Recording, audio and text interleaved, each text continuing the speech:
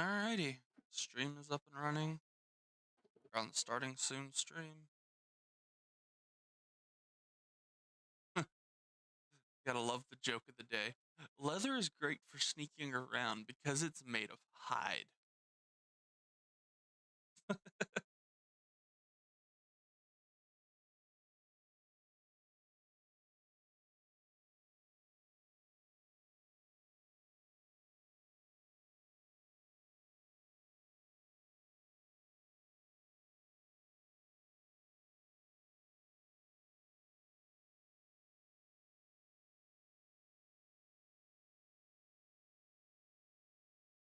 Let's see.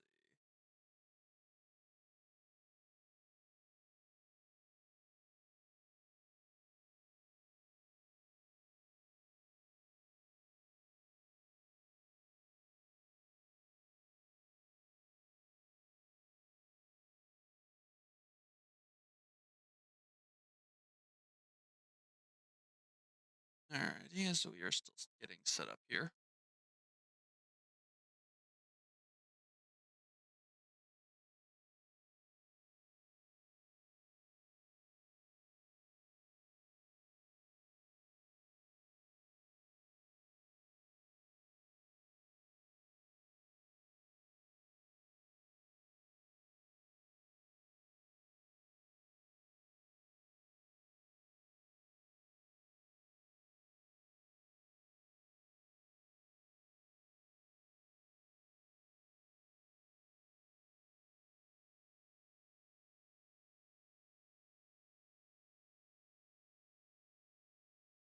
Let's see.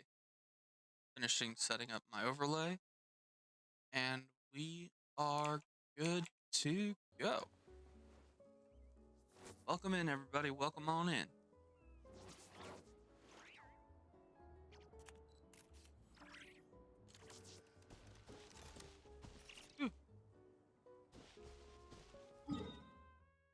We're going to do a little bit of resin spending, a little bit of commissions, and then we will be on our way to do the newest Archons. Once we've run out of Archons, we will be doing the Durins quest for the day. And afterwards, we should be doing some exploration. Mainly working on Inazuma. Of course, all plans are subject to change.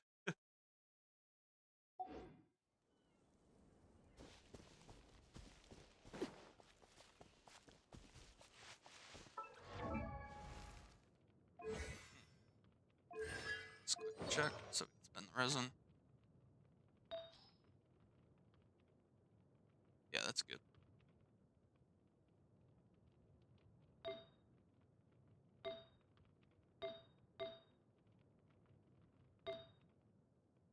Right. Don't need to do anything other than just level up your artifacts. Let's see who else we can work on.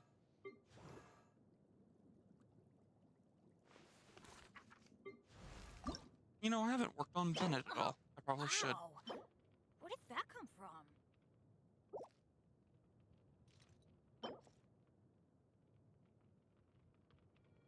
Let's work on some Pyroregis vines.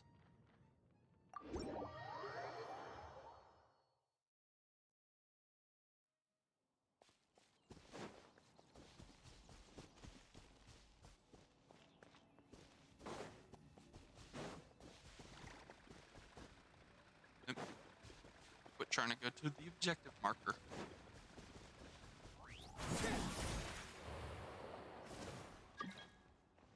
Ah, you wish to join?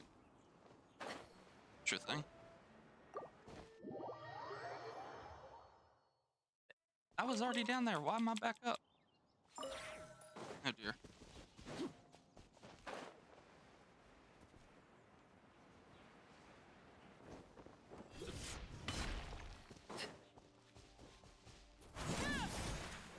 Want to work on Benny too, I see.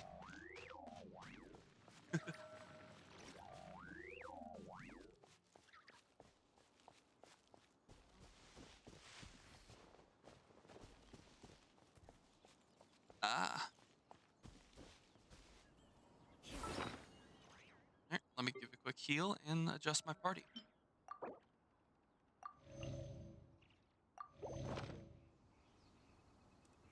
Won't take long.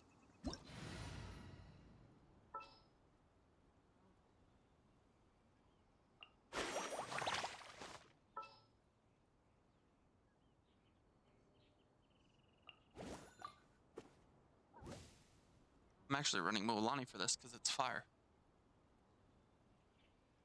Durins still be great for this. Bennett would be the only thing I would say not that needed.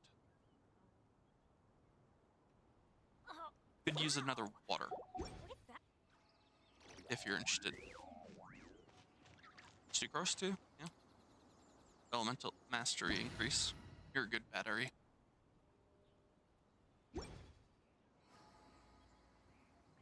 Sucrose or Farina?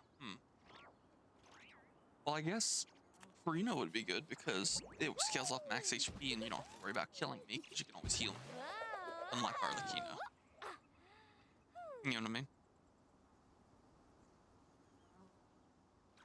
Oh, dude. One second. Is it EE for the when I'm doing vaporize? When you're doing Vaporize, you want E left click. I'm pretty sure. Because Arlecchino applies in a pyro, that's why I do the other one. Yeah. I'm trying to check to make sure.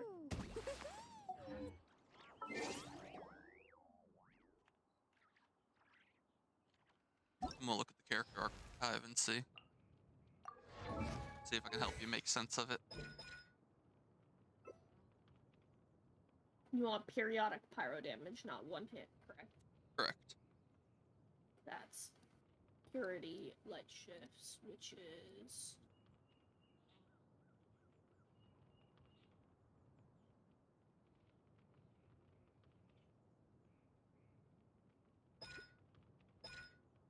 yeah. Thanks. Yeah. Hey, very nice, Kenji.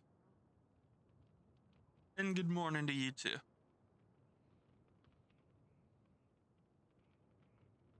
Oh no, it looks like it still might be your Parties are a EE. must for the well-mannered. If you'd like to learn the proper etiquette, I'd be happy That's to teach you. Durins Vaporize. I'm getting confused. Sorry, it is your E left click. It's, the description is so bad. Let me just pull it up.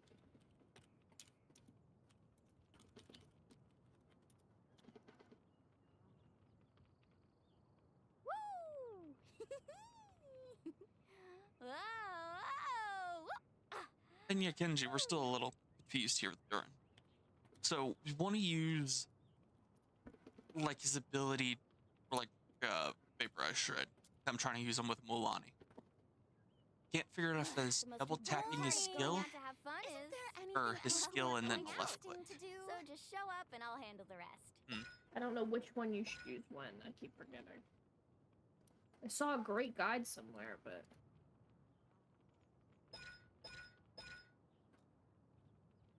Well, I do know.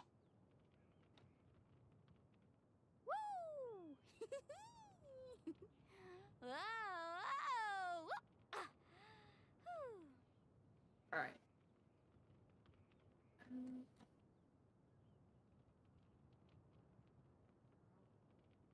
Oh, his EE also still applies good. Well, Pyro. come on, no time like the present. I'll help But you find the closest E beach. left click makes them more vulnerable to whatever Parties are a reacts with must for pyro. the well-mannered. If you'd like to learn Excuse the me. proper etiquette, I'd be happy to teach you.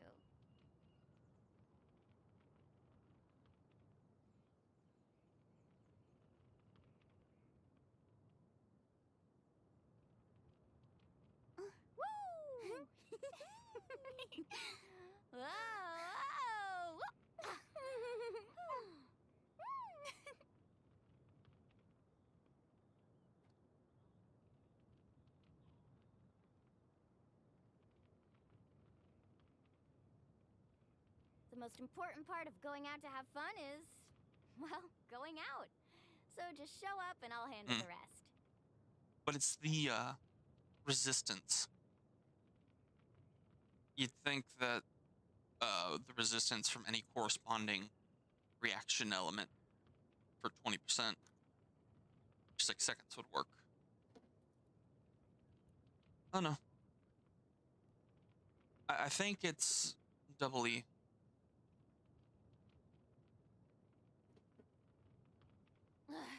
Boring. Isn't there anything Alright, else more skill is interesting light to do? form, which is resistance decrease, Whoa. better for increasing or emphasizing team damage. Dark form, single target, increases his own melt damage. Emphasis on himself. So if it was...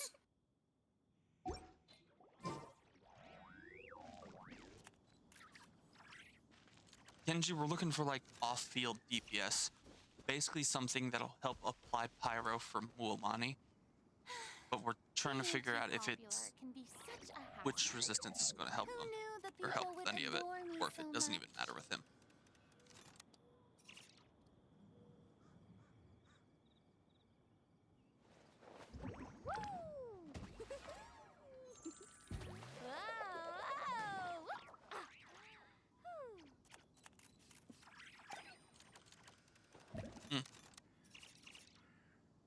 Let's see.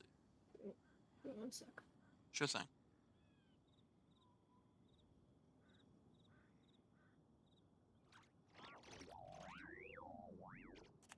Ever tried chasing waves before?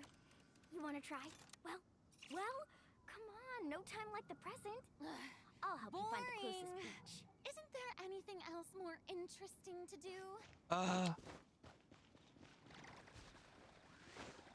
Benny for Mualani? No.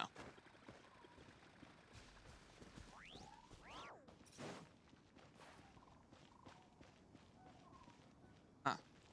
So, Sam, Kenji recommends Lion's Roar artifacts for Durin, but if you... I'm not...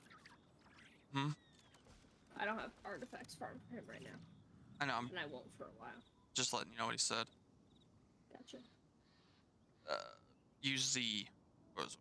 The Lion's Roar if you have Benny. Or... If you don't have Benny, give him the Noblesse Oblige.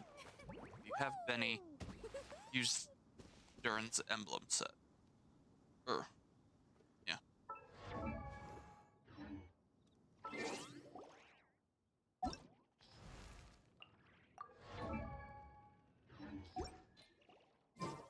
Tea parties are a must for the well-mannered. The most important part of going out to have fun is proper etiquette. Well, going out.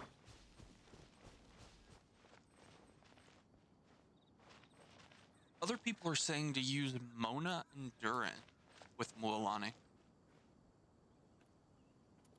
because of the Hexarite buffs. Maybe just for the buff, but I can't use Mono with your Mualani. I can't time her burst properly. I don't know how to use it right. Yeah.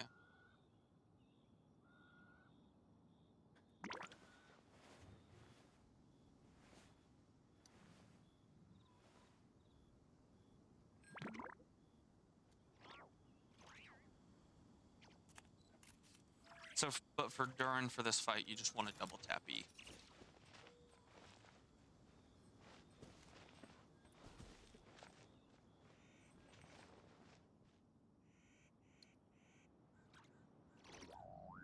No, actually. Hmm? Read this last image I just sent you. The elemental resistance shred does not apply to Melt and Vaporize. It's only the ones that he does. But his double E... Oh, sorry, go ahead. The shreds of elemental resistance that he applies does not apply to Melt and Vaporize reactions. Hmm. Okay. They typically only suggest using his light form, aka the double E, when you are using the other types of pyro-related reactions. Isn't his double E puts him in dark mode, not white mode? No. Double E is light mode. Okay. And Durins is so confusing.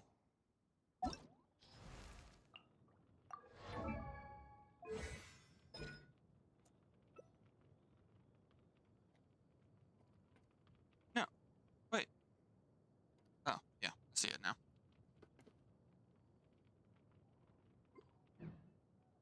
Look at this image. It should explain what I was talking about the vaporized Is thing. there time for a quick snack? I'll whip one up in no time. Gotcha.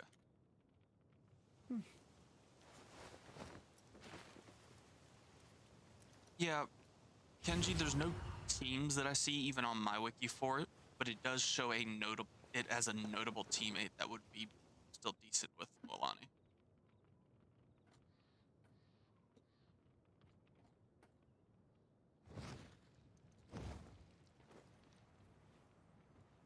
If there's nothing It's- better to do, we could Yeah. go foraging for ingredients.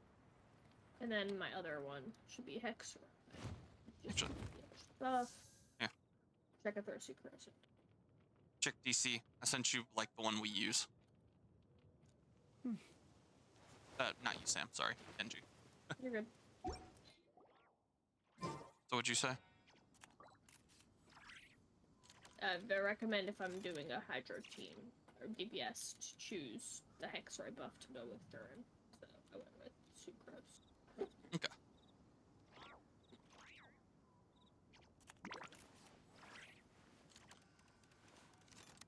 It says Mona, but I can't use her properly, so I'm not going. Understood. And you need Durin to 70 to be able to use the Hexarray buff. Oh yeah, I forgot to mention that. You need to be level 70 to even unlock. It needs to be level 70 to unlock the I can't Hexarray decide right whether quest. pyro slimes taste better with salt Right, and I pepper forgot or that you don't garlic get and this inherently. herbs.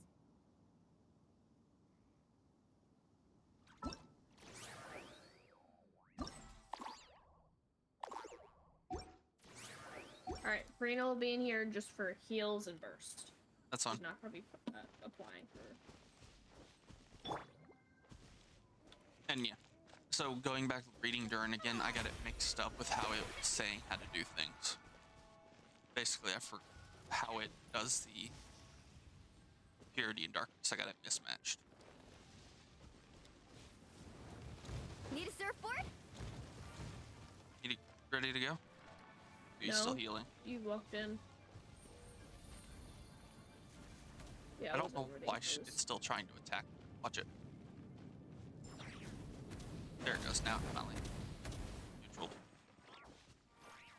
Now I'm ready. Alright. Off we go. I'm only just not going to use my skill until after I can plus the,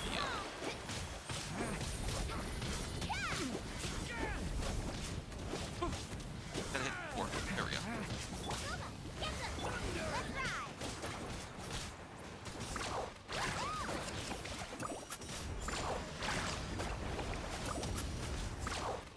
There you go. That's great. Durins, Zing, Chi, Benny, and Sucrose.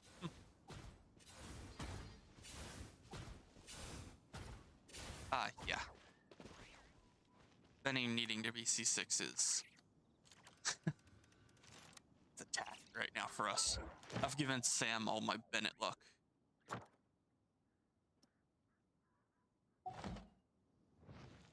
Alright. Ready to go again? Look at him. Yeah, I'm ready.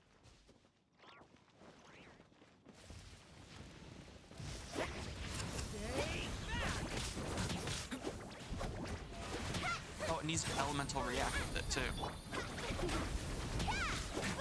Gotcha.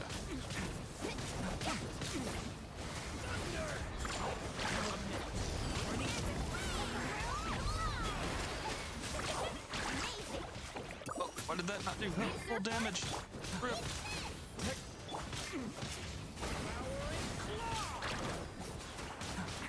Damn it.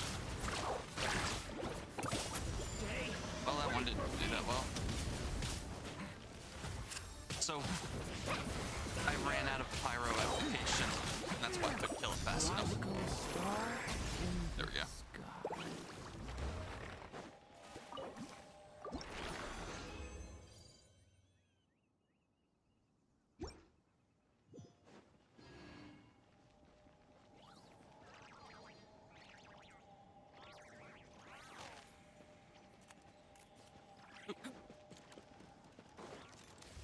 Let's go again.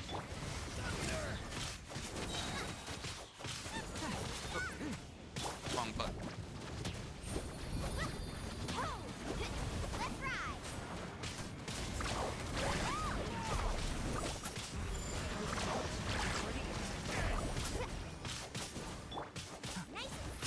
Good. 2 seconds. There we go. 2, 3. Okay, you're doing.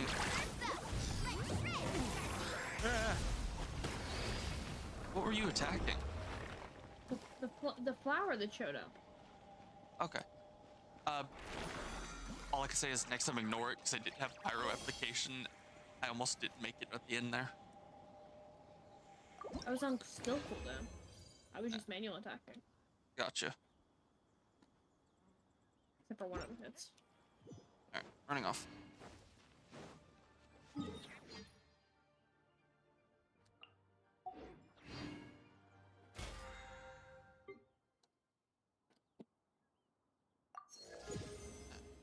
I need to hit it one more time. Damn.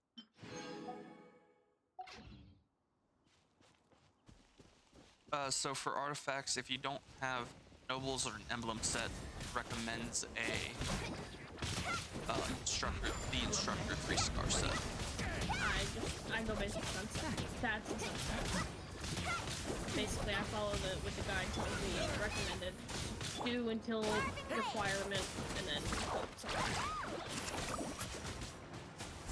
Right now, I don't have anything good for him, so I just went for energy because I needed it. Gotcha. I don't know what happened there, but I can my skill right now before we do enough damage. Oh.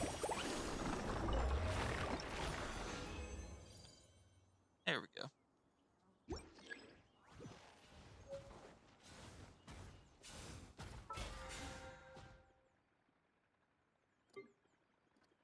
Damn it!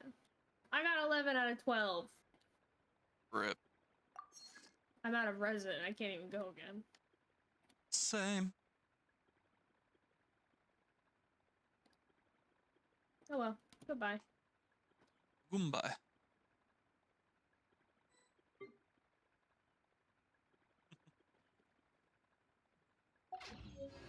Alrighty.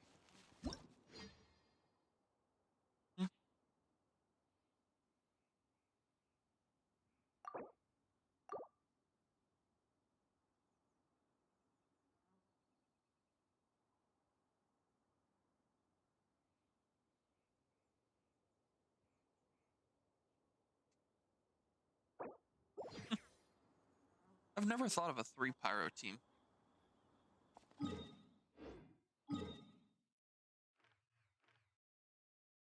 But interesting.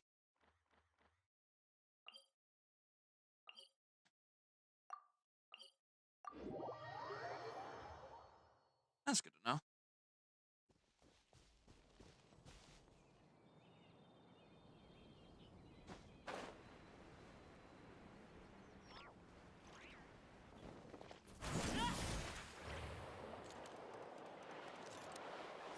Alright. Time to knock out some commissions. Up the cliff. There we go.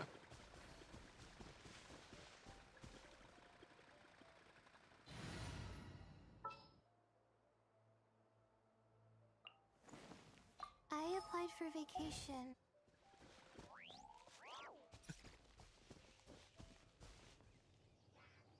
I've actually been using Yin Jin with Arlecchino a little bit for the attack speed increase.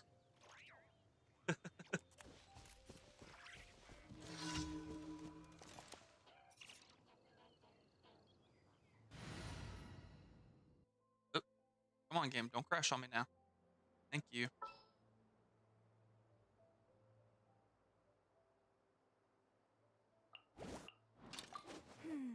Which...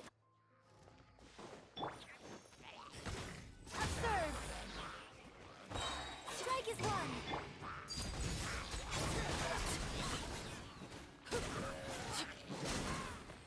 Jesus, the speed attack increase.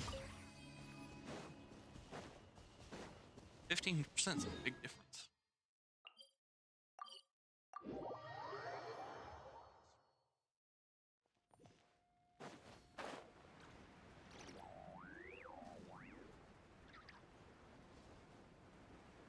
Dude, a full pyro team, that's gonna be nuts.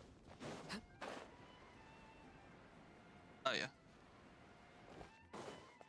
Yeah, I'm gonna be the next person I need to work on is John Ling. Because other than a few main DPSs, I really don't have many people built. I think Bennett's my only example outside of it. My 3 DPSs.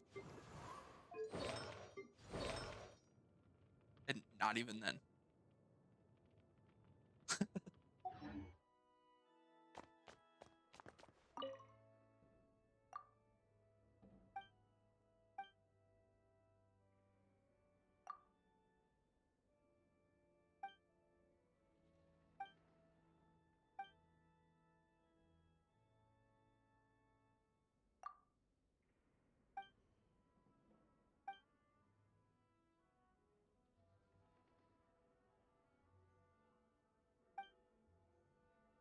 Come on, get through it.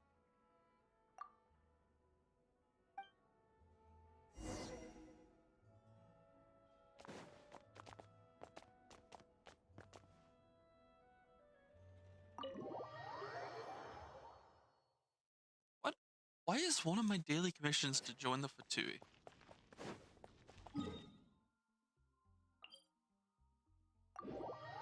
Oh, I didn't know that.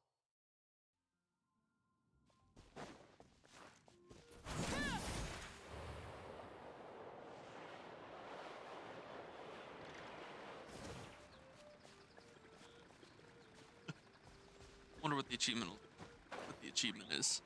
This is gonna be great to find out. Is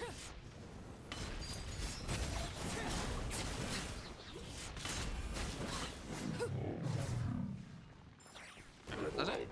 Yeah. Okay. Well, while I'm here. Break a leg!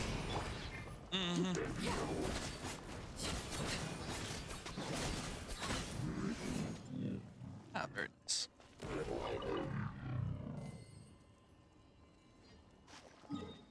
Yeah, I am already a little fatui with Arlecchino.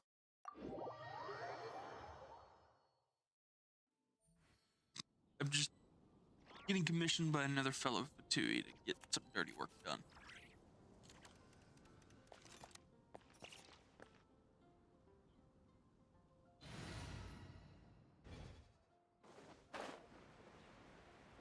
Alrighty.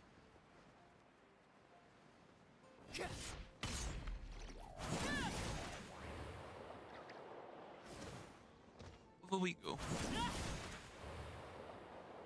Let's see what achievement we get.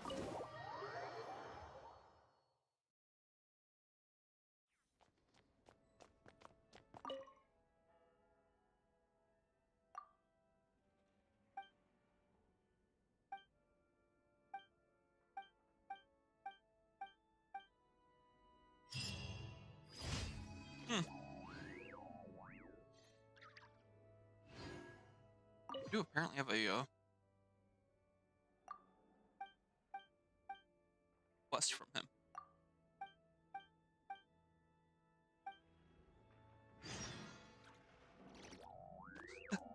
Oh, this is great.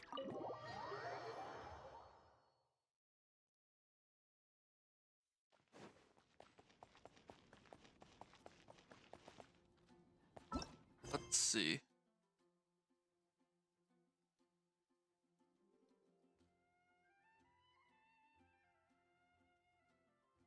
Is that what the quest was? Right, I don't remember.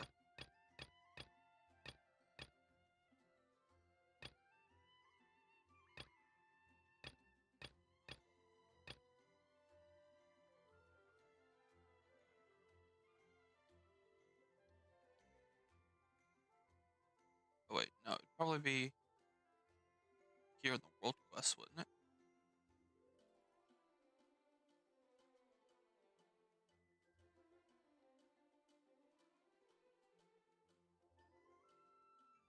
Hmm.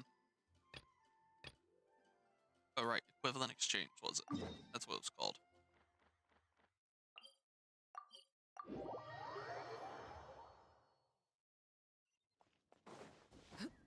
And I'm not that good at remembering it.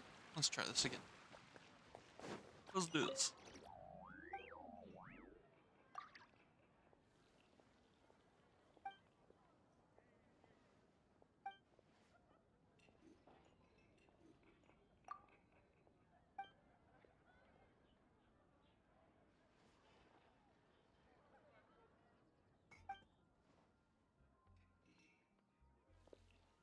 Is Naya.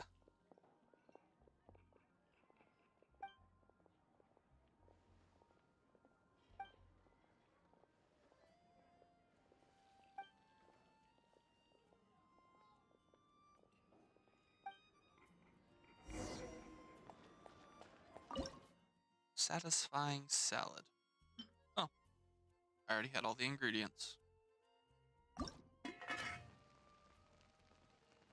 I already own one.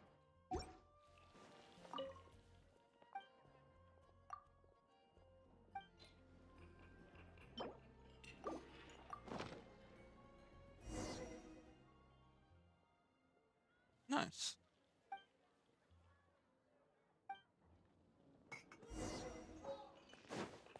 Alright, over to 4.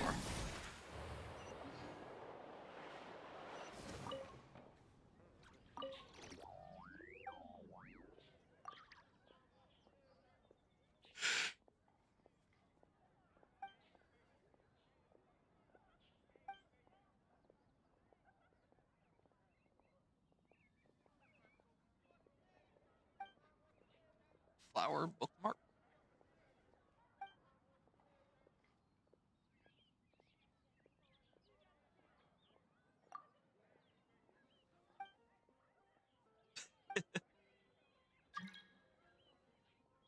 Huh. Dandelion seeds.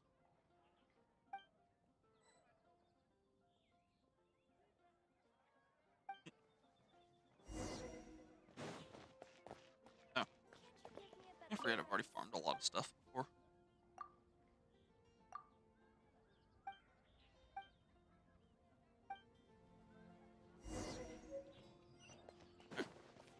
Charles.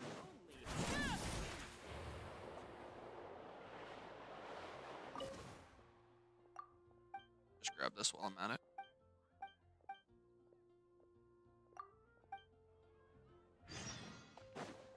Either way. No, not the missing person poster. Enter the tavern. Man. Whew.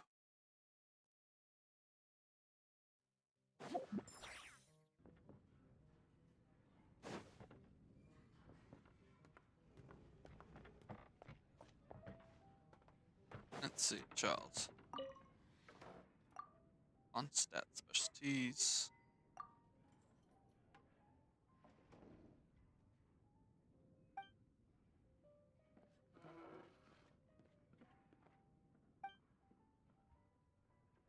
Alright, we'll be here.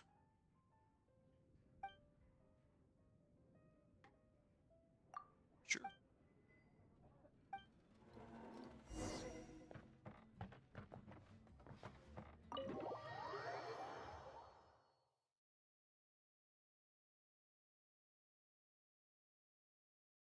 Oh, let's go figure out what these ingredients are now. Get the Mondstadt specialty brew.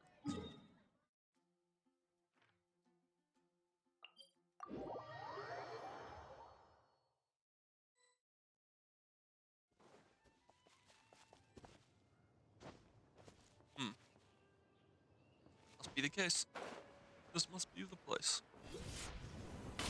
Strike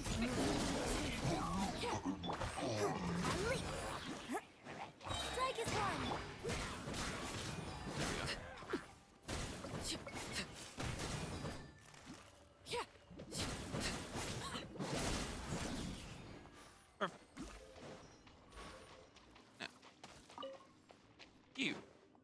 Get your butt down here. Ah, something with which to commemorate this occasion. Okay.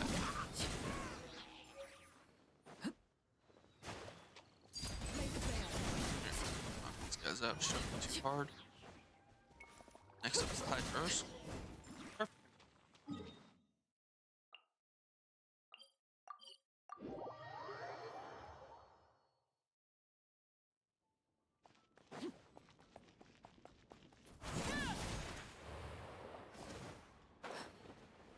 Alrighty.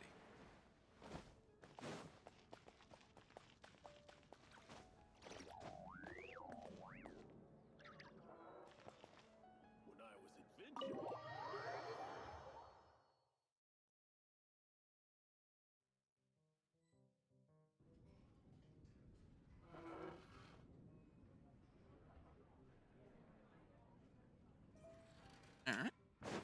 Back to Charles. The cart is wrecked.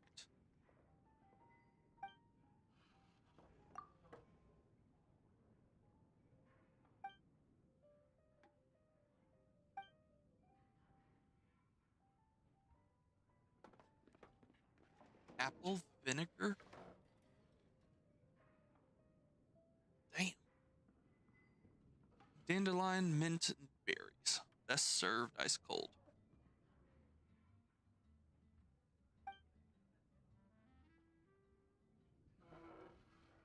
In the back of your throat. Yeah, that probably would.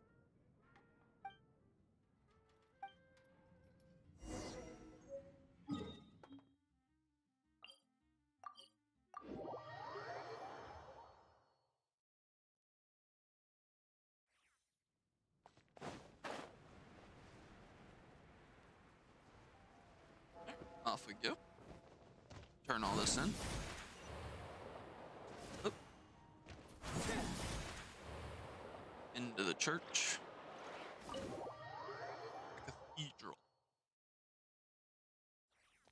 There's Victor. Give the specialty beverage. Supposed to cool it first.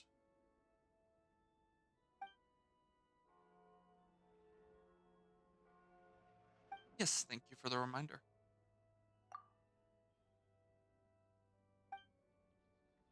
Those told me take it with a pinch of salt. Harbinger number 6, also known as Scaramouche, is difficult to get along with. A lot of people are not fans of his. I wonder why. Disagreeable personality. Doesn't know when to keep his mouth shut. Yeah, that's fitting perfectly.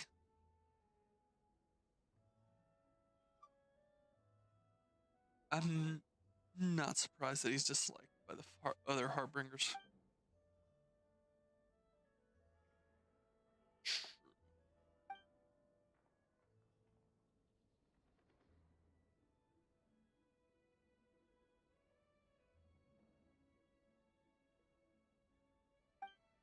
Let's see.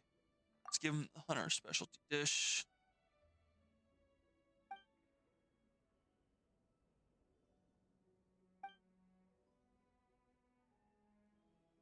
Now for Signora.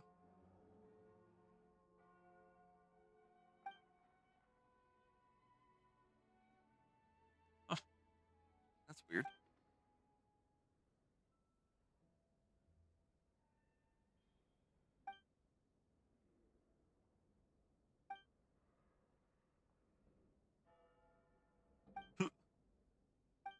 Now for the bookmark.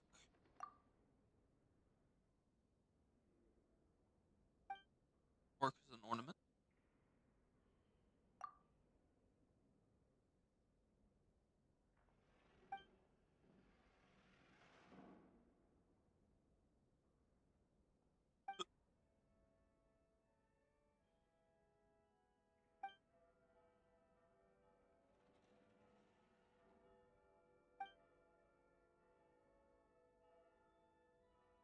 Heard a word from the supervisors. That's all.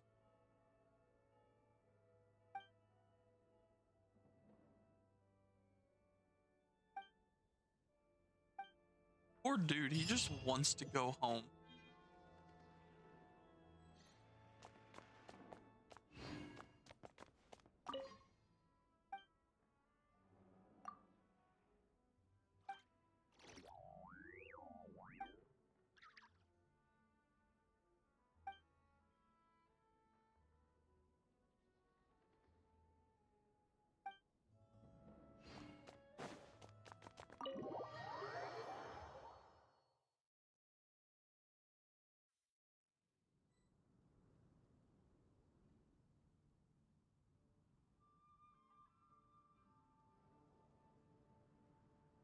Alrighty.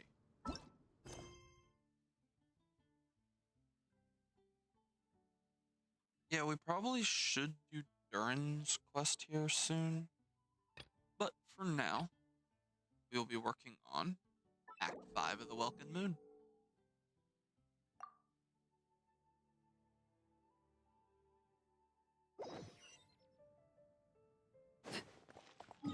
Alright.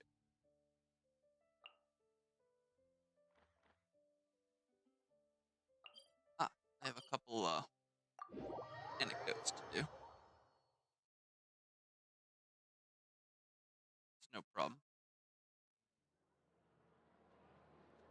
Thank you for waiting. Didn't expect to get taken in right away, but handbook. Here are your commission rewards. We have no other urgent commissions on the books at present. Amazing! Paimon never thought we'd end up having downtime and not cry. Things were pretty hectic when we first got here. Everywhere you looked, it was either the wild hunt causing chaos or the Vatui stirring up trouble. It felt like this whole region was one giant slime in a barrel, ready to go boom at any moment.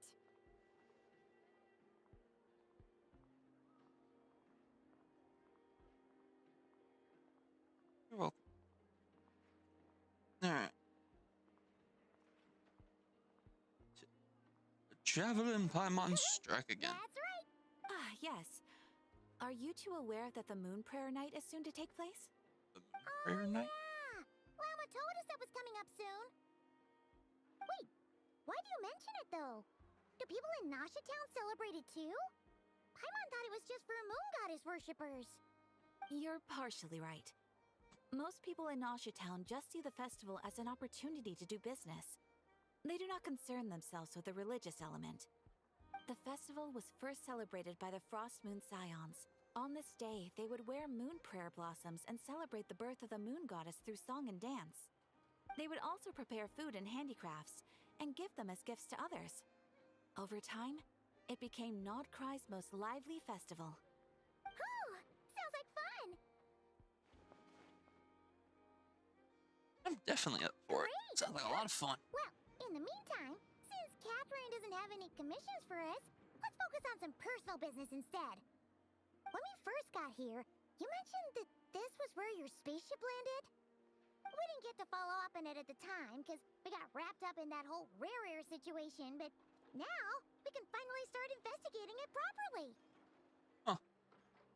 Well, there's a saying Where Paimon's to heard start? around these parts, which goes, if you lift up a rock, you'll find something you weren't looking for. By that logic, you'll never find what you're looking for while you're searching, but it could be worth a try though, right? Anyway, Paimon suggests we focus on other stuff we want to do for now, and just keep an ear out for spaceship-related intel as we go.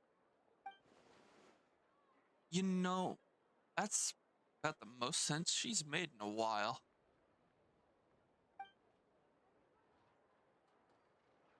Paimon usually doesn't have that much to say. Yeah, they're actually being good for a travel guide for once. Pulling their weight aside from being emergency food. What's wrong? You look super serious all of a sudden. Thinking about Columbina and the doctor. Huh? Paimon gets why you'd be concerned about Columbina, but what does the doctor have to do with anything? Yeah, he has been suspiciously absent. You think they're Oh, experimenting it's on true. Columbina? Oh And no. now that you mention it, we're definitely overdue for a showdown with the Vatui. God damn it, Paimon, you had to Weird that jinx he it. hasn't shown himself this whole time. What could he be up to? It's current inaction is a good thing? I'm not so sure I'd about much rather deal with Marionette anyway. She says the meanest things, but when it comes down to it, she doesn't seem like a bad person. Maybe it's the pressure of being a Fatuse? Especially as a Harbinger.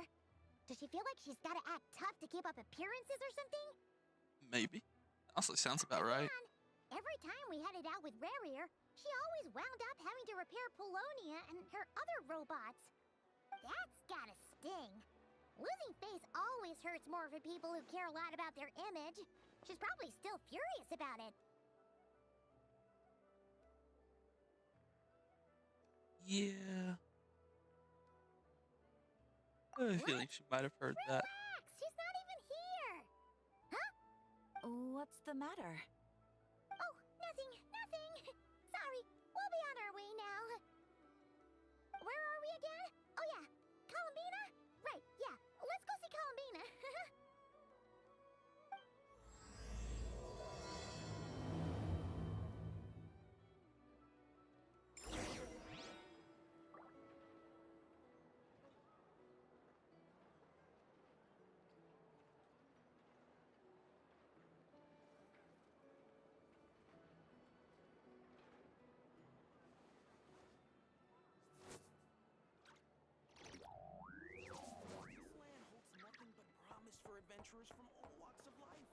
The Silver Moon Hall. Wait, no. Anecdotes first. That was my original intention. Before I got sucked into that just a little bit. Alright, it's up on that cliff. So, let's start. Really, thing. Or am I just overthinking it? And he's right here. Yeah, he's just right here. I'm glad I did not teleport. Alright. Is no one here? You waiting for someone? Well, hello. This is certainly a most joyful encounter. Seeing you lifts my spirits after a somewhat disheartening trip. Something the matter? I wouldn't say anything's the matter, merely that I am dealing with some unexpected circumstances. I recently learned of a collector in Town who, due to financial concerns, has been obliged to offer a pair of ancient coins for sale. Oh, wow. I'm told she's a little eccentric and doesn't reply to letters, so I came out here myself to see if I could arrange a deal. I needed to come to town anyway to pick up some supplies, so I thought I'd pay her a visit on the way. Unfortunately, she doesn't appear to be home. More's the pity.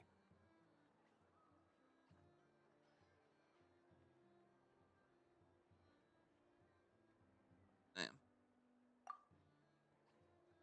It's just a little hobby of mine. Everyone has something that tickles their fancy, am I right? For me, it's old coins and gemstones. Time is the best filter. Anything that can make it through the sieve of time is almost guaranteed to be of good quality. The style, pattern, and condition of a coin convey a lot of information.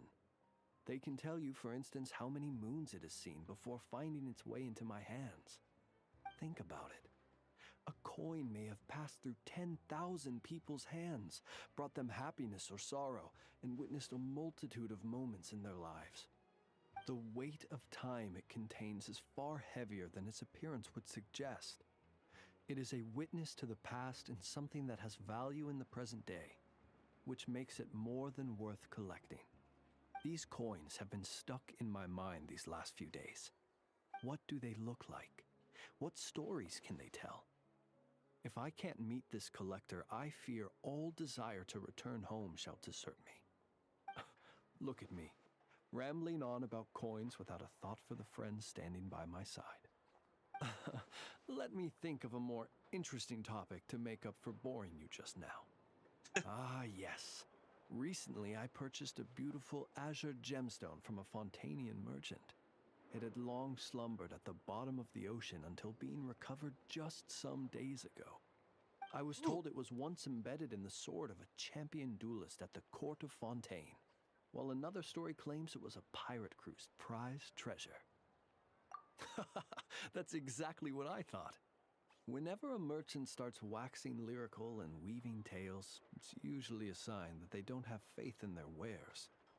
Fortunately, I'm very good at appraising a gemstone's true worth, even if its owner hasn't the faintest idea what they're holding. Please, That's handy. allow me to invite you to my residence once more. I have a feeling you'll appreciate the gem itself, and you may well find my valuation of it quite interesting too. I can't I'll wait. be waiting for you.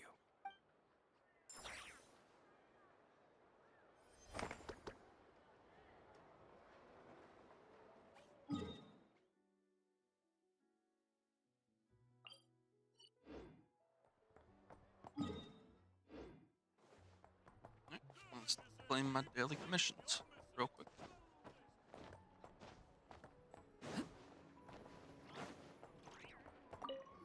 Ad Astra asks sauce. I'm Yeah. not Come on. Oh, you're not even gonna let me claim it here, are you? Alright, well, Mondstadt. Why is it my first choice? I don't even know myself. Add up.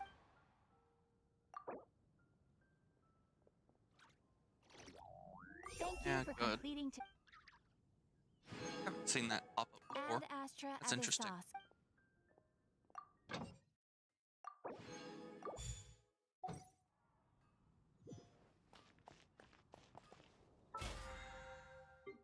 Right?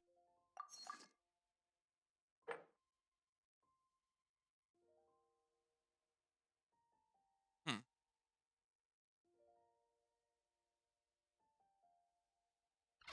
Let's actually knock that out to finish off this week.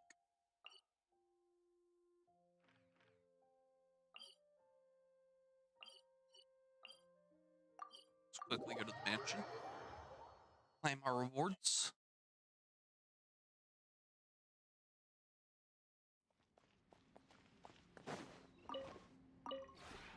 Would you care to see?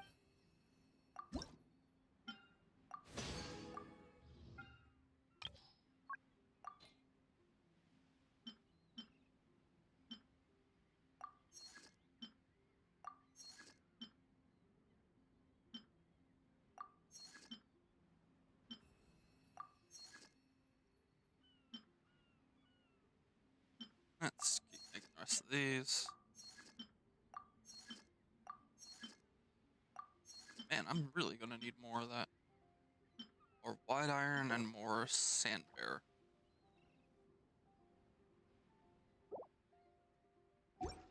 No worries. Ah, caught that just for it. What's that? Ooh. Arlecchino up to 8. Wanderer to 9. Nice.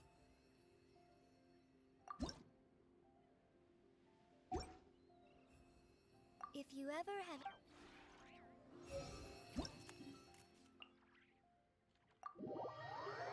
There. Knock this out real quick.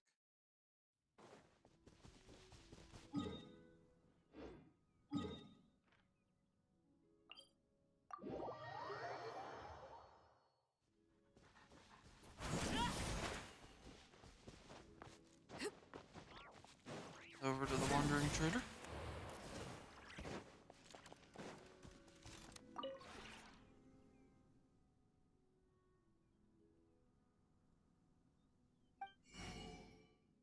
We are simply just going to grab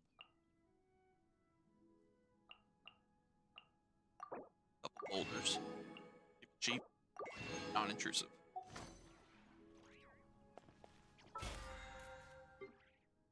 And that allows me to claim.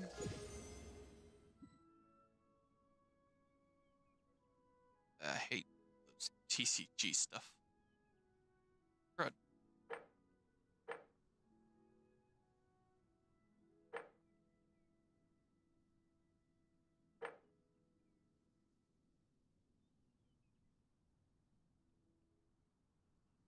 Oh, that's bizarre.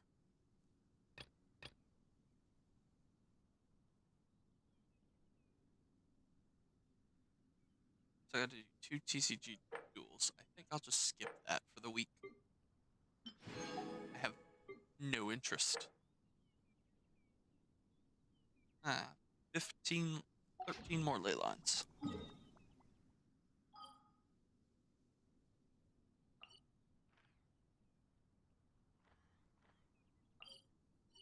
Let's go do that real quick.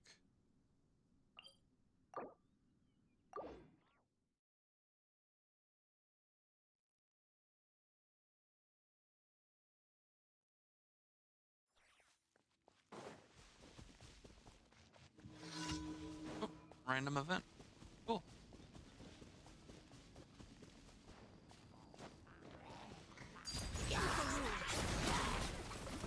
That was easy. Just one quick charge attack and I was done.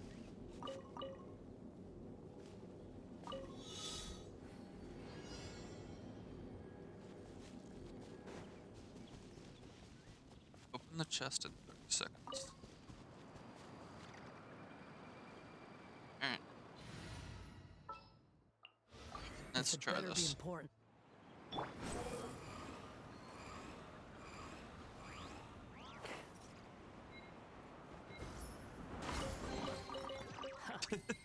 Wasn't even the this? chest. Oh, gotta love that.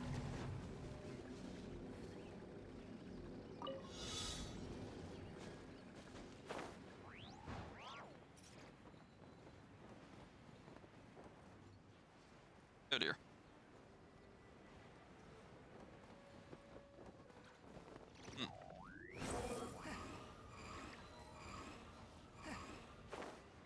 Nope.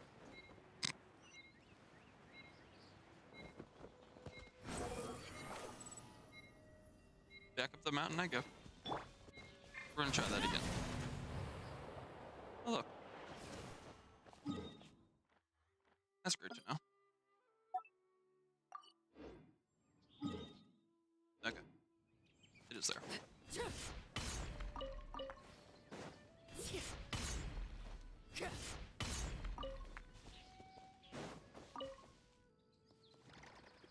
Yeah, ready?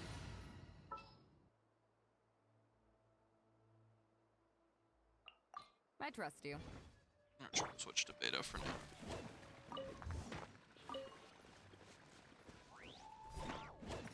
Break down all the wide iron. Gather it all up real easy. Let's get a quick heal here. Yeah, that'll do.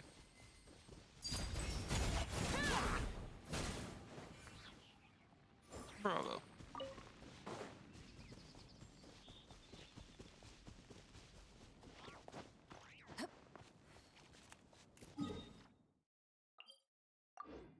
Teleporting can be easier.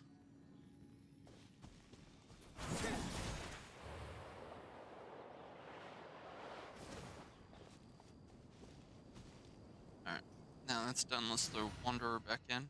Or well, switch over to the exploration.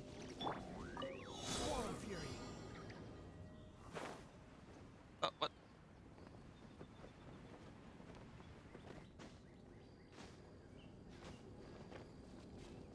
Wind rises. Okay. Screw it. Let's do this. Come on. Work, damn you.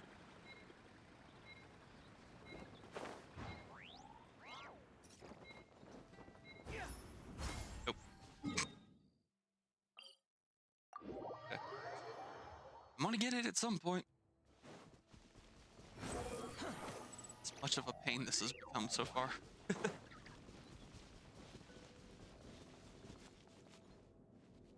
Oh, there's a chest down there.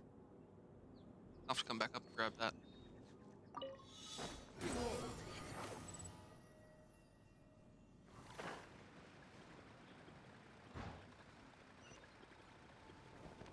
There we go.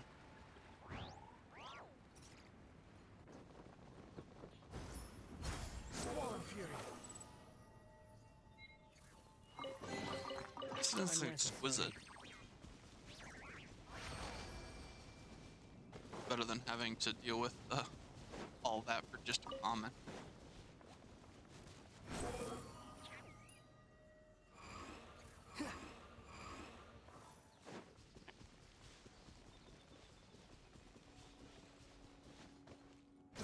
prizes. And all the way up we go.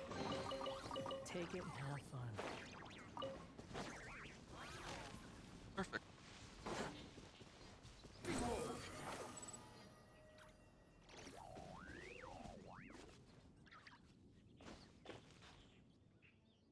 One second. Swarm Fury. Upon the gale. There we go. I love sidetracking.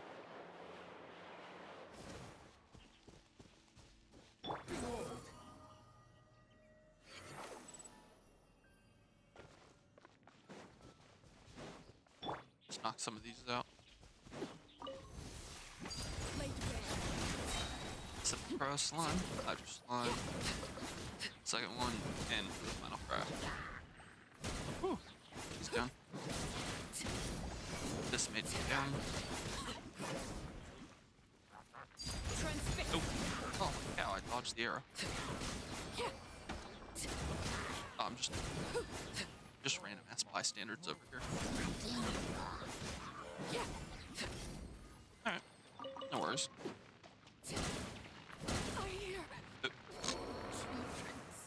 Maybe shouldn't have done that.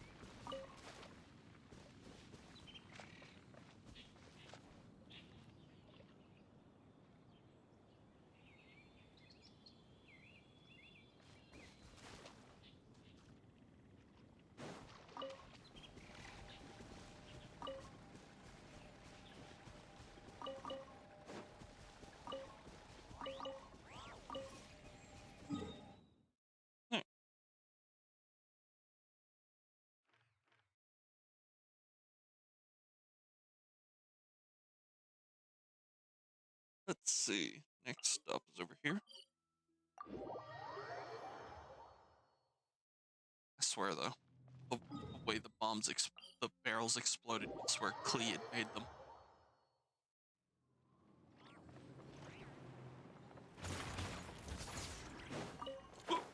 Don't sprint off.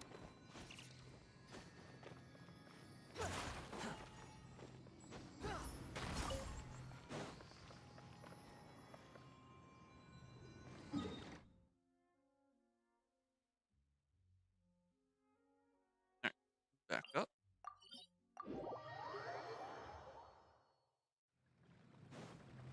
Thank you for the heads up. Swarm Fury.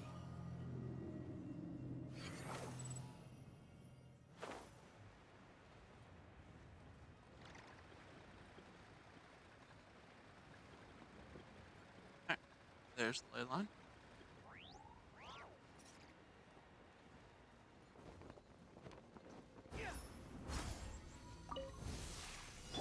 Knock this out real fast.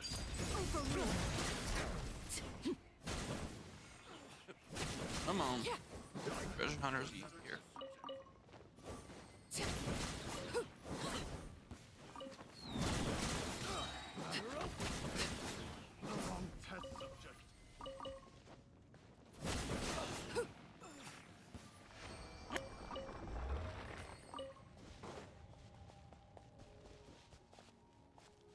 If Durins is a bit longer, I might actually just do his real quick and knock it out.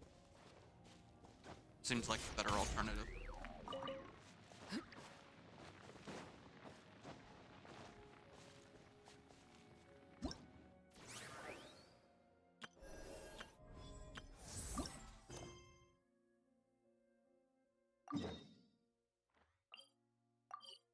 Okay, let's do this. So this is the other Durin, huh? If this had been the dragon that ended up being revived in Mondstadt, there's no telling what kind of calamity that people would have had to endure. So, if you think about it like that, Durin's actually a hero.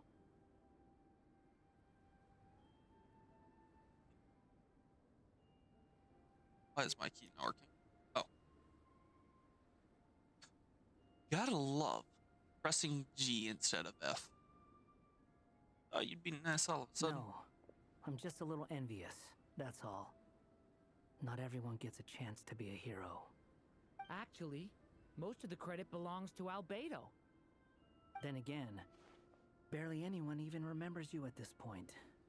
so I guess there's not much left to envy. Ah, so you three still remember Durin. Looks like the memory loss hasn't spread to close friends. Yet. Is Beto I going to guess give that us a means hint? my memory of you must still be An complete inkling as to well. solve all this? Albedo. You're finally here! Boy, do we have a whole pile of questions for you! Oh, you're here too. I think I've pieced together some of what happened to him. But what's your take on things?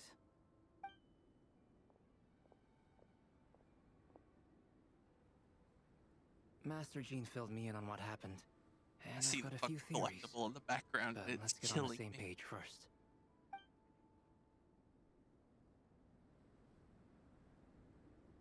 Well, physically, he's doing fine. His body is holding the abyssal power at bay. And there's nothing whatsoever to indicate any risk of collapse.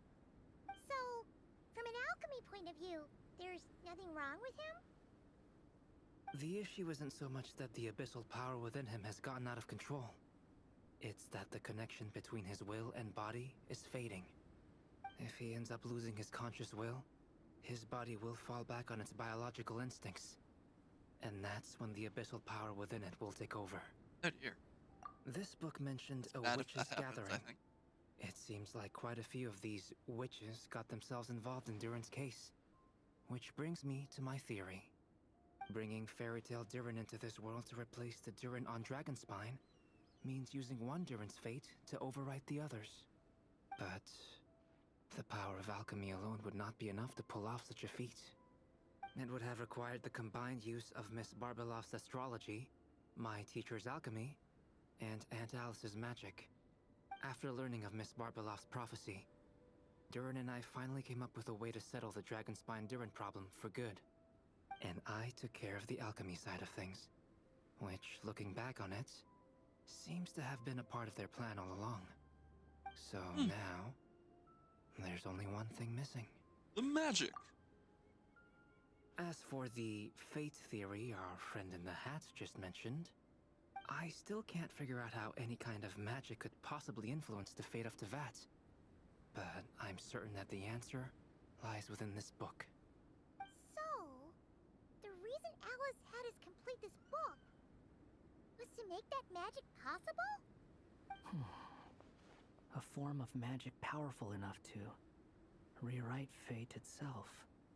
Well, we've no time to lose. I just need to take a look at the book.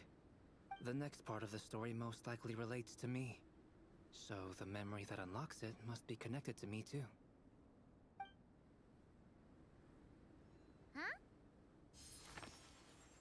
Huh?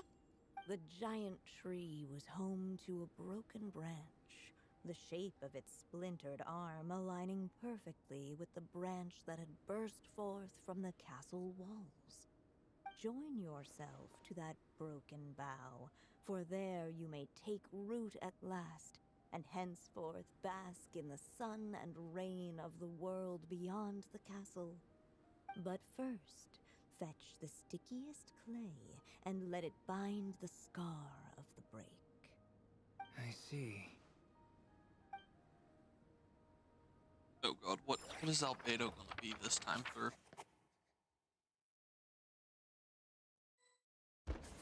You know what Wanderer looks like. But what Guided about by Albedo? the breeze, the little dragon arrived at an alchemist's workshop. There he was greeted by a clay figure, a child molded by the Sage Witch's hands. Though gentle in appearance, he had inherited his mother's cold, sharp wisdom. And he was determined to avert the calamity the evil dragon would bring, and so was his helper, none other than the little dragon himself.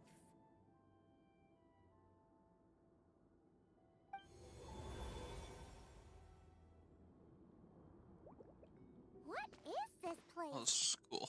It looks like it's modeled after an alchemist's workshop. Or rather, a cliched stereotype of one. Albedo? Hold on. Why do I look like this? Oh, yeah!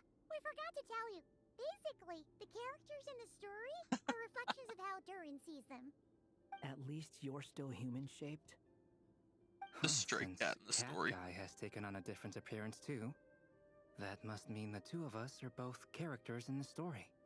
But you, Paimon, and Durin haven't changed at all. You must be special figures in some way.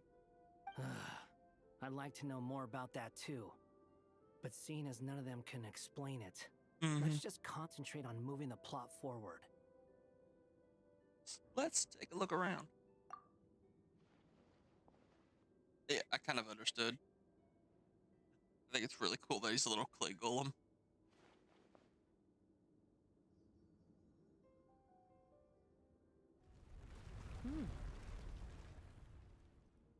And just like that, the group stumbled upon a hidden passageway.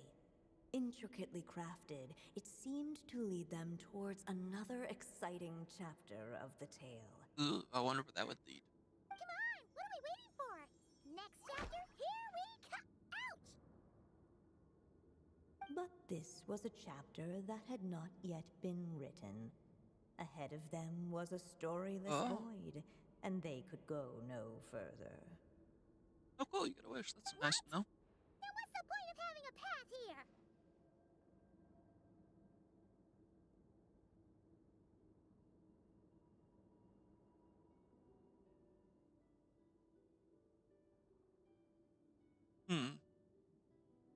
Maybe the author had a flash of inspiration and their mind went blank?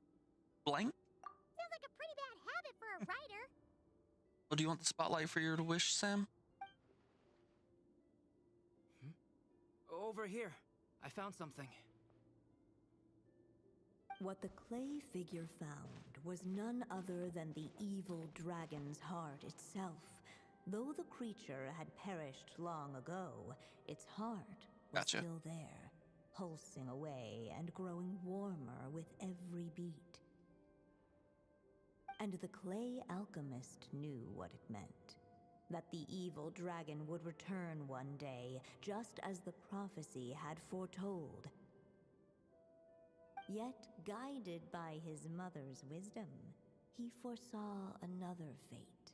If only the alchemist could bestow this heart upon the little dragon, he might be reborn in the evil dragon's stead. Only then would the evil dragon's heart grow still, and the little one inherit its tale. Sounds like this chapter is about Albedo bringing me to life? If that really was the solution, though, this would have been over the minute I finished the transmutation. So why is Durin still being forgotten? There has to be some other reason.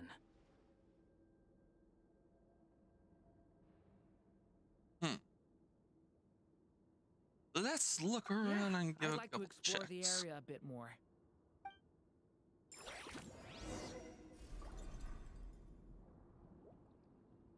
Unless the little dragon kept moving, eventually he would be forgotten. Destroy the heart of the evil dragon. Fuse with the heart of the evil dragon. Huh.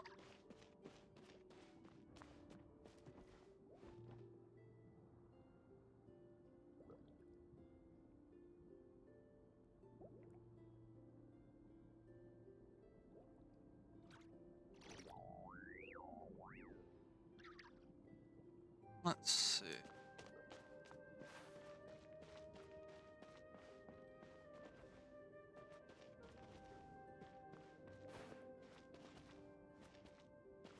Wonder what would happen if we just destroyed it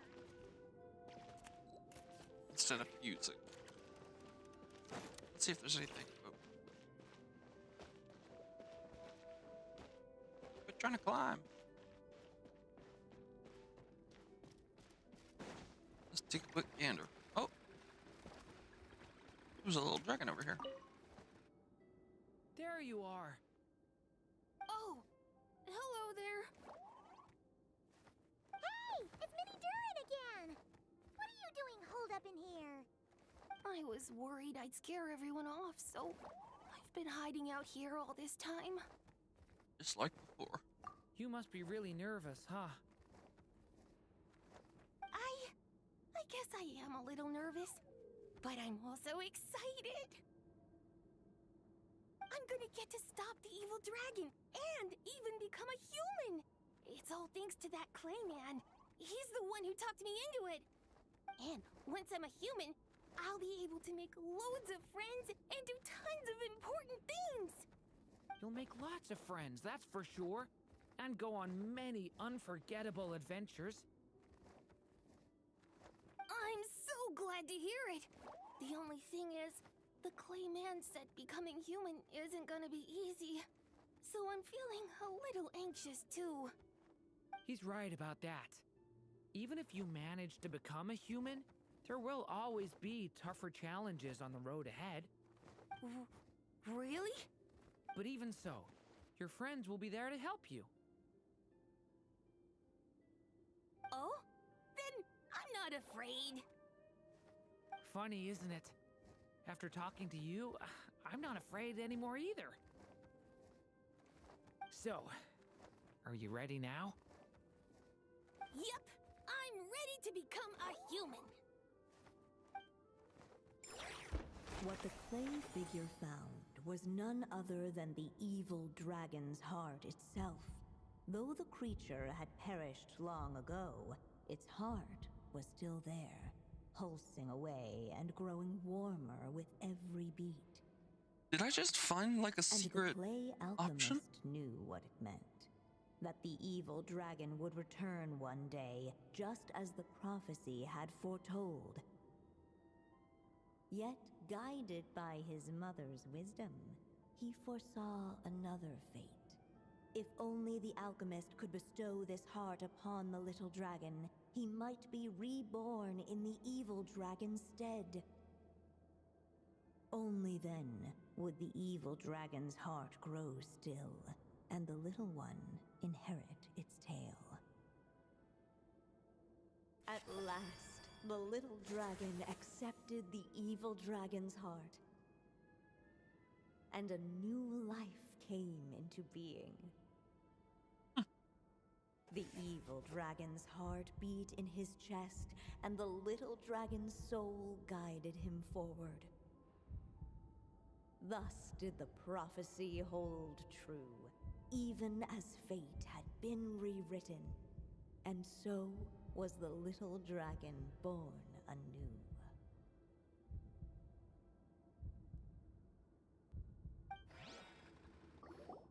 Finally, a happy ending.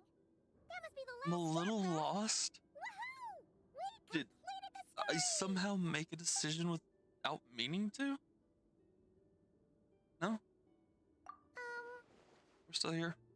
Born anew, the little dragon set off once more, his story far from over. Huh? So, that wasn't the end? What comes next might be the most crucial part of all. The real last step. If fate really is as devious as they say, then I say, show us what you've got. Wow. Perfect face with it You're too. all so serious all of a sudden.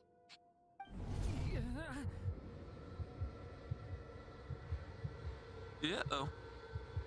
That's not good. Durin, are you alright? The evil dragon's heart was now one with the little dragon, yet the dark power within it still lingered.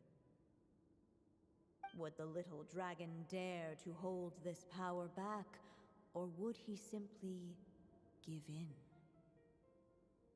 Hey, what kind of question is that? Of course he's gonna control it. What choice does he have? Time is running out. So, will the little dragon dare to hold this power back? Or will he simply give in? What's up with the narrator? Yeah.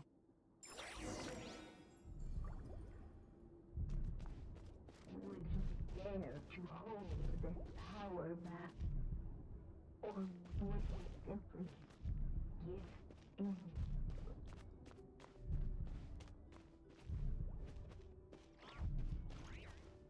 actually wonder what would happen if you gave in. It's not like I could do anything anyways. Would he dare to hold this power back? Or would Yeah. he simply I can't hold back the darkness that requires 4 ink. I only have 3. So we're just gonna be here. We're gonna see how it goes.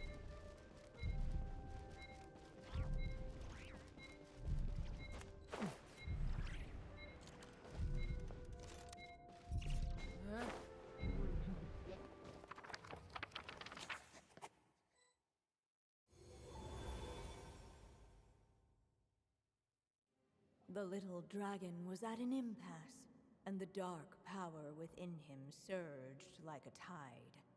Unchecked, the darkness engulfed everything around it, including the little dragon's soul. The little dragon's story faded into nothingness, and in the world beyond the castle, only the evil dragon's tale endured. Is this me? And so the story ended, with the little dragon fading from sight, leaving nothing but the evil dragon's shadow in his place. That's not the good ending we wanted. That means Durin. What do we do now?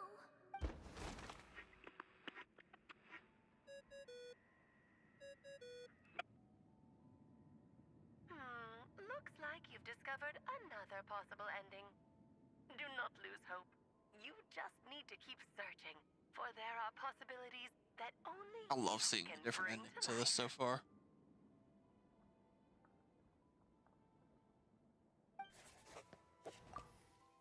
So what happens if we break the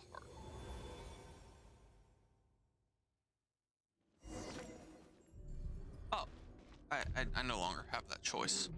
dare to hold Let's go this way. power? Ahead of them was a storyless void, and they could go no further. Nope, The away we little go. dragon and his companions. Blank. Blank again. Huh? What's going on? Are we running out of ink? Once the ink runs out, is that the end of the story? I had a feeling this would happen. What's happening to the others? What the hell? Now that the story's ink was spent, all that lay ahead were blank pages. Okay. Looks like you've discovered another possible ending. Do not lose hope. You just need to keep searching, for there are possibilities that only you can bring to life.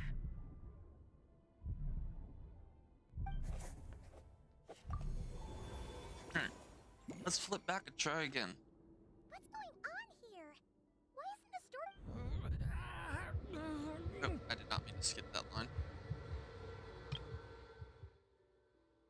Just keeps getting stuck. What's going on here? Why isn't the story letting Durin just suppress the abyssal power? It keeps getting stuck. There we go. Like letting it do the voiceovers, it's much better sometimes. It seems the act of suppressing the power counts as an event in the story. In other words, we would need ink to write it in. So, what now? Did we use too much earlier?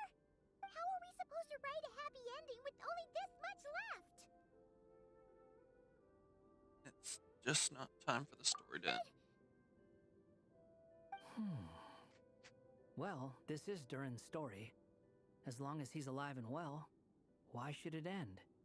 If there really is such a direct correlation between the story and his fate, I may have a potential hypothesis. Durin was, and still is in essence, a storybook character, written into being by M. From the moment he was born, he has always dwelt within her story, and I suspect that has remained the case. even after his arrival in Tevat. Reviving Durin in the evil dragon's place was an act of grafting this Durin story onto the latter's fate. In essence, that is how his fate was rewritten. But there is a fundamental difference between a being's story and its fate. As Miss Barbeloth reminded us, the fate of every living being in Tevat has been woven into the fabric of time. Its most natural path, therefore, is to proceed along its given track. But Durin's story, on the other hand, Needs an author to continue writing it. as Durin's connection to this world wore thin, not only have people started to forget him, he started to lose control of the abyssal power within. This is crazy. In other words, his story can't continue. Because the author's ink is drying up. That's what it seems like to me. It would seem the little dragon had made a group of fine friends indeed. Save it. The question is, are you here to help him or stand in his way? This is as far as the story can go. What path will you choose? Dude, the glitchy voice is so cool. The story ends now. Durin will just vanish. I suppose the final decision is up to me. It's hard to believe I never actually left my mother's story. If that's true, I'd like to go there and see for myself. By there, I take it you mean the blank pages of the unwritten chapter ahead? But we still don't even know how Alice's magic works. If Durin belongs inside the story, then going outside of it to some unwritten part, isn't that too risky? I'm not afraid. Then go for it. We'll be with you all the way. I second that. It would seem this is one answer you need to go seize for yourself.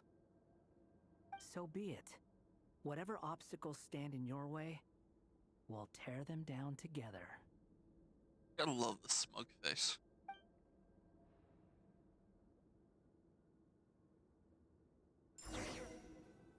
Alright, let's see what we got. They say that invisible wall protects the children. Uncrossable edge of existence itself.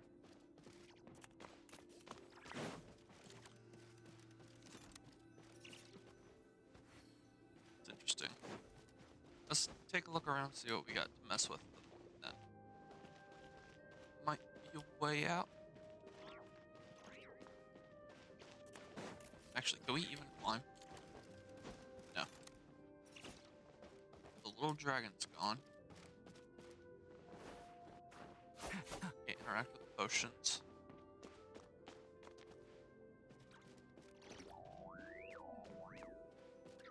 I mean, I'm not exactly sure what's meant to be done here.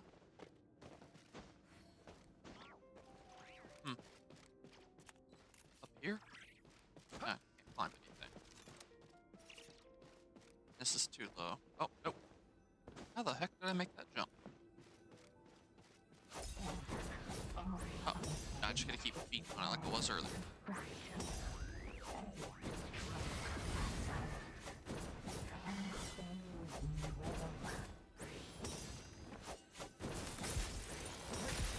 Okay. Gotta keep going. Man. I was wondering if there was like another way around. I had to climb over the entire bookshelf or something. Oh, this is gonna be dangerous. Whoa. Ahead lies only a stormless void. My consciousness is slipping away. Hold on there, Durin. Keep going, Durin. A pure soul is your essence, not an empty void. I feel so weak. Stand tall, Durin. You are not some amorphous idea. The body I made for you is flesh and bone.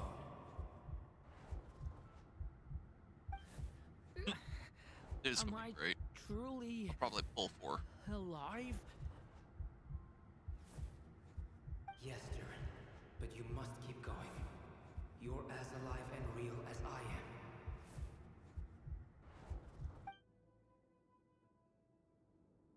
I can't shit. feel a connection. You're not alone in this world, Durin. At the very least, you have me. I can't remember anything. Who am I? Your name is Durin, and there are many who still remember it. My name is Durin. You're taking too long. Come on, Durin, run! In this world, fate waits for no one. Sprint. There we go. Wait! Where am I meant to go? What am I supposed to do? Go. Make your wish come true, Durin. My wish?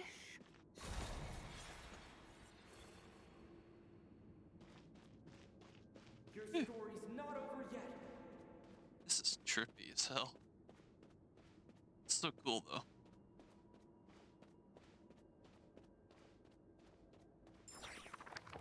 Hey.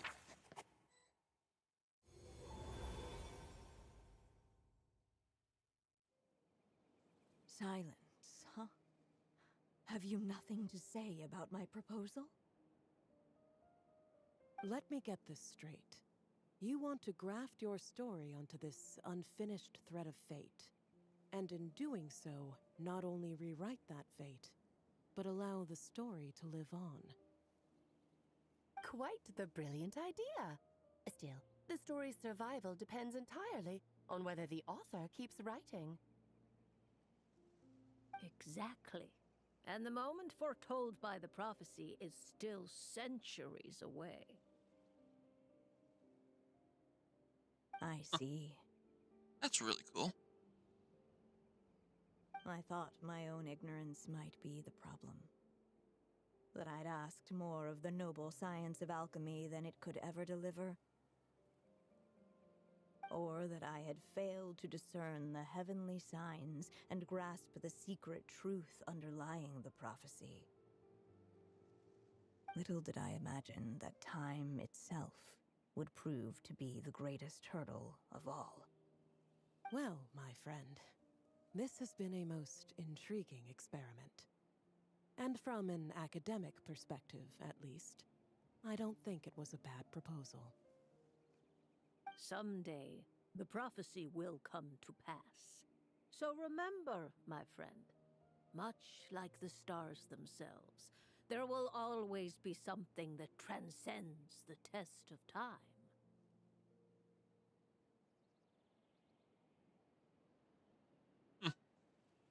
Thank you, everyone. You've That's cool. helped me so much already. I'm gonna But start avoiding Alice, leaks a little bit, I still have just so one I have something final favor for stream. to ask of you.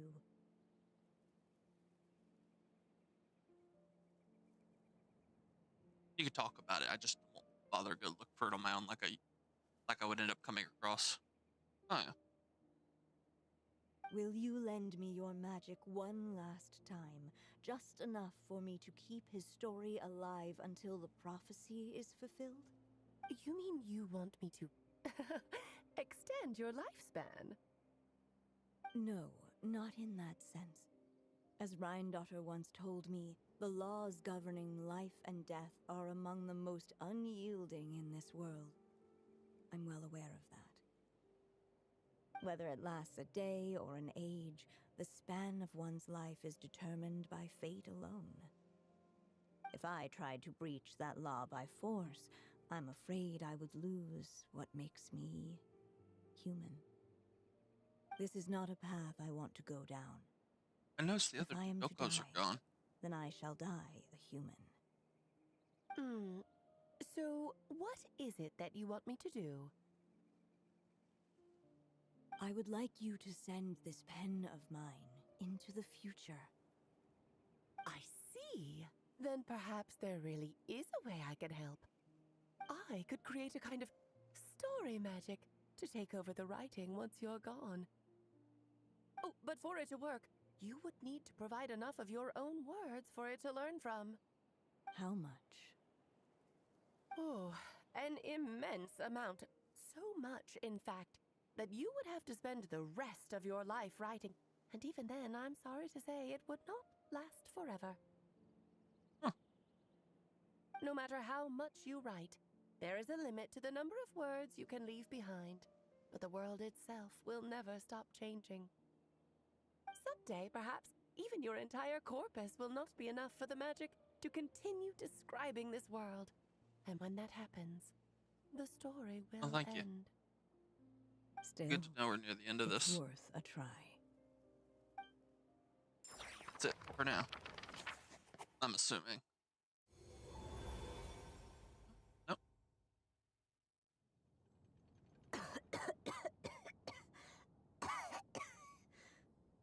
Oh, my dear Anya. Even after all this time, you're still... Look at you. You should be enjoying your old age in peace and quiet, especially now that things are finally returning to normal after that terrible calamity. Once he leaves Simulanka, things will only get more complicated. If his story is to continue, there needs to be more material for the magic to draw upon. I'll just have to skip over some of the less important details. Anya, why do you insist on sending him out of the storybook world? Why must he face his fate into that? Why not just let him remain within the story? With my magic, even fate's curse could be undone and he could live happily ever after. I suppose. In fairy tales, all it takes is a heartfelt wish. And even a wooden puppet can turn himself into a real boy and live happily ever after. That's just how fairy tales end, isn't it? But have you ever wondered what happens to the main character after the ever after? Tell me, Alice, in your eyes, what would be a writer's greatest regret? To leave a story without an ending. Not a bad answer. It's true, many writers come to consider that their greatest regret. But I see things differently. My greatest regret is that every story I write has to come to an end in the first place. That's interesting. Anya. No matter how brilliantly a character shines, the moment their story ends, their potential is lost forever. For them, the story itself becomes an inescapable fate. But what if, instead, I could place my pen in their hand and let them continue the story themselves? So a story world where they can keep creating their own story as they go along. That's interesting. That's pretty cool. You said it yourself. I can only leave so many words behind. Even with your magic, the idea that I could keep the story going until the prophecy comes to pass is wishful thinking at best. But I've found a way to use your magic to transform some of my finished stories into a special kind of ink. Oh. This ink is a magical medium he can use to complete the story the way he wants to. So that's how he's going to keep the story going, is by getting his hands on some of that ink. For what Since he's already got is the feather. storytelling but another kind of magic? And if he can experience the whole tale himself while leaving behind his own wishes and aspirations, even once he reaches the chapter where I stopped, he'll still be able to carry the story forward on his own. And so, by leaving him this ink, I can entrust him with the responsibility of writing his own story. A character with the power to write their own story. That way, he'll finally be free from the cage that is my pen. And like anyone else living in the real world, he can go on to create a life of his own. And you no longer need to worry about the constraints of my magic. What a brilliant idea, Anya. But there are still risks. First of all, once he arrives in Tevat, he'll have to rely entirely on the story you left him to maintain his connection to that world. As you gradually hand over creative control, that connection will grow weaker, and at some point, he might lose it altogether. But at the same time, he'll also have the chance to forge that connection for himself. Oh, that's when they were doing TCG in the back. The issue is, this method taps into too many of Tevat's core secrets. Any overt hints you try to leave will be erased in no time. In fact, it'd be hard for you to leave anything at all to guide them. We still have the story itself, though. I can use that to show them the way. It's entirely possible he burns through all your ink, never reaches the chapter you had in mind, and gets stuck, roaming the chapters of his past. But despite all that, I still believe in what this child can become. His hopes and wishes can be his ink, so he won't be trapped by mine running dry. Oh, what the writer you are, Anya. Your imagination never ceases to amaze. That's really cool. So technically, as long as you have the will to keep on going, you can keep crafting your own story And as you do know forge how ahead. much I love a happy ending. You shall have my help, my dear. Thank you, my friend. Well then, my child. Do you understand what you must do? Yeah, this is trippy. That's awesome, though. Yes, I think I do. It's my turn to keep this story alive. Then what's holding you back? What will become of you after I take up this pen? I will fade away. There will no longer be a reason for me to go on existing.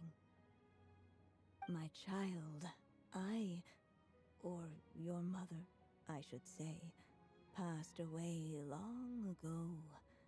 The voice you're hearing is nothing but a magical echo that has now fulfilled its purpose. You needn't feel so reluctant to let me go. I know my mother died long ago. It's just, when you lose your mom too soon, it's hard to tear yourself away from the stories she used to read. I guess it's a silly way of pretending she's still here, by your side. Durin. But after coming to this world and traveling it with my friends, facing all kinds of enemies together, I suddenly realized I couldn't just sit around listening to my mother's stories because I'd found a new purpose in life. Maybe this is just what growing up feels like. With all my new friends waiting, it's time I finally set aside my mother's storybook. I'm ready to grow up now, Mom. Then take this. A gift I should have given you a long time ago. You've witnessed this story from the very beginning. Made your wishes, offered your blessings, and even wrote your choices into its pages. Hey, welcome back, Kenji. From here on out, this pen is yours. Now I ask of you, the other pillar of this story, as both its reader and its witness.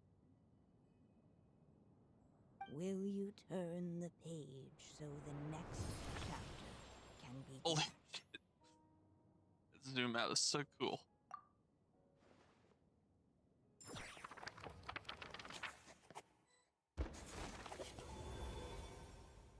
Suddenly, and without warning, the powers of darkness struck. The question was, could the little dragon prevail?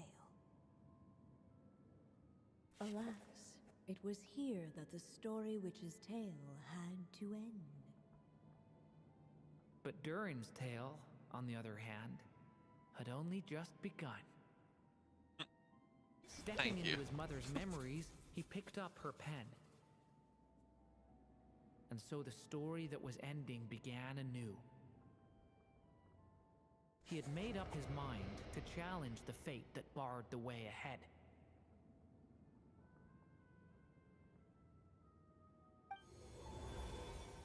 Looks like this is the final step.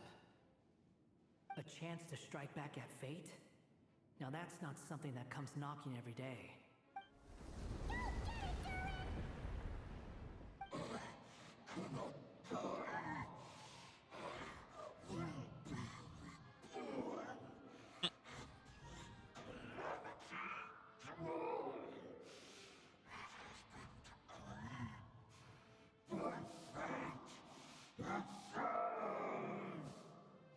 I get it's like wooden blocks and stuff, but you can't sit here and tell me this thing doesn't look like it's made out of Legos.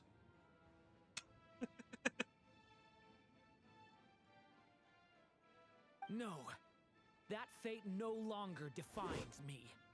In the end, only my story shall endure. Yeah, that also. Oh, how'd I grab that?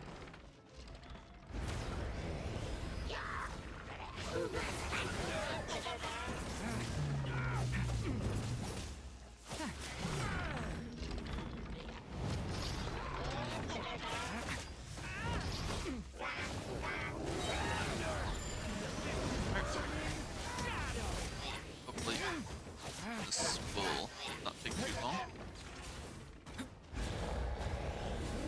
Dodging this one. Here, I'll help lift you up. So am I supposed to sit here or?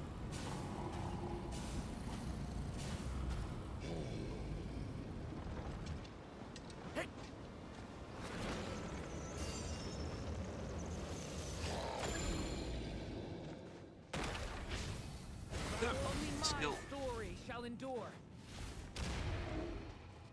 Alright. Just interesting mechanics for what it is. Stop that! Oh, gotcha.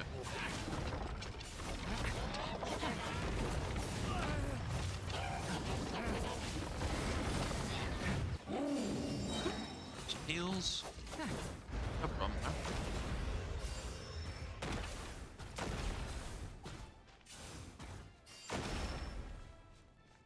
Looks like there's nowhere to hide. Oh. Here, I'll cover for you. Cool. The power of friendship overcomes all adversity.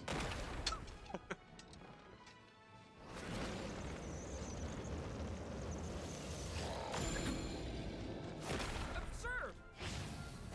This time, the light prevails. There we go.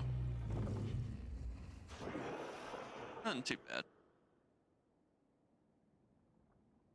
Thank you, Mom. And so it was that Durin defeated the darkness and rewrote his fate. But his story is far from over. I like that.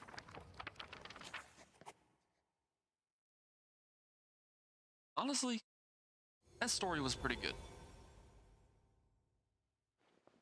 Is everyone okay?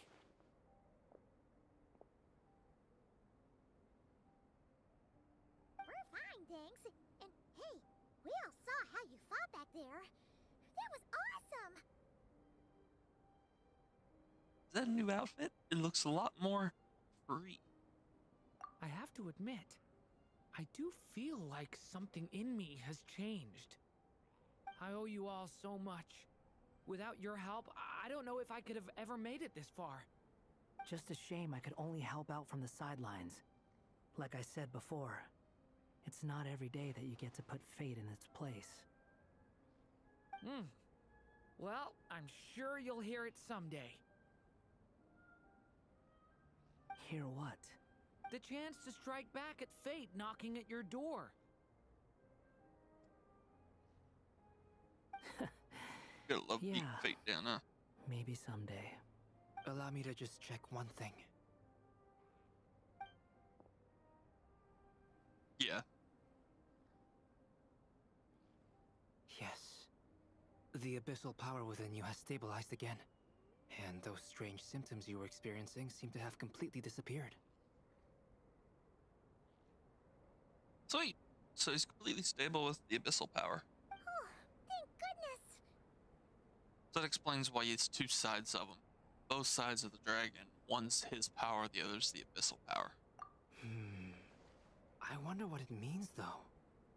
Aside from the principles of alchemy, what other law of this world governs his being?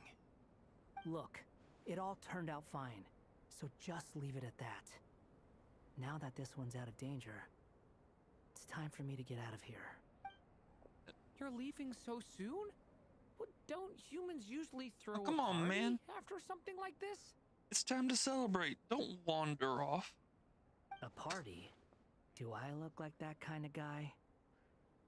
Anyway, come find me again next time you're in trouble. That's what friends are for, right? Some people never change. In a way, though, he is right. This is Durin's moment to celebrate, not the time for academic discussions. Hey, I don't blame you for asking. And honestly, I'd be perfectly happy to talk about it. It's just, I wouldn't even know where to start. It's all right. I'm sure we'll get a chance at some point. After all, your story's only just begun. All right then. Traveler and Paimon, we'll part ways here. Given the extraordinary nature of the things we witnessed today, I need to make sure it's all recorded properly. Okay, see ya! Cool. So, it's Party time. next! Huh? Oh shit. I guess we can't go eating and drinking just yet.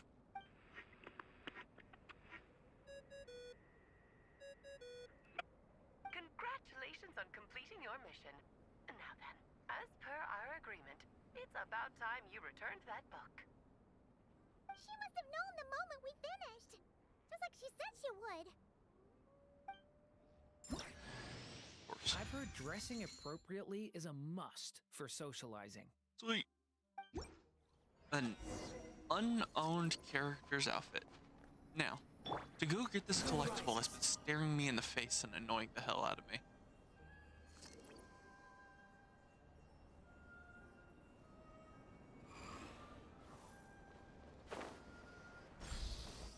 Finally. A second skin for a character I do not even have. That, probably knowing my luck, I probably won't end up getting this banner.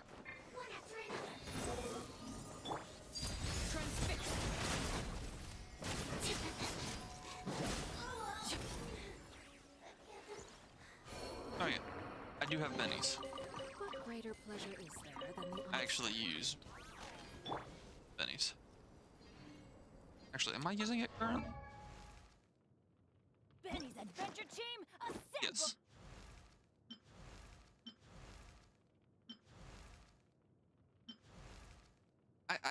His Natlin one looks Benny's much better. adventure team, assemble! I just don't own the Durin character, which is the only thing that bites.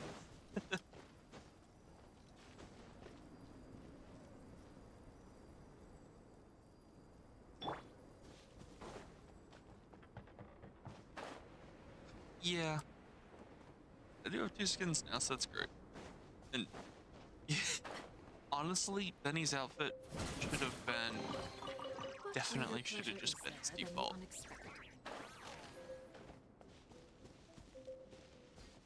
Okay, so there must be like a scarlet ore nearby or something.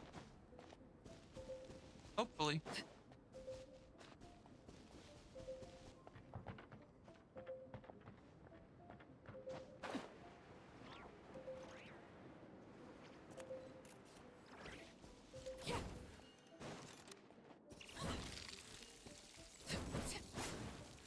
I can't even set that on fire.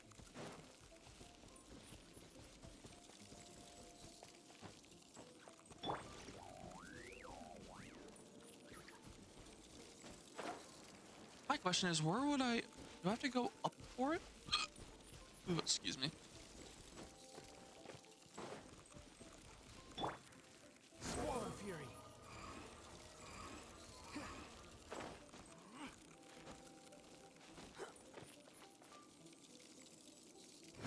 Alright, let's get up here and see if we can find an crimson review or whatever it was called again.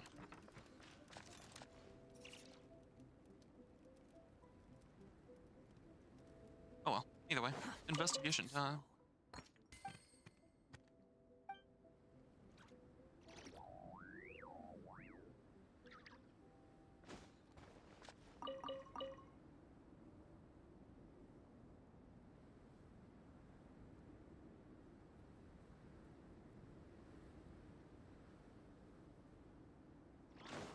Alright. Apologies for that short delay. Alright. So after investigating everything. Oh. Why is there a crafting station here? I get this was somebody's working area, but still. Like, what? Why?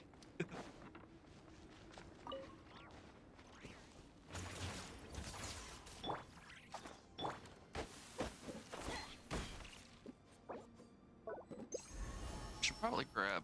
There we go. Start grabbing wood while I'm at it.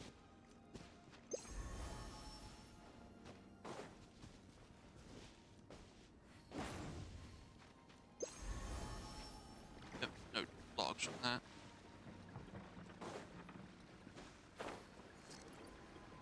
My question still remains. Where's the crimson that I could take to get that? Off we go!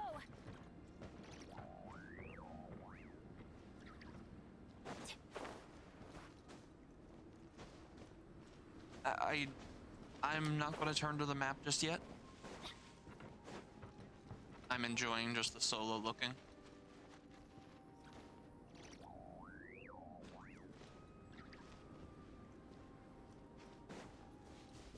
Adventure time! I might turn to it soon.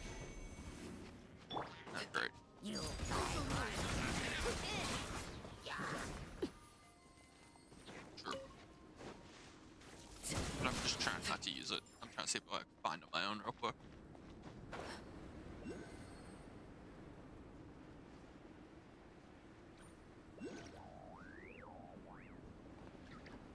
Oh, there's a Celia over here. Oh, that's cool. That's cool, Kenji.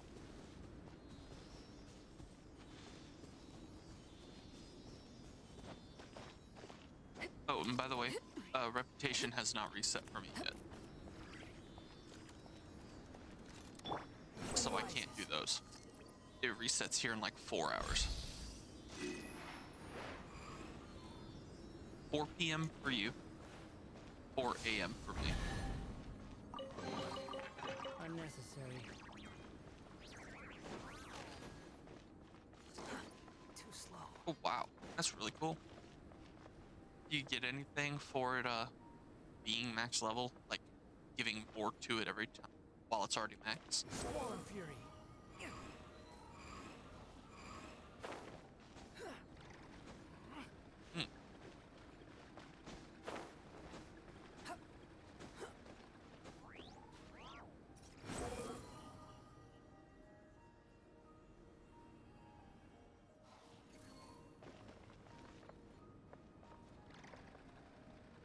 I saw some. I just saw something on the map. I didn't realize it until now.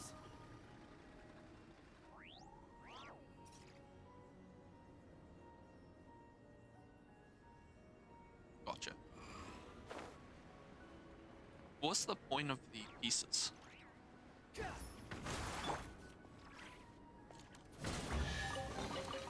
What greater pleasure is there than the unexpected? At least once you get it maxed out, anyways.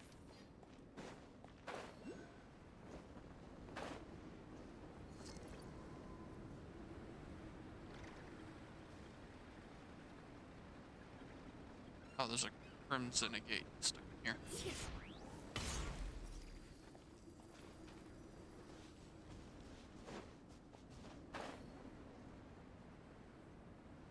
Where would it be?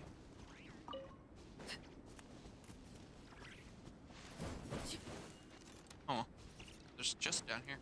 Not glad they take that. And you before you can do any bad to me. Come on. Work through that shield of yours quicker than you think. There we go. What greater pleasure is there than the unexpected?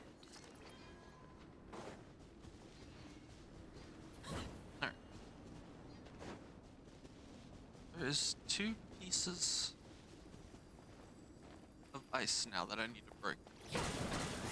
What's this? Star silver.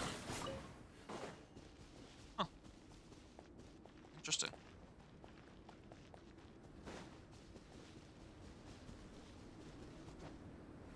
Ah, there you are. There's one. There's the Scarlet Quartz.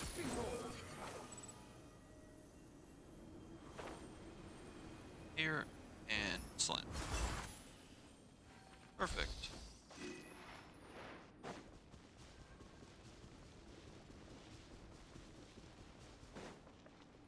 And leaves you help grab more. Oh, nice.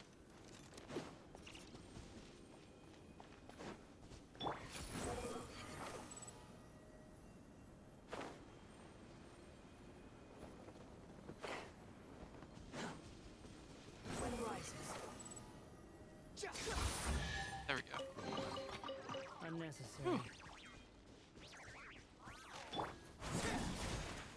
Yeah, that's a lot of prep points.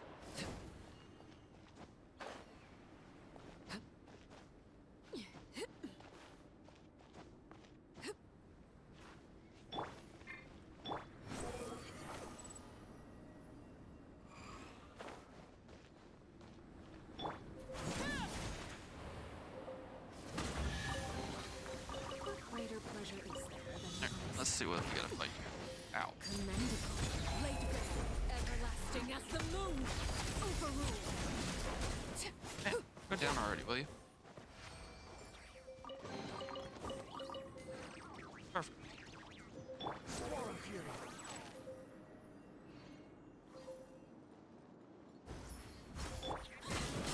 Knock him out real quick.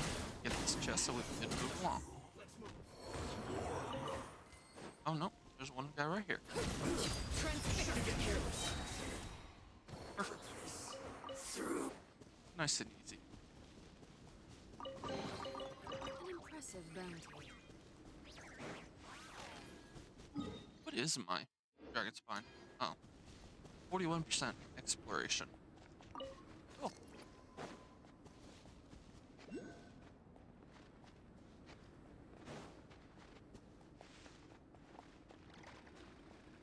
Ooh, another chest. Very nice. Thank you very much. What greater pleasure is there than the unexpected? Make your death quick, just as payment. Ooh, another big guy. Well met. I miscalculated. I'm getting so sidetracked. Need to go return the book to Alice.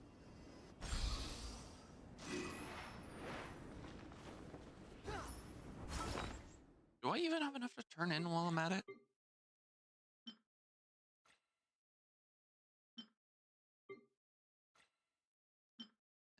For those, yeah. Oh, I can go turn in at the Sakura.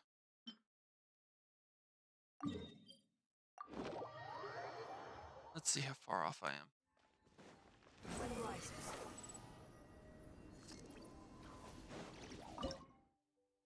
I am 2 away.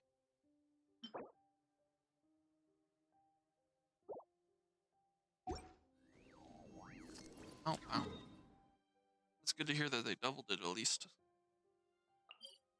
You want to use my hat?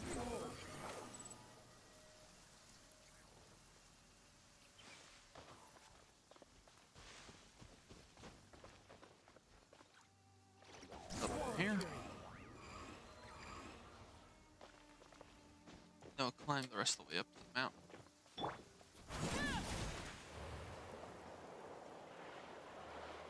Is it just me, or was there always a floating island right there?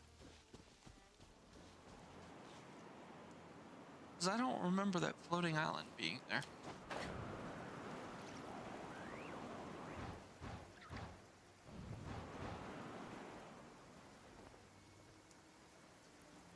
Huh. Good to know.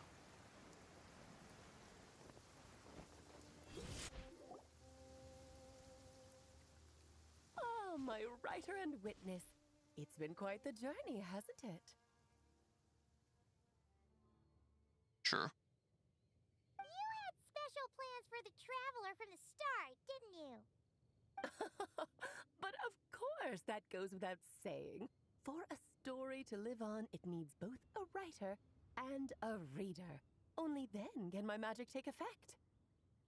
I chose the Traveler as the witness because of the special nature of who he is.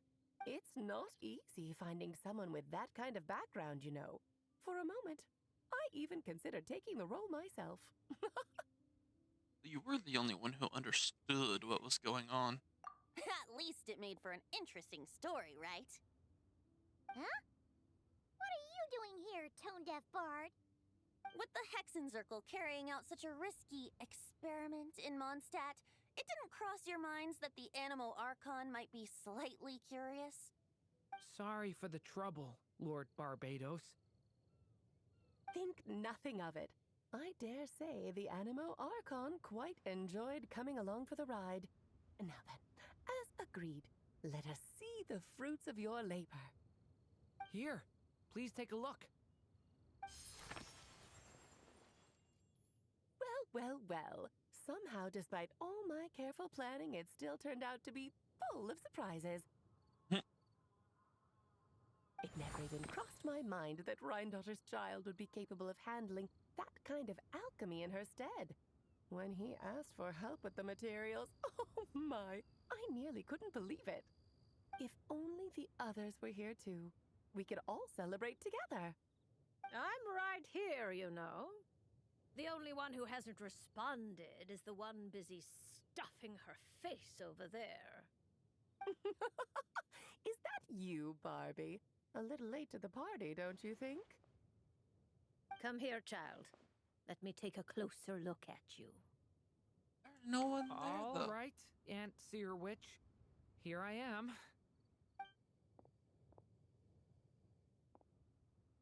Just as I thought. This child's fate does not appear among the stars. Anya has accomplished what almost no one before her could.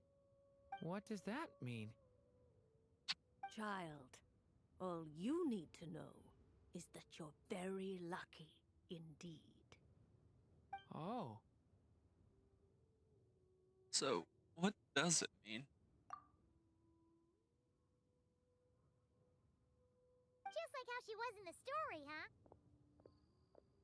Tell I guess me, we'll little never Durin, know. what will you do next? I, for one, cannot wait to see how your story unfolds. Well, there's so much I want to do. I'm not even sure where to begin. How about settling your most recent regret?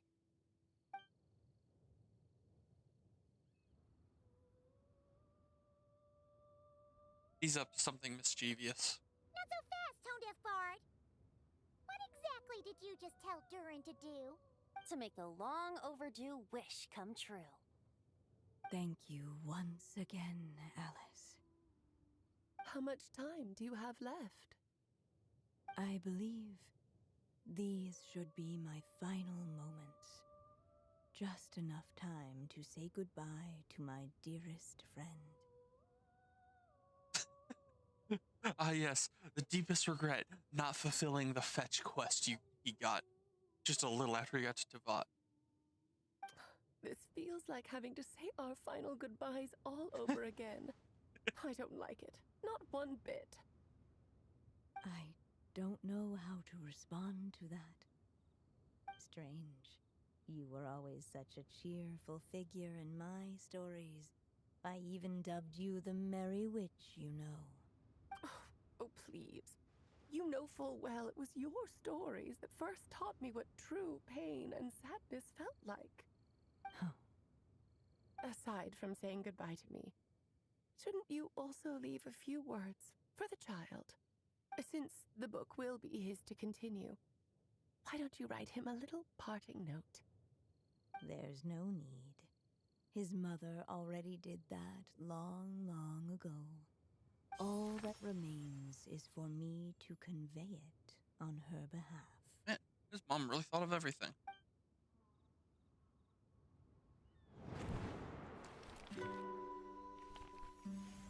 My child, these may be the last words I get to leave you.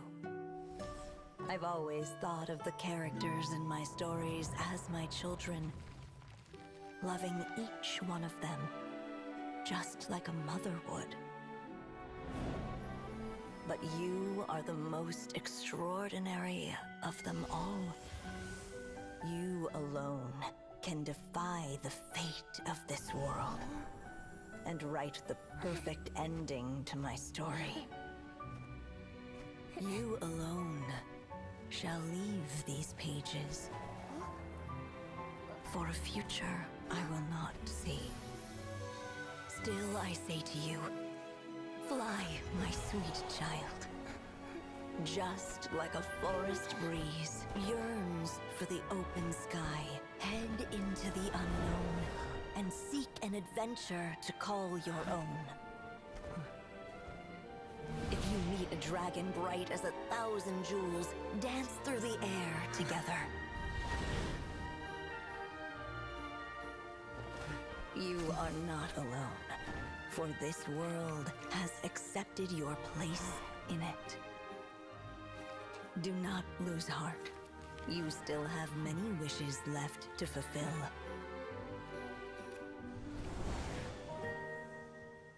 A long tale awaits you, my love. Let songs and flowers be the ink that fills its pages.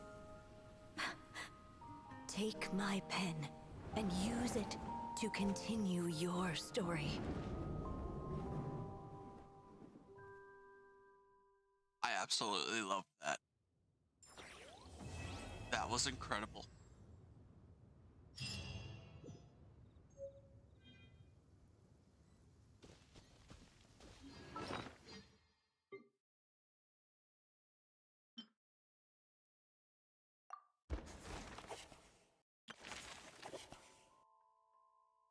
Even a war that shook the witches did not linger long Oh, in that's sorrow. cool. Actually view it all.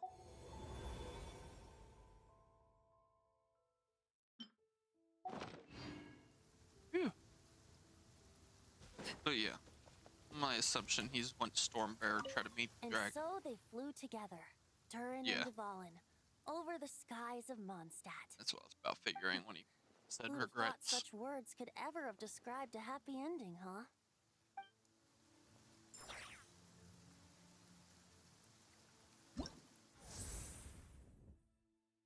That's finally done. Now, let's do some pinball. Yeah. Hope everybody who tuned in enjoyed that story. At least the final chapter of it. That was very nice.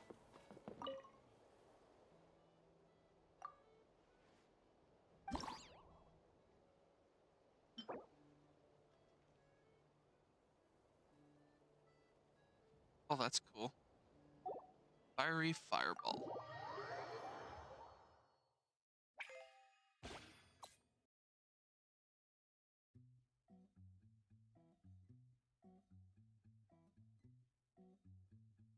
An angry girl has lost its mind after failing to snatch any popcorn. It seems to turn on its own kind. Defeating it will dispel the shields of all shameless gulls.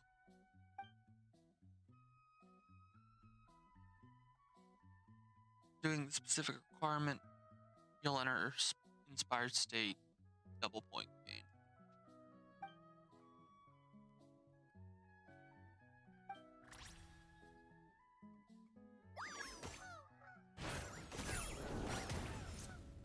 Ooh.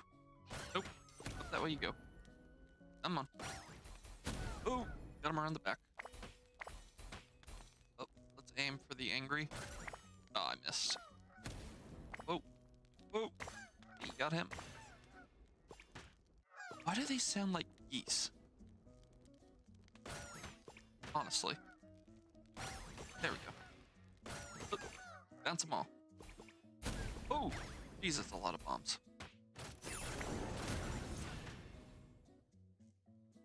Oh.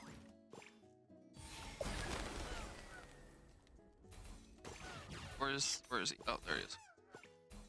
Almost able to activate the skill. Let's activate it here. Whoop. Bounce all the way up. Love hitting the bombs. Holy cow. Oh. Don't go down. Bounce off the... Oh. Where'd you go? Hit the bomb. Where? Come on. Hit the back. There we go. Hey, I got a double hit off them. Perfect. Bounce. Oh, oh. Ah, there, that one. Oh, it's up there still. Thank God for that double.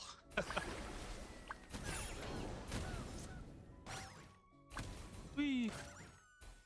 Come on. What happens if the Shameless hits the bottom? Oh. Wow. That's a lot of points. Yeah, almost 13,000 instead of 8,000. Cool. Medley of lucky moments.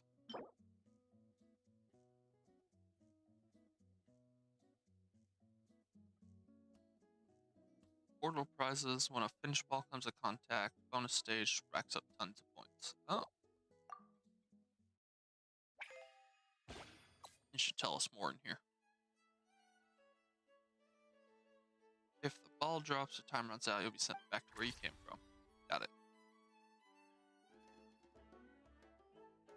Right through the middle. No. Don't click wrong. Come on, get in the portal, damn you. There we go. Just barely.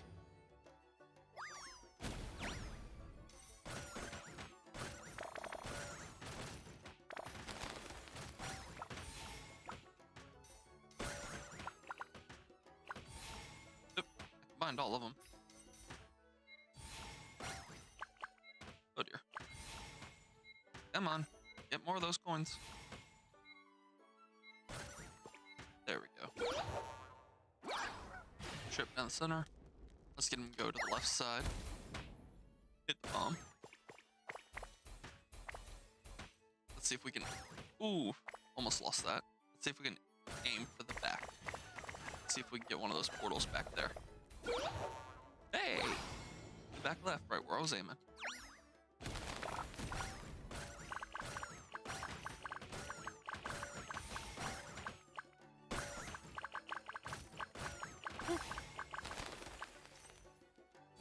Oh wow. That's a lot of coins. Keep bouncing. Oh.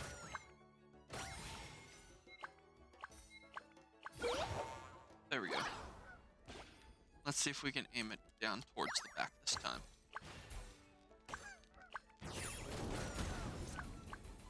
Come on, go to the right side. Fine, I'll do it myself. Hit that. Ah. Ooh, that worked much better than I was anticipating. Do we bounce it around? Nope, not that time. Try again. One more. Or am I not gonna make it? Come on. Around to the other side already. Oh. Right down the middle that went. There we go. Lucky me, I got the bonus stage.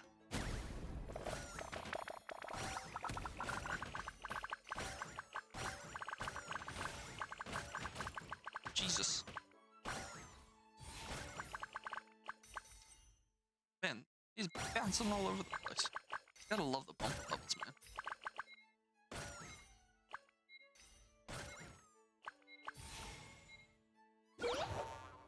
Phew.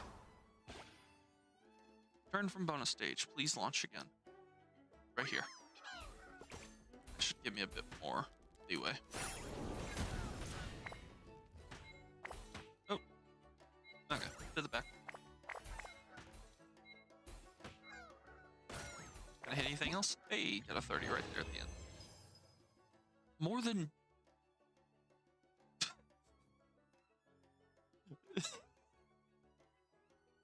Yeah. I realized what I had said as soon as I said it too. Hey, look at that. Double the points.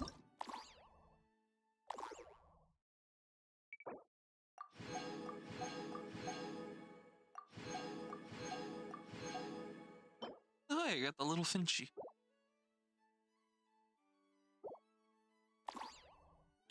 Unlocks in 3 hours. Alright. Let's see if we got any wishes to do. We should. Holy cow. 540 primos.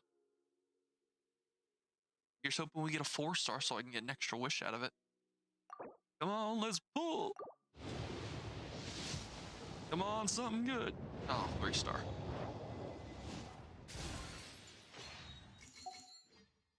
Alright, next up. This and one more. God damn it.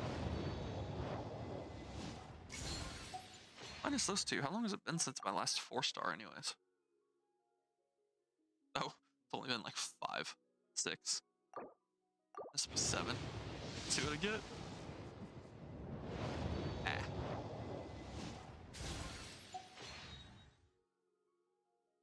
Oh well.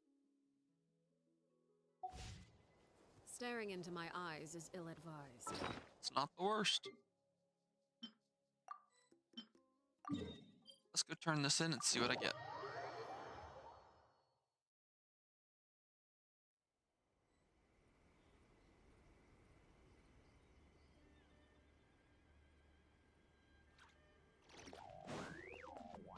Alright, let's swing around to the back.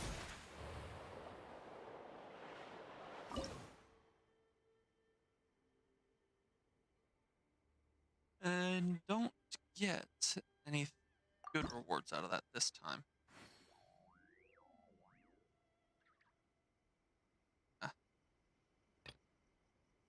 Level 17 is when I get my next set of wishes. So it's every 5? Who knows?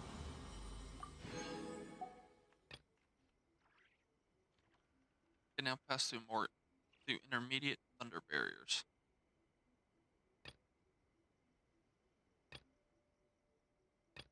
What does the next one do?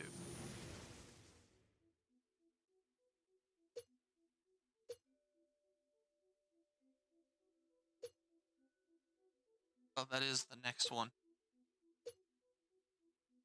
There's 15, damn it? Or 15 levels to this thing? Holy cow.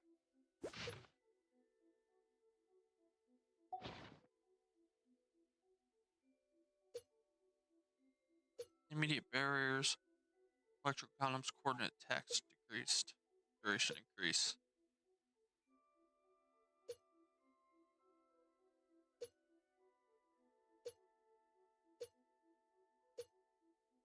And that's...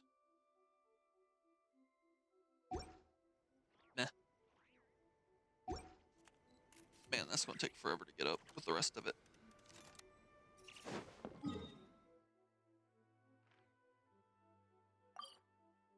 I didn't know I had reputation rewards in Mondstadt.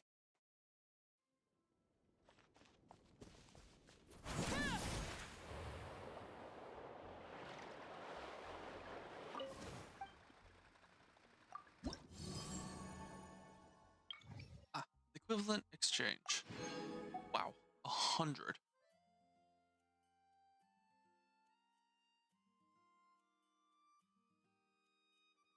Oh, well, congrats.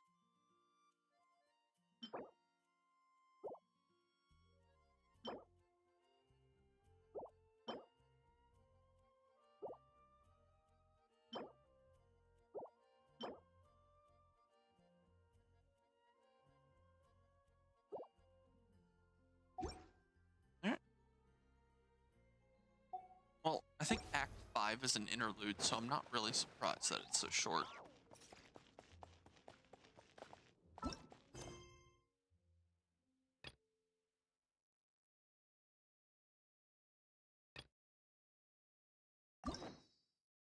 Let's claim that key.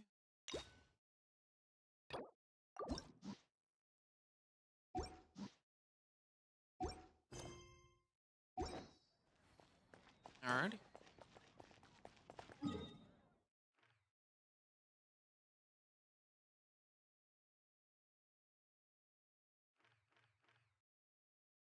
Let's see. I've got 23 resin right now. Not like I'm gonna do anything with it, so back to Nodcry. Let's see if we can go do Nefer's anecdote.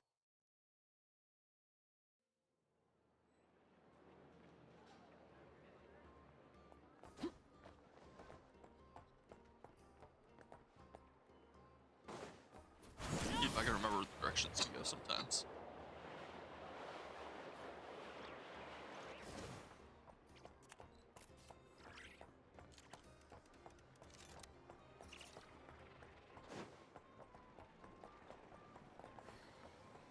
Where is Nefer? Above. The wind rises.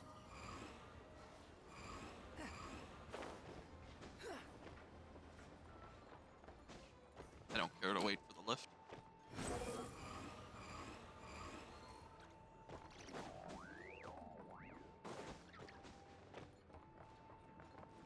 Actually, how high does that thing take you?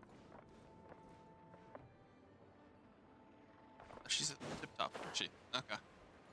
Well, I have regrets. Let's go down and try back again.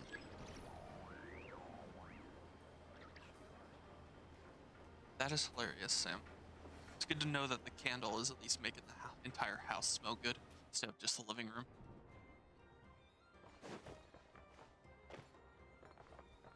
Wait, Nefer's below. What?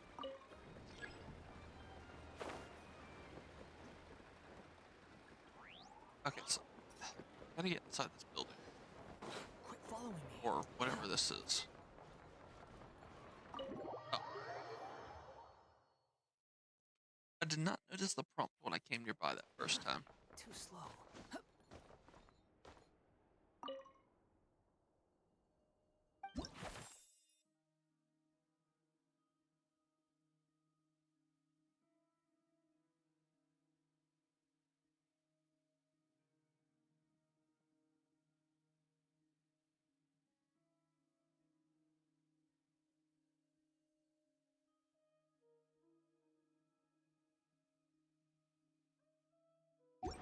I love the message board.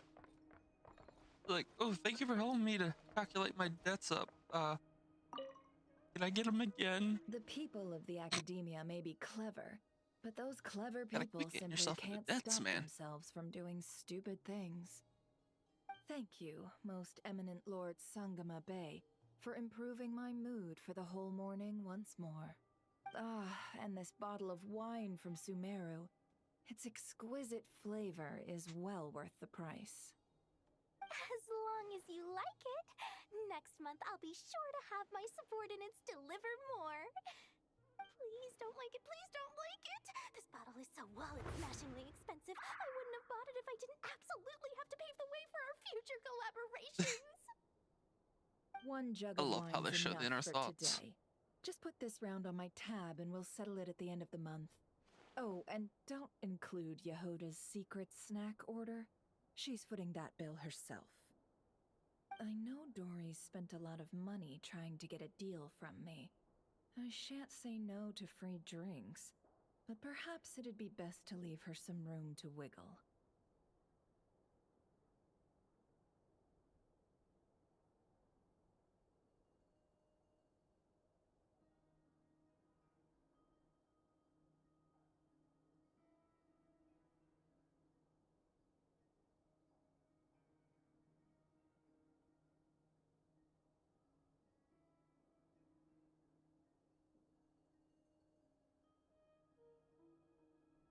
It's just one of those days.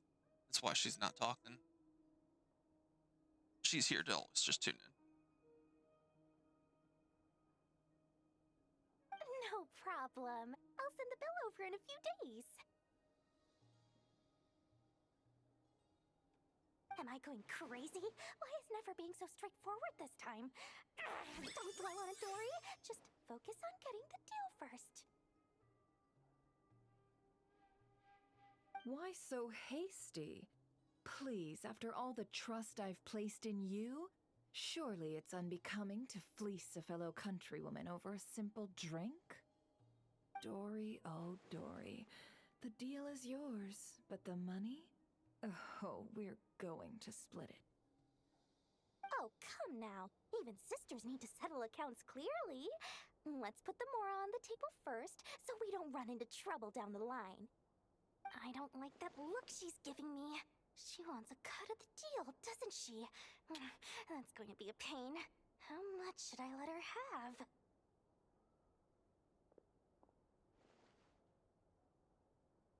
Just some hometown gossip. You're welcome to join us if you'd like. However, nothing we've discussed prior has been particularly interesting. Mostly more of the same. But really, I must know, Miss Dory, why did you want to get involved in that fiasco at the Academia? It's a simple feat to lift a sleeping serpent from its nest, but what happens when it wakes up? Had you no fear of getting bitten? She just won't stop. Why is she bringing this up again? I already answered this question. Wait, now that the Traveler's here, could she be using this information to exchange for some favors down the line? Oh, well, the Traveler's the one listening in. What harm could that do? May as well help our personal relationship along, even if it costs me a secret or two. Why, business, of course. Sometimes you just need to learn how to wrangle snakes. That fiasco gave me one of the biggest orders of my entire career. Oh, fascinating. So, did you profit from it all? I heard that after Azar fell, a certain group of cowards fled Sumeru. That must have played havoc on your trade routes, with no small amount of goods lost in the process. Right, and a sizable sum of Mora, too. But that's just life as a merchant. You win some, you lose some. Even big losses are small problems. With money, more helping hands can be found and more goods purchased. But I had to retain the ability to do business in Sumeru. Much like Genius Invocation TCG, then? It doesn't matter if you win or lose or how many cards you have in your hand. Retaining the right to sit at the table and play is a victory in its own right. That's right. As long as I can still do business, I can recoup my losses eventually. But I'll never leave the card table I sit at. Sumeru, that is. If I did, I'd really be left with nothing. My. I didn't know you loved your homeland so much. Well, I love Mora, and I'm the best at earning Mora in Sumeru. Your senses are certainly sharp when it comes to business, Miss Dory. Even now you prove yourself worthy of the title you claim. And those cowards who fled will never be able to play at your table ever again.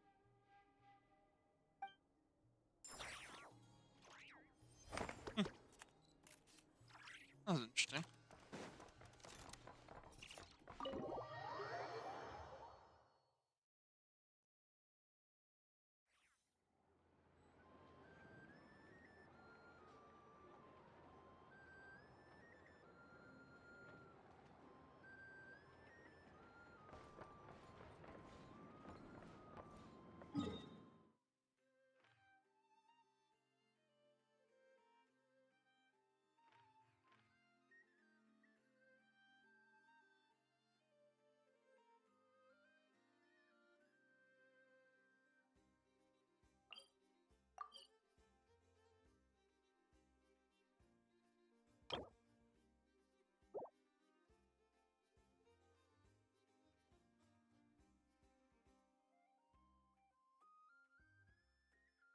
Alright, I would like to resume, but I am going to take a quick AFK to go use the bathroom. So I will be right back.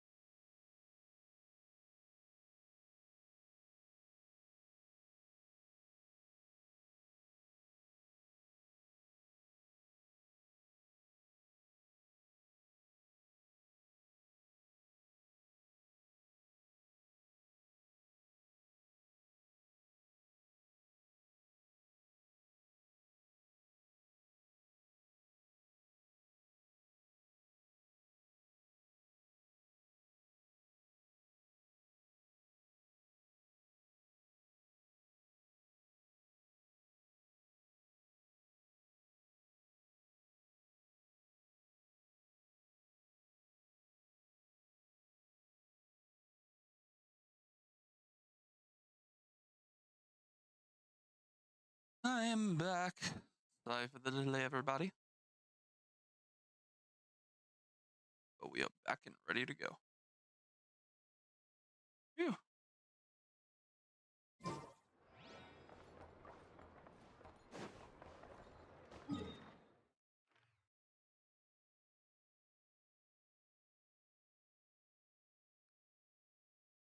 Alrighty. Next thing to do is teleport to the Silver Moon Hall. We can get started on the Archon quest for the day.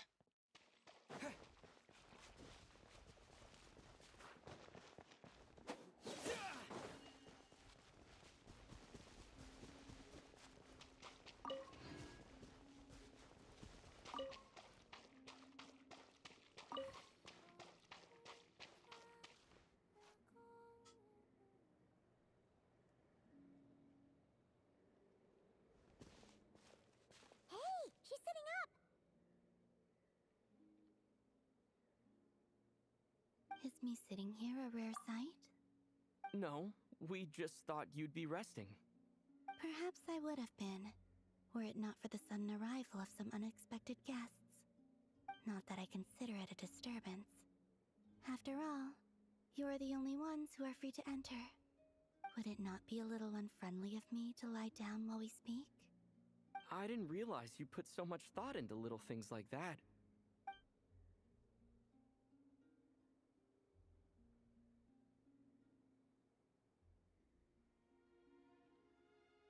Only sometimes. There have been moments lately where I think about you and your companions. They are warm, mysterious, and cozy memories. Very few of my past memories are anything like that. They say that travelers return home bearing bags full of souvenirs. But my luggage was empty, and I believed it would stay that way. Return home? So, you're still planning on returning to the moon? Yes. This planet continues to reject me, reminding me that I do not belong here. If I remain into that, there will come a day that I disintegrate. And I don't mean reduced to dust, or turned into food for the flowers. I mean, I will cease to exist entirely. Alright then. Well, we're sure gonna miss you. But it sounds like we'll have to say goodbye. How do you intend to return? The moon prayer night is soon to arrive. On that day, the moon will be closest to Devat. The Kuvaki in this land will reach its peak at that time. I merely need to grasp the tide, and with relatively little effort. Oh, Paimon gets it! It'll work like a slingshot! You make it sound like she's gonna get blasted up to the moon. If I did that, I suspect I would crash into the false sky. I will be using a much gentler approach. But I do like the analogy. It's fun. You see? She gets Paimon's sense of humor. In the blink of an eye, the time has come to part ways. It does feel that way, doesn't it?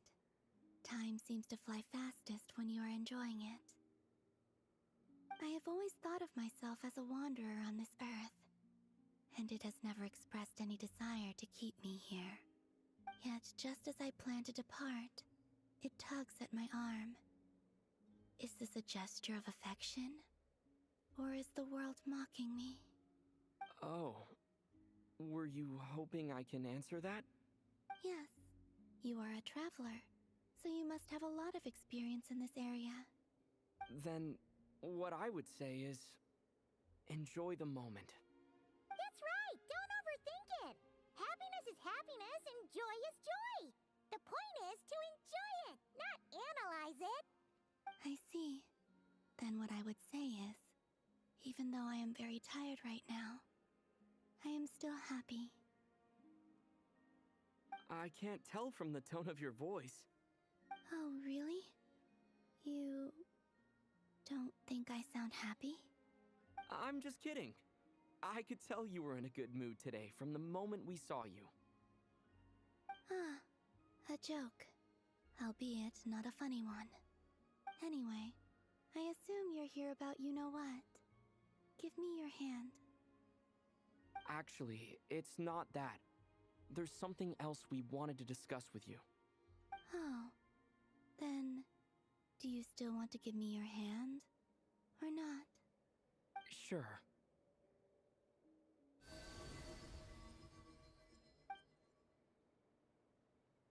Thank you. So, I've heard that in the Moon Prayer Nights of the past, people here would hold celebrations in the Moon Goddess's honor. Since you helped so much in our fight against the Rehir of Solnari, I think you deserve a farewell party before you return home. I haven't asked everyone else for their opinions on this yet, but I'd like to invite you to join the upcoming Moon Prayer Night.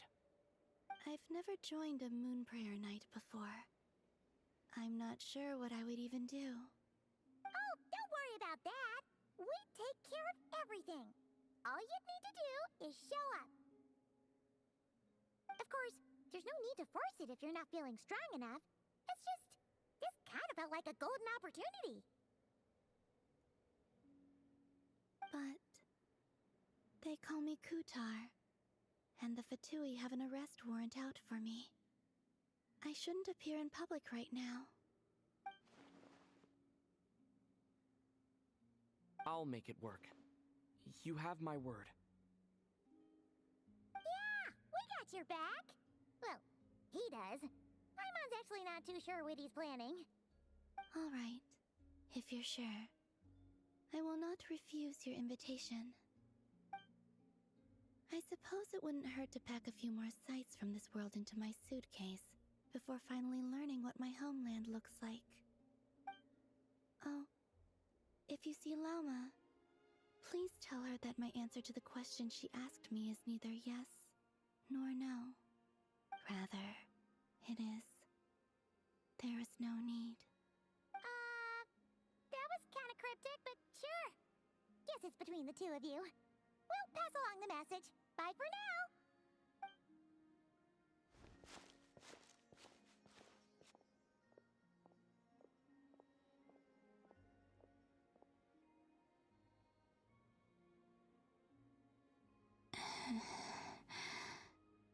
And also, I do not know.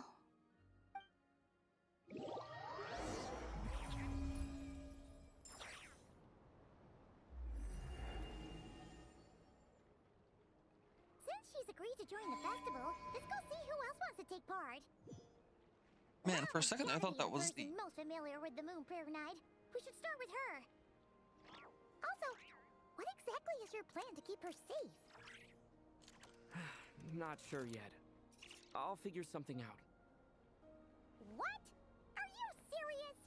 And Paimon even gave you her vote of confidence back there.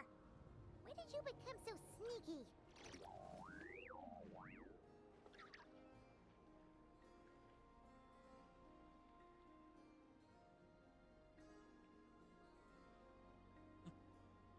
Honestly, I thought that was the Selenic Chronicles for a second there, the way it just kind of perfectly worked out for it.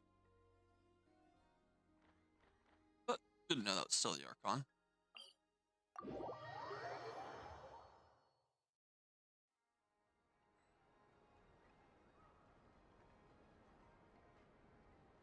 You think I've got a sharp tongue? I just tell it like it is.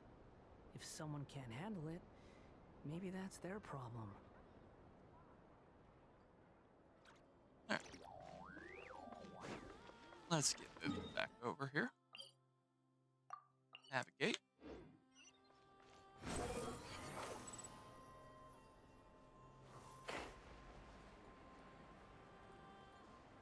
Hey, Llama! It's us! Huh? Varka? What are you doing here? Beats me. I had a bit too much to drink last night, and when I woke up, I was on Hisi Island. Mr. Varka is helping to oversee Nasha Town's preparations for Moon Prayer Night. He is here to go over some details regarding the decorations and custom cloth designs. Right, yeah, that too. What do you mean, that too? lots of preparations are underway. What do we do now? We're still just doing the Archon for now. Is a long-held tradition here in Nodcry. Because the goal of this stream is to get through the Archon. The crescent moon at the top branches of the verdant crest turns into a full moon, and the moon prayer blossoms bloom with a special radiance. Our people take these to be blessed omens. I'm planning to just keep the Archons and stuff quiet while they're talking, but my main goal is just so if anybody is interested in the story, they can go back and watch the VODs without it uninterrupted.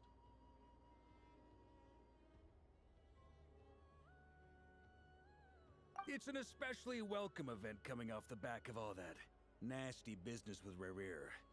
Everyone got put through the ringer recently, and now they're looking to turn their fortunes around. The big shots in town all agree that a big, lively celebration is just what we need to rebuild people's faith in this place. No wonder Catherine said that people weren't so bothered about the religious element. That's right. It's become more of a local custom by this point. The celebrations have little to do with whether the religious stories behind this event are true or not. Even the Frost Moon Scions are eagerly awaiting the coming of Moon Prayer Night, despite now knowing that their past beliefs were founded on a falsehood. That's fair. It's a bit like the Lantern Ride in Liyue. It's a chance for people to enjoy themselves, not debate the existence of the Adepti.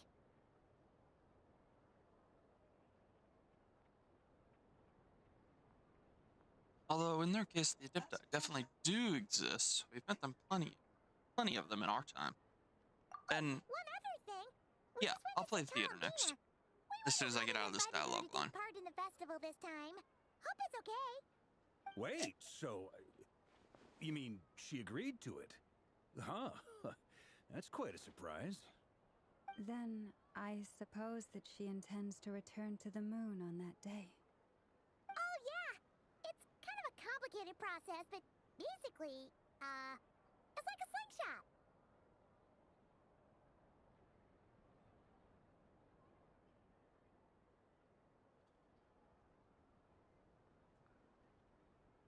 She probably shouldn't have endorsed your metaphor. I understand. In truth, I had a feeling that she might make such a decision. Well, if Kuthar has decided to participate in the festival, we should prepare accordingly. Yeah, exactly. She was saying how it could be risky for her to show her face in public. We were wondering if there was any way we could hide her.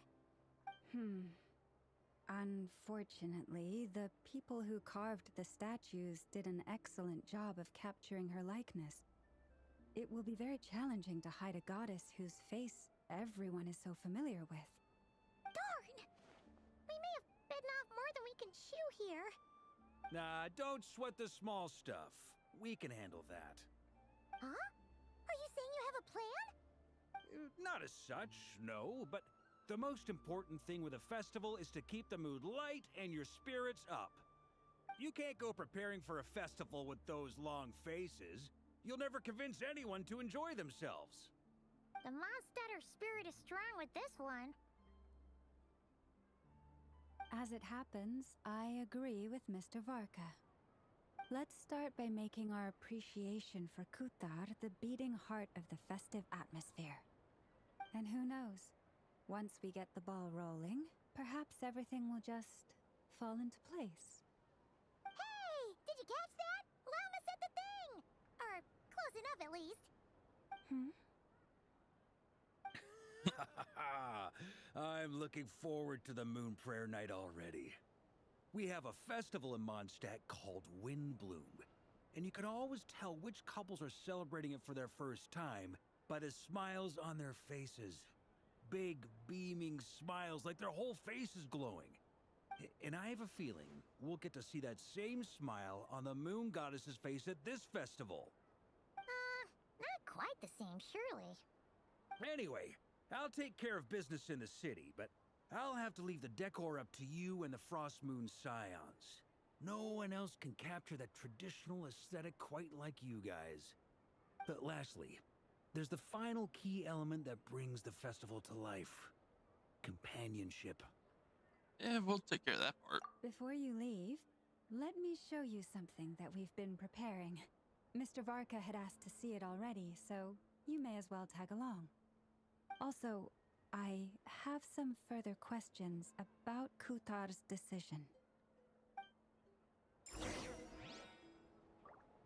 Alright. I'll follow her and look around later. At the moment, the Imaginarium Theater.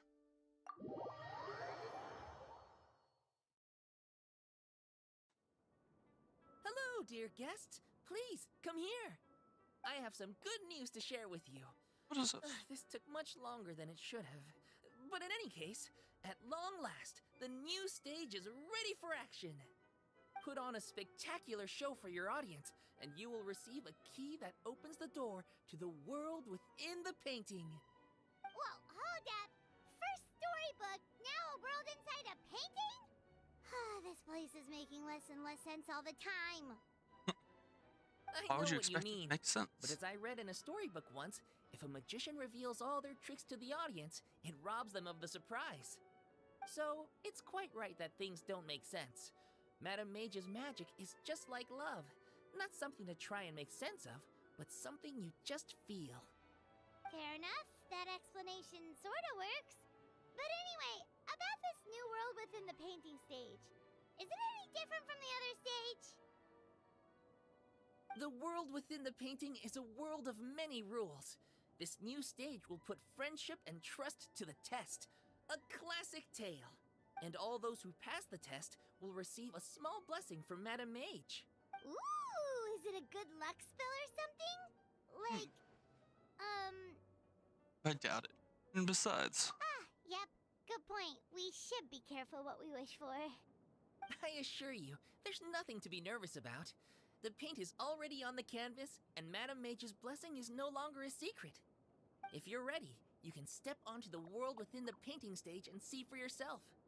As you embark on your new adventure, do as they do in the stories.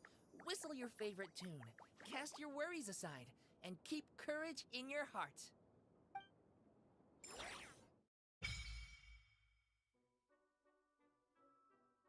ooh.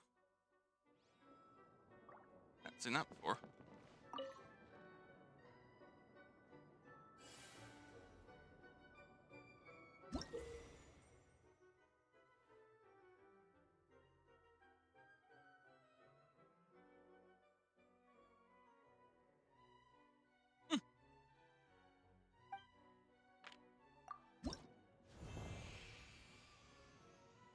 Oh.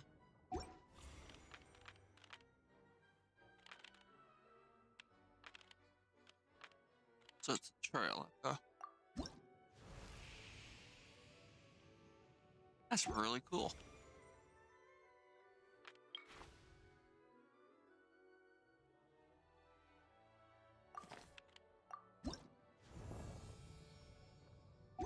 That is very much a demanding requirement, though.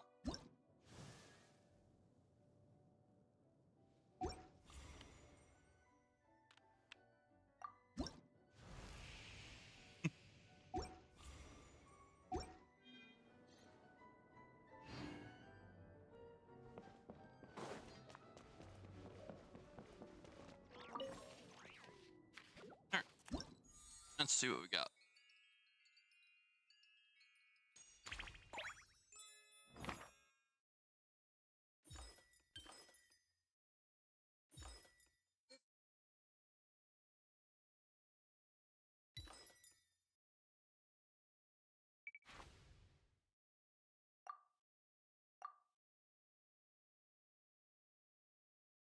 I got up to 6 done already, so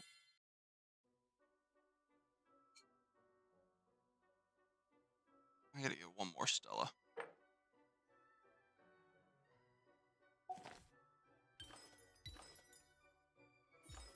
Well, I only have 13 selectable characters. The What should I be playing? This one here? Or you want me to do hard mode, Kenji? I don't have enough to start that.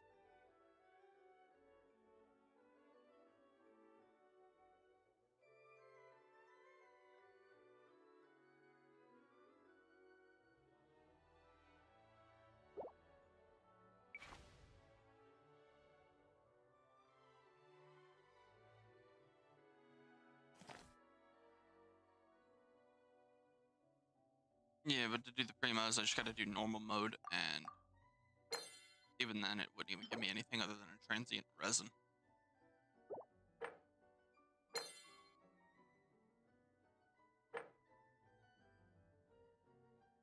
Well, I've already done up to 6, so I don't think I need... That basically means normal mode's done. All that's left is hard mode. Yeah, all I have left is hard mode minus the Stella.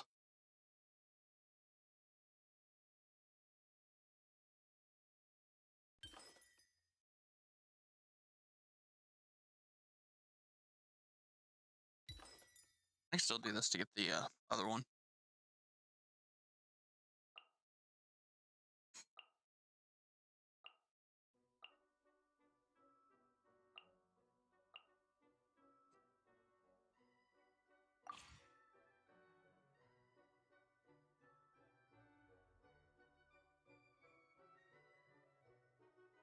No, this is all I got to use, so... Yeah, I do not have enough characters. I only have 13 out of 16.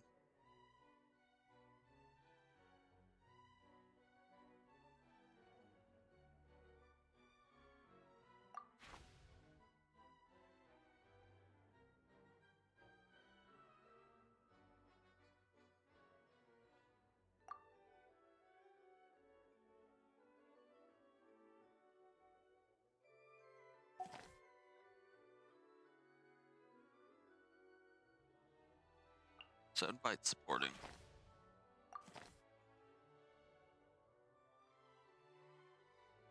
Yeah. But I don't know many people.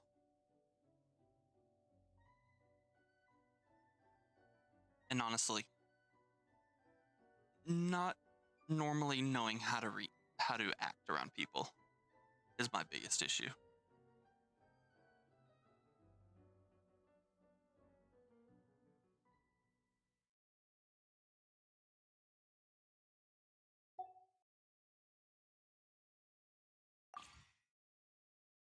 Yeah.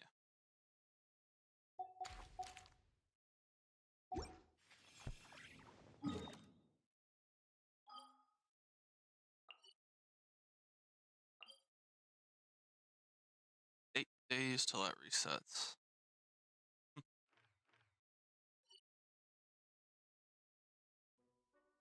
Oh yeah. I got a funny little thing for you, Kenji. I ended up moving around Arlecchino's artifacts again.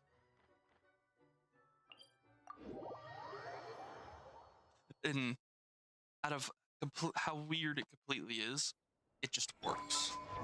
Because after doing some tallies, it's, with how I've got it now, is better damage than what it was earlier. So I've got this finally to a whimsical artifact, or a fragment of harmonic whimsy. And I'm using a 4-star maxed out pyrite damage.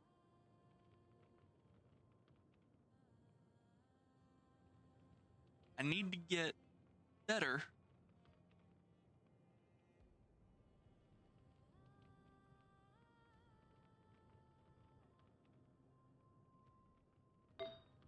Yeah, I was having some bad luck with these, man. Look at that.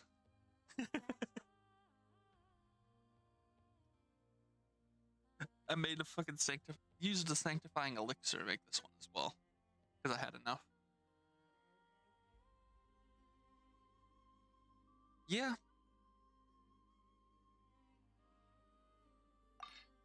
So, can I get this up any more levels? That'd be great.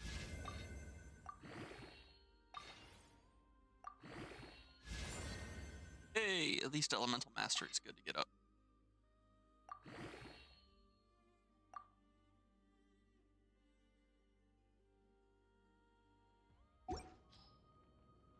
I just need to get one more. It's probably going to be the last at plus 20, but I should get one on crit rate or crit damage by then.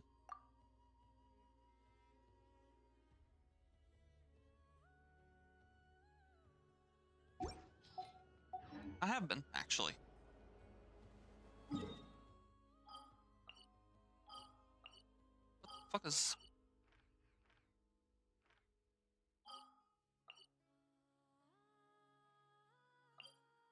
The top of the mountain in that one. The volcano. Thank you. Let's see if I can go buy any XP bottles. While I'm at it. Would you care to... My current stats are... Yeah. I'm almost there at 10. Sorry to scare you. I just sat back down and I noticed he was confused.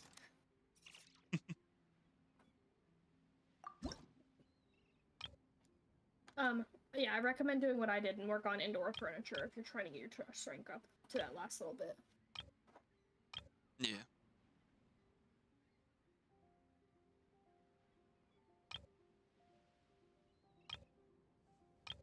Let's do these, or should I do essence or unction?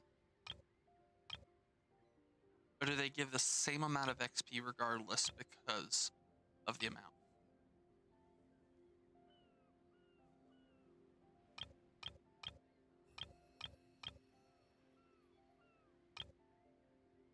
I'm going to buy the lower one first. Why not? If you ever... Let's see if we can get that artifact up. Nope. Not enough.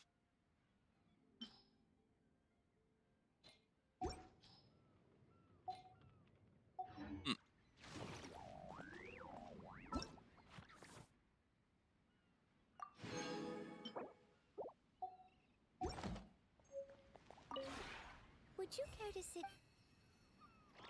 Great furnishing. Cool, I can make both of those.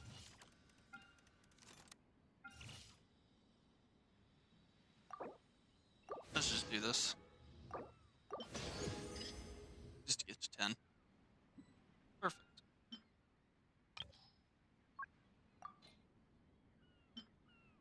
By the way, it is always worth it to get the transient resin despite the price, because doing 3 book ley lines will get you more books than you could buy with the same amount of currency.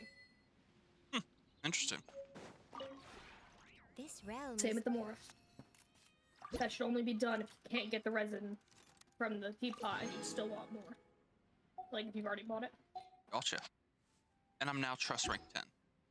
Hot damn. Woo!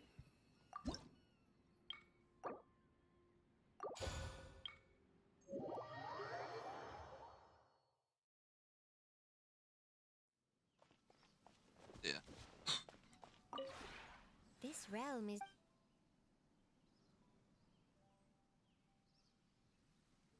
Which realm? Back to the cool isle.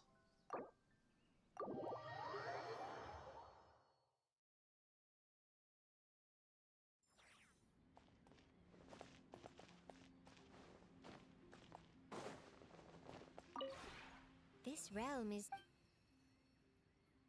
If All you my ever cannons had... are put out. Get another one at 10. Another what at 10? I'm pretty sure they said that because you get another companion at 10. Oh yeah. This realm... No, you can only have 8 companions. Okay, maybe it was 9 and you had already put them out. If you ever...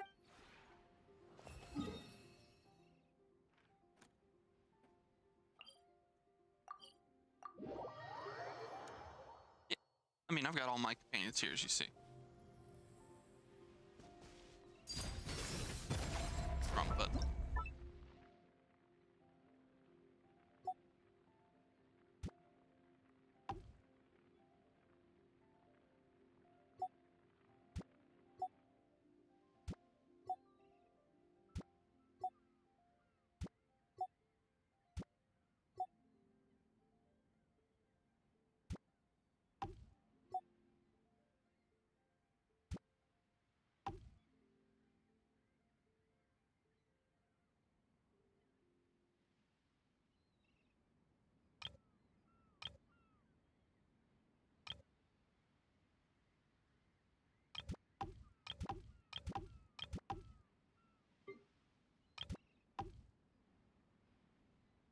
Sure.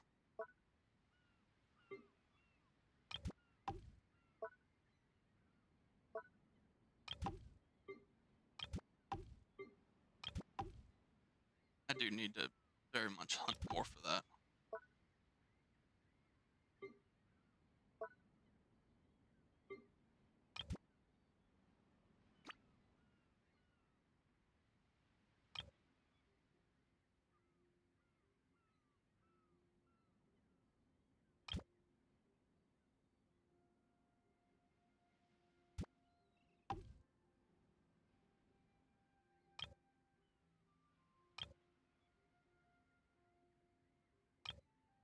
I will need to definitely be doing that next. I am just currently more focused on getting much stuff crafted, and especially since now I've finally got to 10, I can actually relax without a touch and start working on that.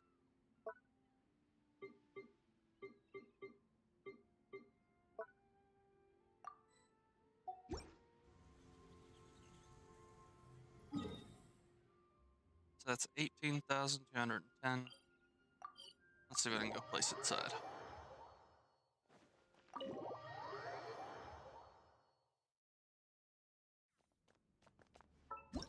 Well, I don't have anything, but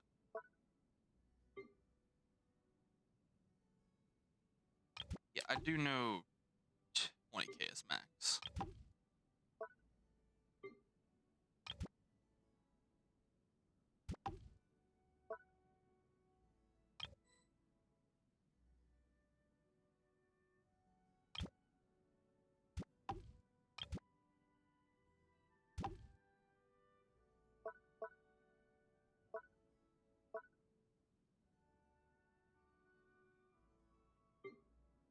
Oh, nice.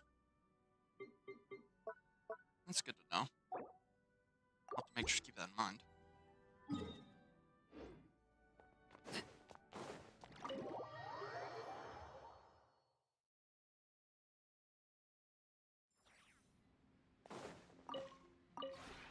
This realm is...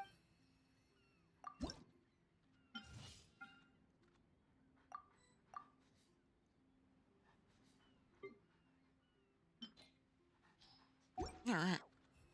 On top of all that, hopefully I have enough primos to do a wish now. Nope, still shy. Oh well.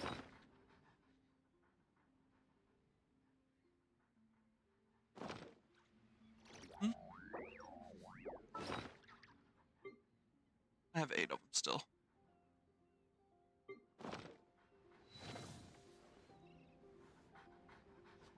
I need to catch more animals to put in because I think they're a good amount of stuff.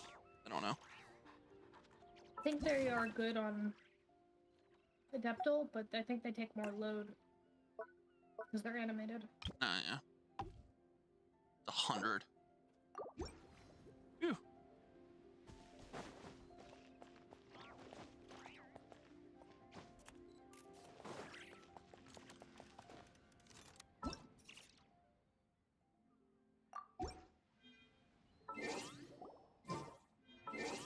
Alright, let's see what we get achievements here.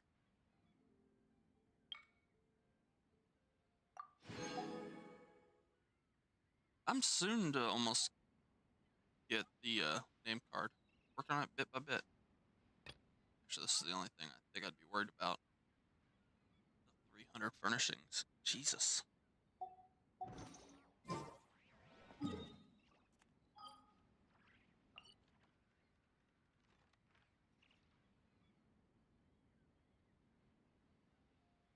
Did it.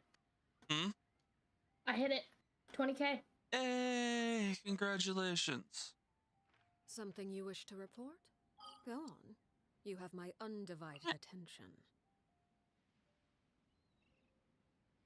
Thank you. I'm gonna be trying. I'm gonna be crafting everything I can. I want to keep buying out of the Realm Depot too.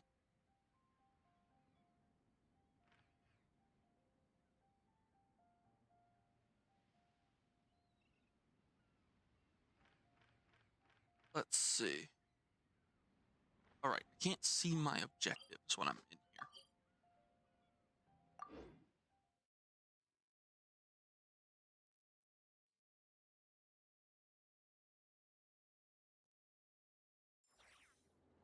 Yep. Alright. For the sake of getting primos, we shall be getting back to the Archon quests.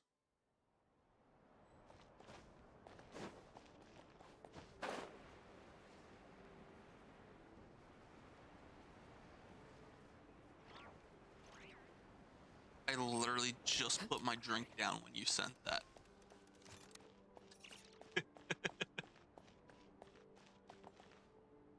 I was well ahead of you.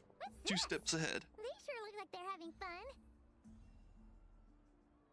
I believe Yeah, Sam, so. you need a hydrate too. Kuhenki seem very skilled at playing drums like these, although I'm not sure where they learned it from. Maybe it's an innate talent? In their eyes, they're probably just playing with toys.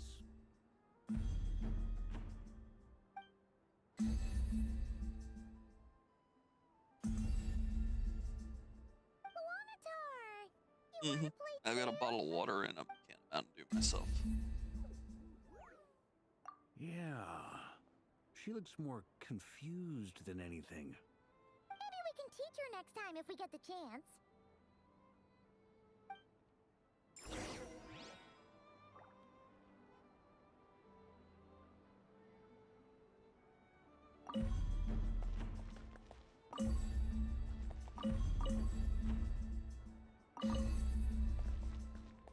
What are these floaty things? Moon veils. We hang them from buildings in the city during the festival. When you look at the sky through them, it creates a lovely misty effect. That's really cool. That's beautiful. Oh, cool.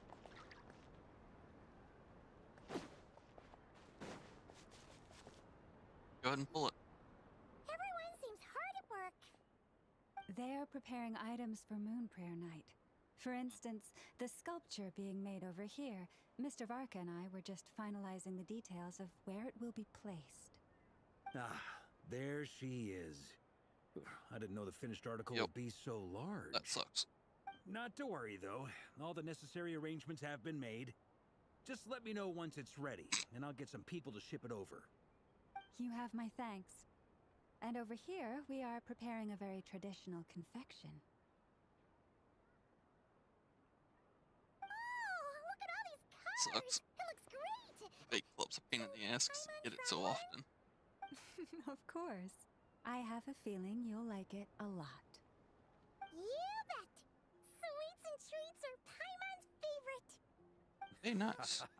If you included those in the Feast of the Moon, I bet Paimon would have joined the Frost Moon Scions by now. There will also be verdant crests like this present in Nasha Town during the festival. The timing of Moon Prayer Night is not completely set in advance. We make a rough estimate, then observe the changes in the verdant crests and moon prayer blossoms to guide us.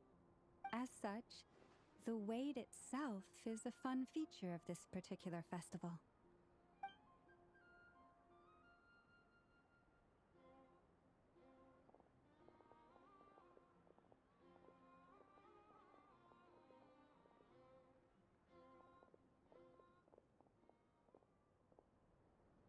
Let's talk here. To tell the truth, I am very surprised to hear that Kutar is willing to participate in the festival.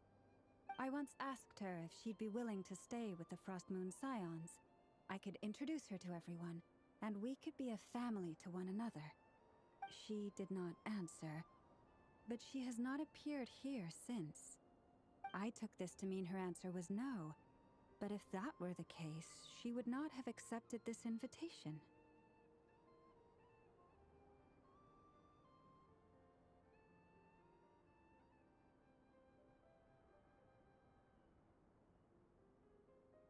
Speaking of answer, she asked us to pass along a message. There's no need. Ah. I see. Maybe she is right.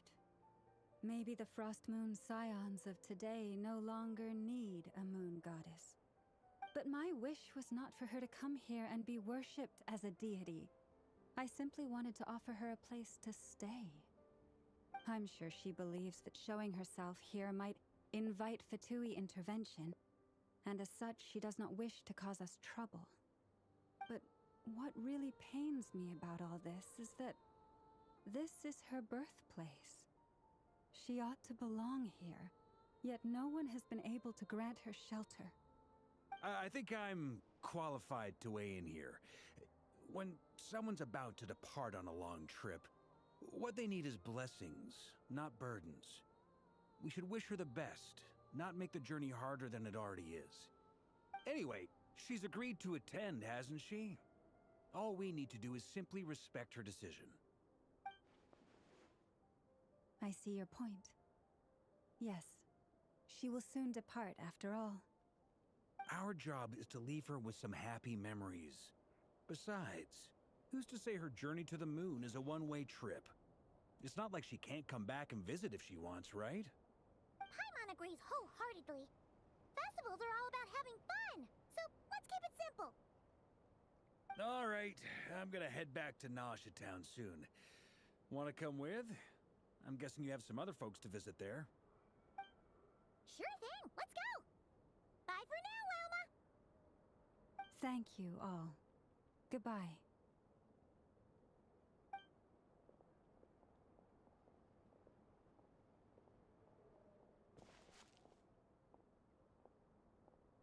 Traveler needs blessings, not burdens. Sounds good in principle, but will blessings alone be enough for Columbina?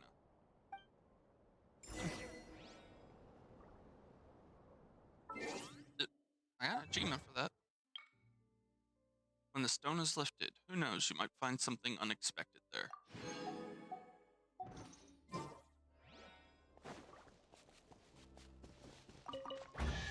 Oh. What greater pleasure is there than the unexpected? Wasn't expecting that.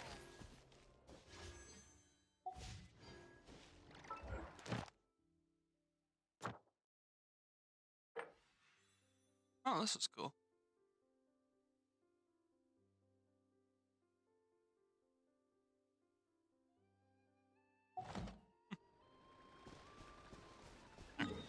Let's see. Back to Nasha Town.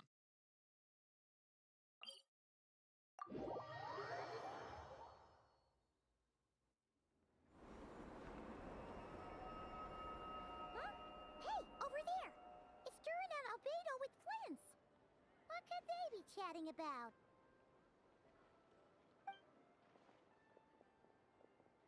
Bro, I'm not bothering you. If you're that bothered about being here, get out. And the Traveler and Paimon. Hello there. It's been a while. Perfect. We have some new volunteers for our investigation. Wait, let me guess. Welcome in, Pax. The Welcome righteous Lightkeepers are finally ready to hunt down the Abyssal Dragon? Yes, that too. I didn't know you liked listening to radio static. Yeah, right. Oh, wait. Why does everyone keep saying that too? Well, to be precise, the facts match, but not the causality. Wait. What do you so mean? I guess facts? right? That don't fit. Half right. Don't act so impressed with yourself. Maybe I can explain. We ran into Mr. Flint's north of Nasha Town. At that time, we just noticed a few abyssal creatures out in the wild, but the strange thing was, I didn't detect any traces of abyssal energy on them at all. On closer inspection, we realized that they were not real monsters, but something akin to reflections in the water, or perhaps a mirage. Huh? What do you mean? Like, you could see them, but not touch them? Exactly. It was very peculiar. They roared and tried to attack us, but we could not make any physical contact with them. I think I've heard of things like that happening in Not Cry before, Rip. but I don't know much No about puppy it. for you, Pax. Yes, it's a known phenomenon.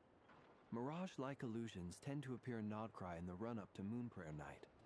From a distance, they appear quite real.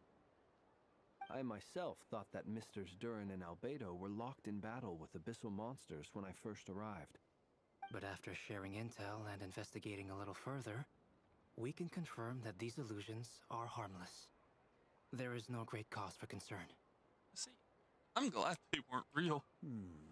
All the Mirage stories I've heard are either animals, rocks, or small houses.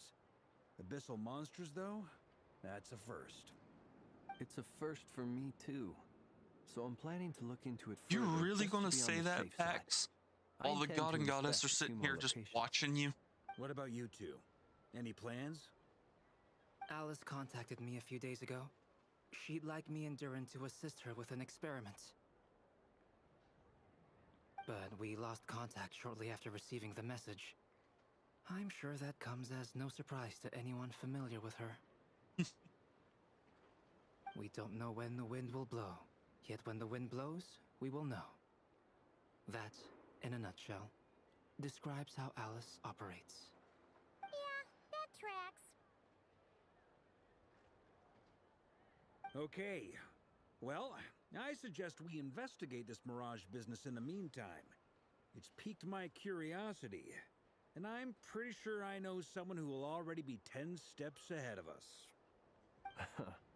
Well said. Right?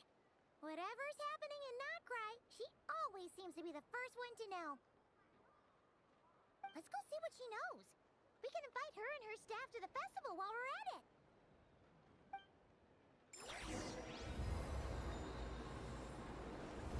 Genji, that is fucking nuts. For that second video you sent me. Looking at the Venti one now.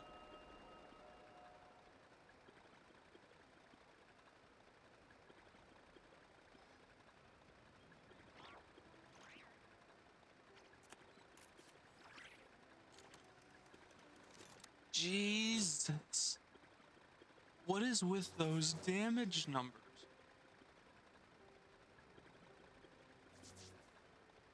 That is absolutely insane.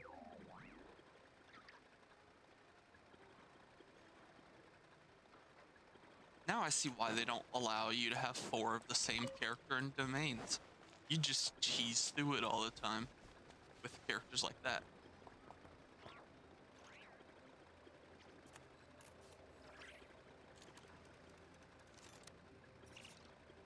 Because honestly, with how powerful Venti is and everything, that's amazing. Especially with the crowd control of his burst.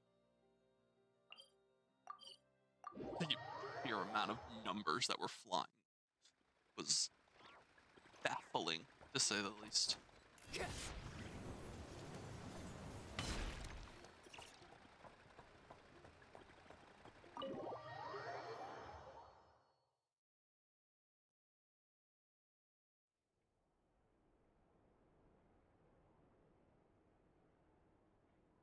You're right, I have noticed. There's certainly something a little fishy about this situation. Only a little, though.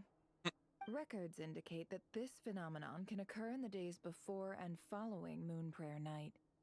That said, it has always been a rare sight in the past. The odds of encountering these phantoms are similar to looking up in the night sky, happening to see a shooting star, and managing to make a wish before it disappears. But this time, either everyone's getting lucky, or they're appearing far more frequently than usual. Yehoda's out gathering intel as we speak. In the meantime, let me check off some points of interest. First, the Abyss. The ones we saw seem to be abyssal monsters. Indeed. But we have identified one location where many more of them have made an appearance. And not just monsters, but human phantoms, too. Given the scale and nature of the phantoms, it's almost as if someone's last memories are coming to life. Or perhaps the memories of multiple people. Oh. So you mean the phantom monsters are hunting down the phantom humans? Exactly. The phantoms can interact with each other, but we have no means of intervening. In addition, some of the human phantoms would seem to be from the very distant past. This is clear both from the clothing they wear and the stories they tell. They claim to be from Hyperborea, a name which I've heard from Lauma before. If this is true, it means they must be from 6,000 years ago. Did Paimon hear that right? 6,000 years? It sounds like this merits further exploration. That'd be a big help. I'll leave it with you, Albedo. My knowledge of ancient history is non-existent. I used to doze off every time the pre-Knights of Favonius era came up in class.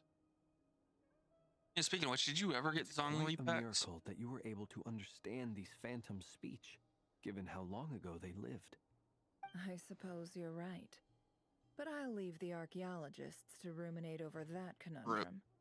As an intelligence broker, my sole interest is in the value of the information I gather. Which, in this case, hopefully means earning myself some good favor with our dear Lady Moonchanter. So calculating. Whew, this intel broker logic always catches Paimon by surprise. Sounds to me like we could split the work up. Packs? We all call Zhongli Grandpa. Doesn't that mean you have granddad issues?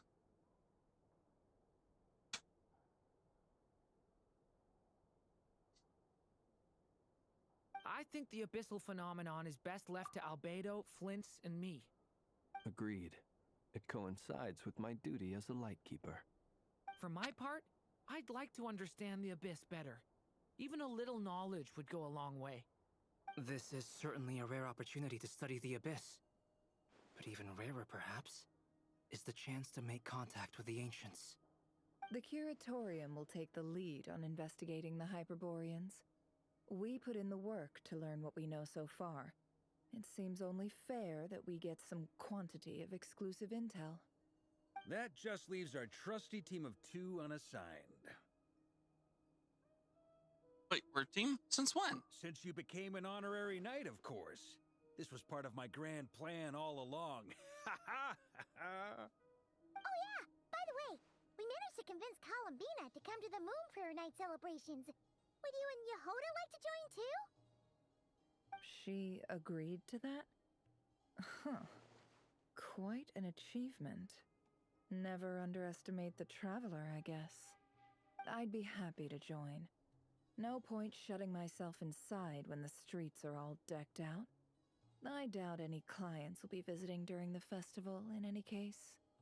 And Yehoda loves a party, so I'm sure she'll jump at the opportunity.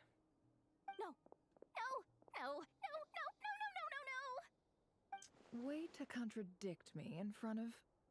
Wait, no, that's not what I have bad news, boss. So many people. All right, everyone inside, quick! Jesus, she fucking zoom. This is gonna sound crazy, but hear me out. I saw one of those phantoms at Star Sand Shoal, and it was some sort of flying ship. Like a spaceship? Ah, spaceship at Star Sand Shoal? That seems very familiar for the traveler. That's gotta be the one you came to Tibet in. You said you saw the same thing through the moon marrow, right? Huh? You already know about it? Ugh, I thought I was gonna blow people's minds. Turns out I'm the last to find out. Wait, back up. You came here in a spaceship? Now my mind is blown! What's it like on the inside? Was it like flying through space? I want to know everything! Maybe that's a conversation for next time. Exactly! Huge discovery! You're the best! Second best intel broker in the world! After your boss, of course. Wow. Really? Well, I don't know if I'm all that, but... I guess that decides where we're heading next. Oh. Come on, don't look at me like that. I know the spaceship doesn't have anything to do with me, but you don't want to leave me as the only one twiddling my thumbs, do you? Please? Fair enough. You can tag along. In I that thought we were about case, to make him stay. let's meet back here to discuss our findings once we're done. I wish everyone a productive investigation.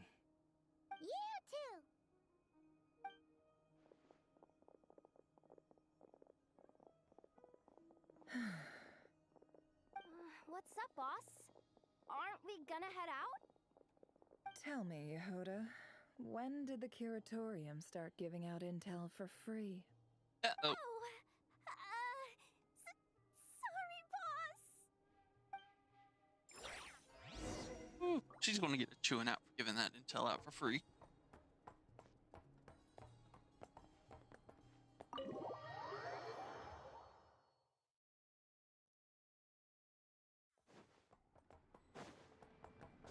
Ascend to the heavens and be reborn anew. Leveling up is all you want to do.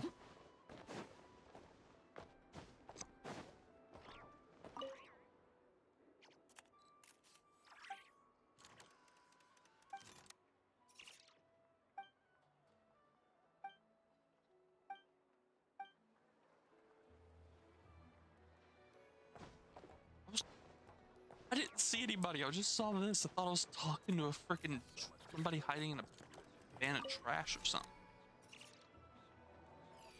Or a bin of trash.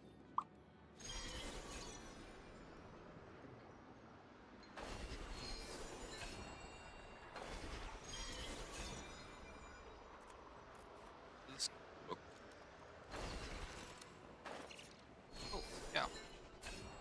Where is it taking me? It wanted help. Oh, what?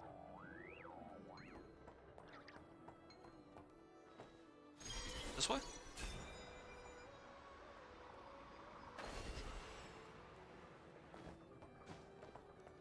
Was I wrong?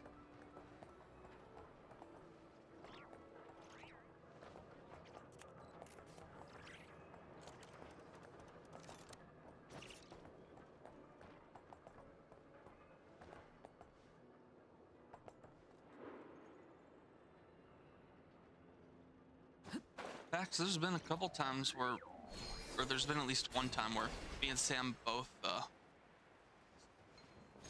were ready to ascend, didn't ascend for the longest time, and the moment we ascended, we're already ready to ascend again.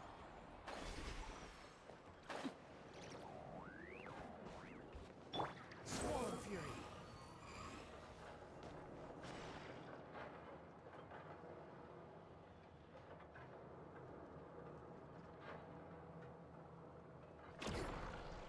Oh, what was that?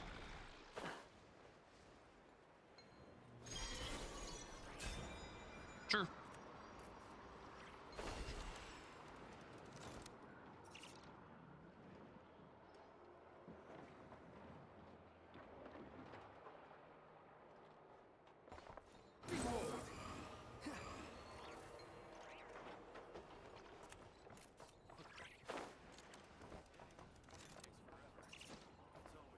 I'm a little lost. Did I do the wrong thing?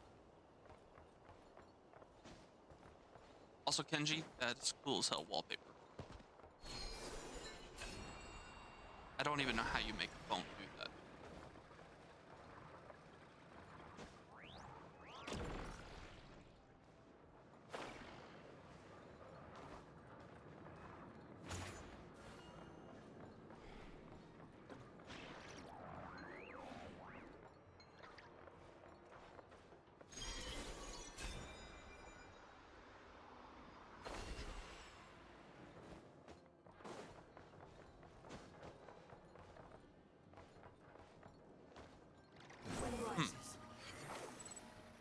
Vivo? Never heard of it.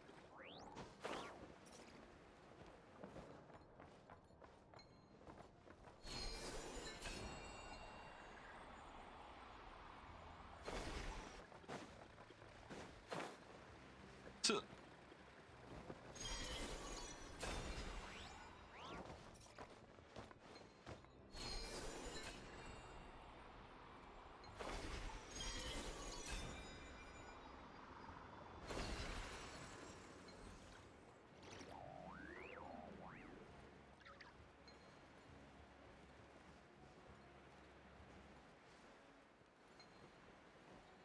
So confusing. Alright. I'm not gonna worry about that. Can't seem to figure out where it would have gone.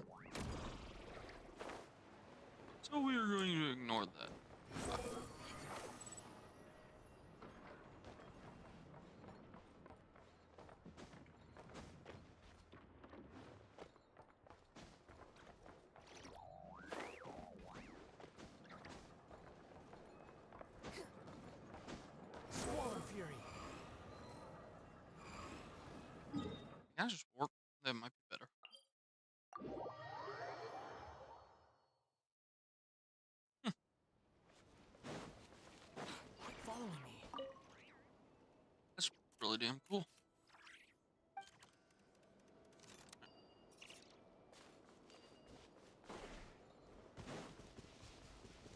Now where the fuck do I go?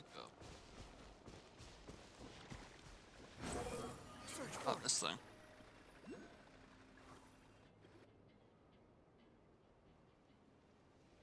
Yeah, probably just kill Wanderer there. Well, what do you know? Yehuda was right on the money. This phantom really is your spaceship. But that's so weird. Why would it show up here? Is it some kind of projection? Or a ghost? Like, maybe it no longer exists. But somehow it left an afterimage? Not sure either. You're already here. Miss Lauma, what a surprise. I thought you were busy with festival preparations. I was, until one of our people informed me that a strange sight had appeared at Starsand Shoal. No one's ever seen something quite like this before. I thought I should see it for myself. Same here. Oh, so we heard that these things appear around the festival period. Any idea why that is? Unfortunately not. I just need more We have followers for very affiliate. limited information about them, since they I need can't be another interacted with. 12 to 13. And no human phantoms. The most we've been able to deduce is that these sightings appear to be connected to the Yeah, seems like that's all we can do. This is all so confusing. Allow me to lend you a hand.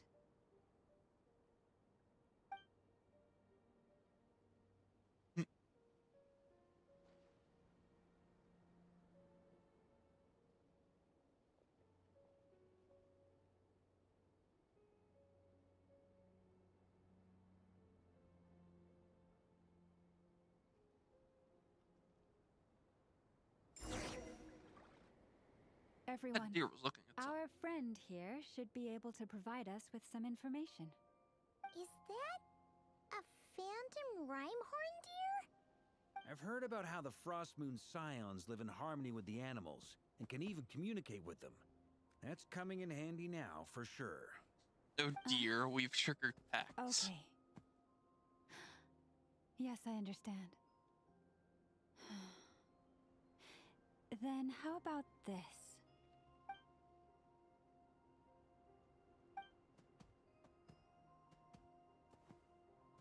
What do you mean, Pax? Oh, it's leaving. It appears to share our curiosity about this giant spaceship, so I asked it if it wouldn't mind investigating along with some friends. In return, I told it about some nearby spots where the wild fruit grows abundantly. We may live in a different era from these phantoms, but I trust that the terrain, climate, and ecology here are more resistant to the effects of time than some things are. Let's give them a moment and hope for the best.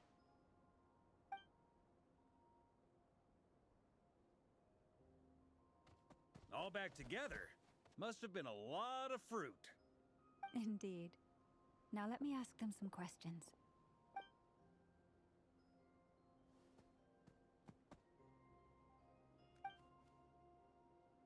It did find a lot of wild fruit, enough for them to feast for a long while. This puffin circled in the air several times, but didn't spot anything out of the ordinary. Certainly nothing to do with the spaceship. Huh. Well, it definitely makes sense to get a bird's eye view. Indeed. Other than that, I was also thinking that the world these phantoms see is also different from ours. Oh, I get what you mean. The wild fruit exist in both times and spaces, but there might also be things that only exist in that space-time, which we can't see. Because we don't see their world, we only see small fragments. Good point. Great thinking, Lauma. Blunthorn rhinos can use kuvaki to shift great rocks, but this one says it couldn't get that ship to budge by even an inch. The sniffer mole tried too, but despite being a skilled digger, it could not get through. They say that the spaceship looks robust and undamaged. It seems completely impervious to any and all attacks. Whatever lies within is well defended from harm. So, just like us humans, there was nothing they could do about this spaceship either. Yes. Still, they deserve our thanks. We are grateful for all your efforts, dear friends. Now go, and enjoy your feast. I've noticed some other human phantoms gathered nearby. Come on, let's go talk to them.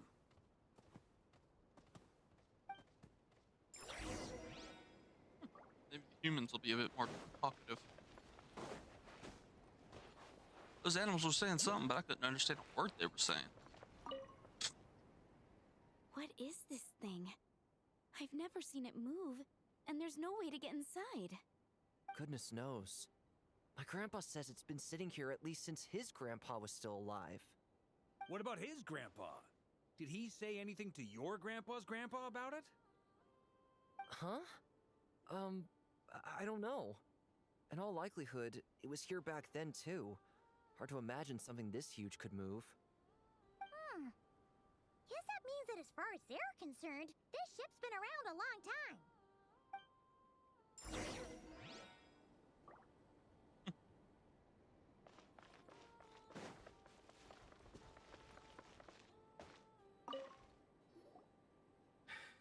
Come on, brothers.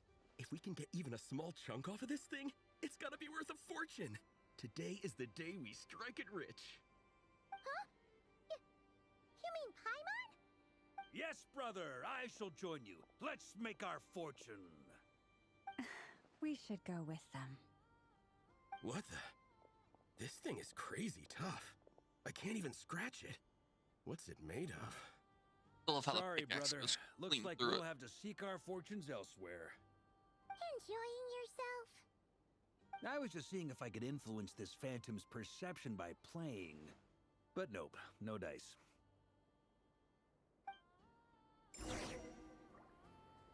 I'm sure we're all starting to build up an idea of what's going on here now that we've spoken to some of the people. These phantoms are reenacting real historical events in Nodcry. It's almost like we're in some kind of interactive stage play.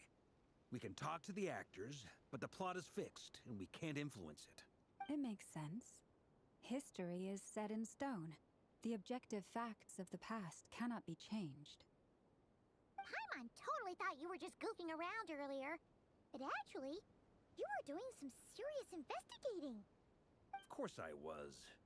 Anyway, at this point, I think we're forced to conclude that although the Phantom spaceship is right there in front of us, we aren't going to learn much about it from these people.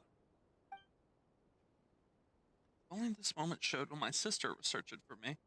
Maybe then I could have discovered why she wasn't in the spaceship. Or, if it showed the moment when it disappeared, I might have found out who was piloting it and where they were headed. But no such luck. All we've seen is an arbitrary moment in time during its long stay here. Don't be discouraged. If nothing else, this is proof of the ship's existence. And think about it. So many people tried to hack their way inside, but no one could get the door open. It's made of very tough material. To me, that says that we'll either find the ship itself or the story behind it. It's just a matter of time. Thanks, Varka. Huh.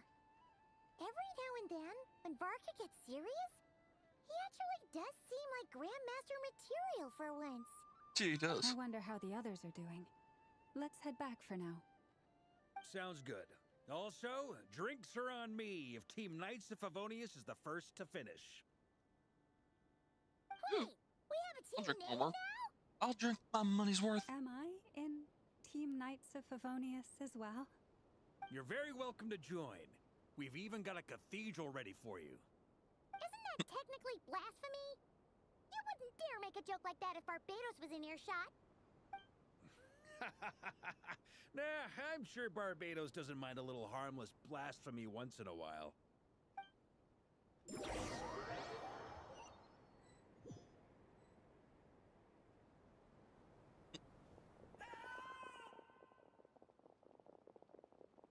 Oh, no! Get away!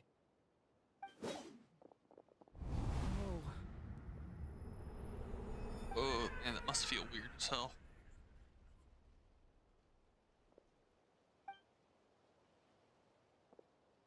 I know it's hard to stomach, Mr. Durin. But as I'm sure you've noticed, there is nothing we can do to intervene in that which unfolds before us. But we have to at least try. And try you have. But are you aware of how many unsuccessful attempts you've made now? I wasn't keeping count. I'm afraid this is the 39th failure so far. Or the 5th, if we're only counting this particular victim. There are no indications that these phantoms may be altered in any way. And again and again. You seem to have I think calmed it'd get down. tiring after a while. I'll make us a fire. You should rest and have some water. Why fire? It's daytime. Feeling any better now, Mr. Durin? May I ask a few Not there's questions? any need to keep warm. Be my guest. What exactly are we witnessing here? That explains it. What happened to those people? My guess would be that we are seeing Nodcry during the Conrian Cataclysm. Would that be accurate? Conria. That is correct. As you know, once the Abyss senses even the tiniest crack, it floods in and spreads like wildfire. There was a time in the distant past when it permeated all of Nodcry, causing immeasurable harm. The people paid a terrible price to heal this land. Then, 500 years ago, the whole of Teyvat suffered an abyssal disaster. Once more, Nodcry was dealt a devastating blow. I see. In the face of the abyssal onslaught, all were like grains of sand tossed around by a tidal wave. Be they human, fae, or god. The moment you witnessed is but one drop in a whole ocean of catastrophe. All right. I guess that answers my second question, too. I wanted to know why there's nothing I could do to help them, and that's because what we are seeing is history. That would be my guess as well. As I understand it, history and fate are not all that dissimilar. The latter may be unseen to us, but both are immutable. Yes. Fate was determined long, long ago. I still have a couple of other questions for you, Mr. Flintz. You mentioned more than one abyssal disaster that has struck this land in the past. How can you be sure that what we're seeing is from the Conrian incident? And also, how are you able to stay so calm when you're talking about these events? From everything I know about you, you're not cold or ruthless, and you're not indifferent to the suffering of others. Alas, I am forced to show my age. I must be 600 or 700 years old by human measure. Wait, so you... One is not easily moved by history when one has witnessed the truth firsthand. I'm sorry. You needn't apologize. Your passion is a good thing to have. Treasure it, because someday you may find it in terribly short supply. Now, at the risk of offending you, I have a question in return. Your curiosity toward the Abyss, is it born from hatred or because you sense its call? I only ask because I kept a fragment of Rerir's body in my lantern for a short time. Specifically, his heart. So I know what a burden it can be to carry the Abyss with you. And I hear its power growling from somewhere within you. In my eyes, your mere existence is a miracle. My honest answer is... I don't know. I don't think I have the confidence to say for certain. What I will say is the Abyss is not the only issue that haunts me. Even before I became who I am today, the question dogged me constantly. Should I even exist at all? My doubts remain unresolved. But when we fought Rerir, something became a little clearer to me. Sometimes it is the darkness within us that allows us to achieve the impossible. I certainly got the sense from your 39 attempts that you were trying to achieve the impossible. It sounds like you've resolved to see the truth for yourself. Absolutely. In that sense, he and I are quite similar. Then I wish you every success. I look forward to the day of your transcension. Well, if everyone's caught their breath, I suppose we should head back. Oh, and one last thing. I'd appreciate if you kept our discussion about history a secret. I never realized he was 700 years old. Damn. Incredibly, our Old separate man. investigations led us all to the same conclusion. Hooray for consensus!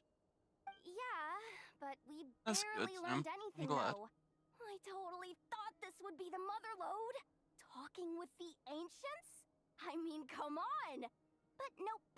All we got was useless snippets of conversation. And all this stuff about moons and hyperopia.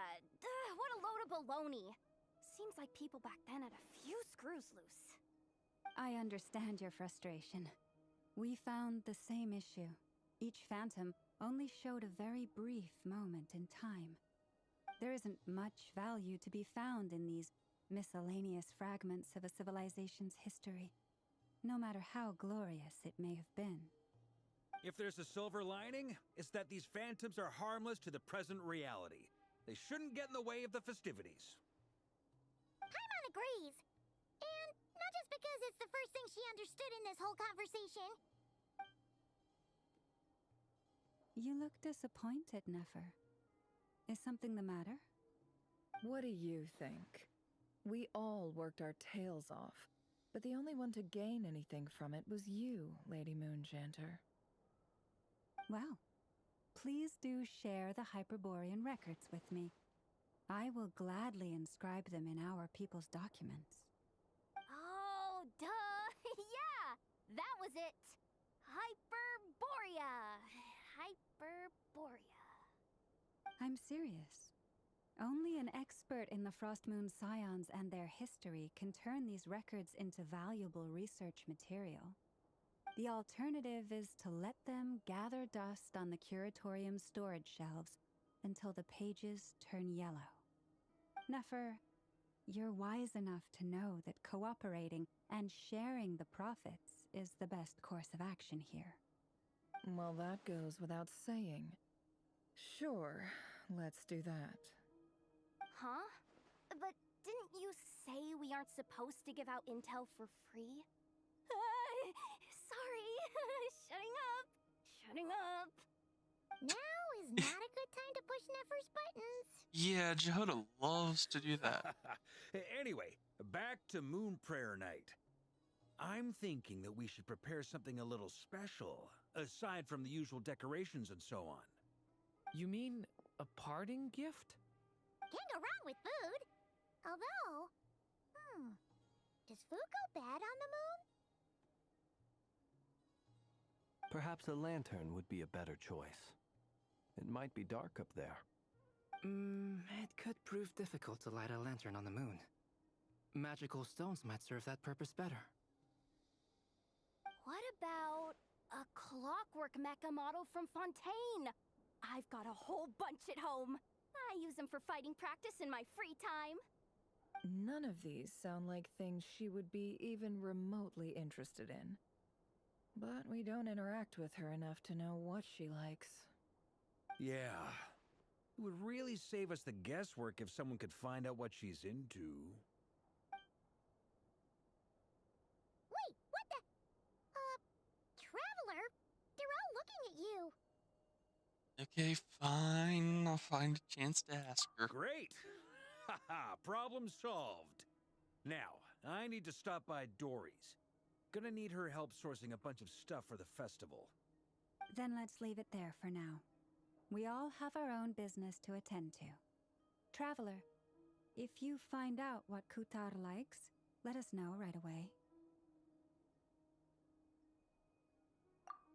And yeah, Pax, we were originally kind of planning to do a one stream for both of us anyways, kind of thing. Is something the matter? So it's not too worried. So we're not too worried about both of us getting it right now.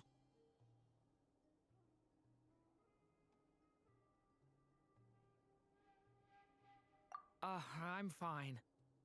It's just, I'm still feeling a little rattled after witnessing the horrors of the Abyss. But it's okay. This is something I have to work through. I'll be all right.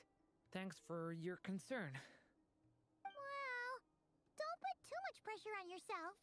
If you ever feel like something's wrong, physically or mentally, we're here to talk. You can always rely on me. Come on.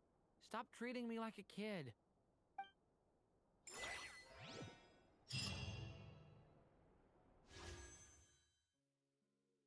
Nope. I thought that'd be a wish, but I was wrong.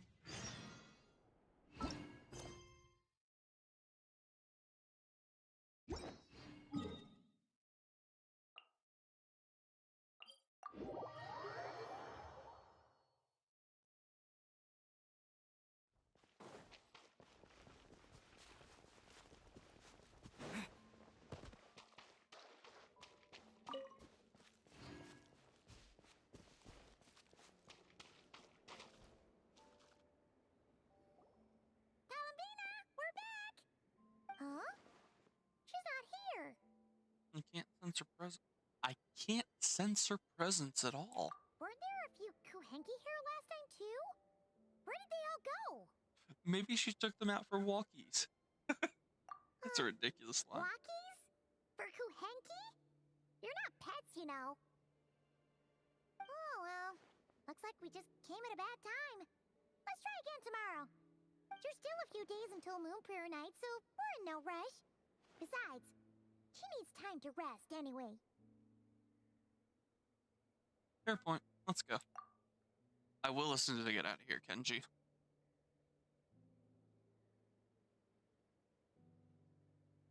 Columbina! Are you back yet? Oh, how strange. Looks like she still isn't here. This is a bit odd. Right? It's not like her to spend so much time outside. Especially since she's worried about attracting unwanted attention. By the looks of it, she hasn't been back all day. What about Luonatar? Luonatar, you there? Hey! Huh. Do you Randomly know appeared. where Columbina went? Ah, thank you, Kenji. Sorry, didn't understand. But if you know where she is, could you take us to her? Sounds like an I don't know either to me. Yeah, that's even stranger. Come on, look. The flowers. What about them? Oh, that's not good news. They change color when Columbina gets weaker, right? And they look super pale right now. Let's go. We gotta find Llama. Good idea. She might know what's happening.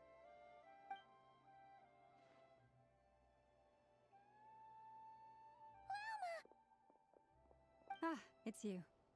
How is Kutar? Is she okay? She's missing. No, she hasn't. I came here to check on her after I noticed the flowers had changed color.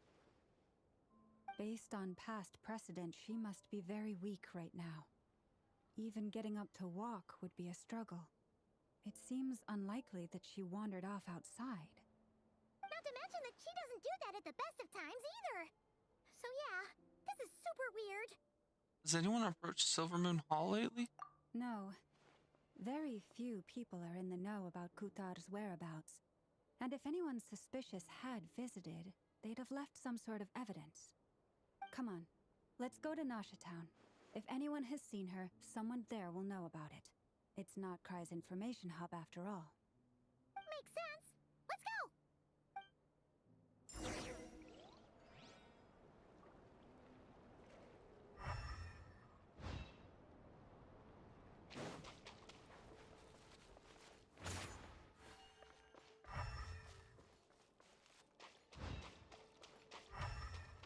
Okay.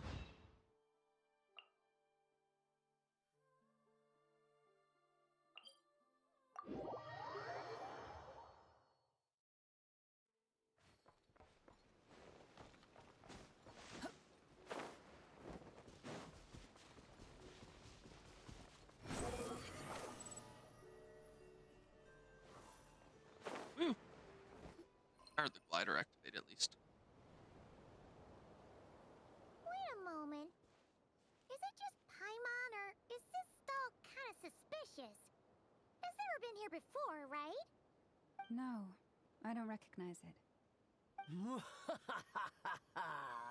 Alas, your free and easy adventure time is over. Now, prepare to face the final boss of Nod Cry. Whoa! Where'd that voice come from? Not sure, but it's definitely hostile. No, no, no, not that way. The final boss is right here. The sniffer mole? That's the final boss? Surely not. Also, That voice is a little familiar. Okay, the jig is up. I'll stop teasing you. Turn around. I'm right behind you.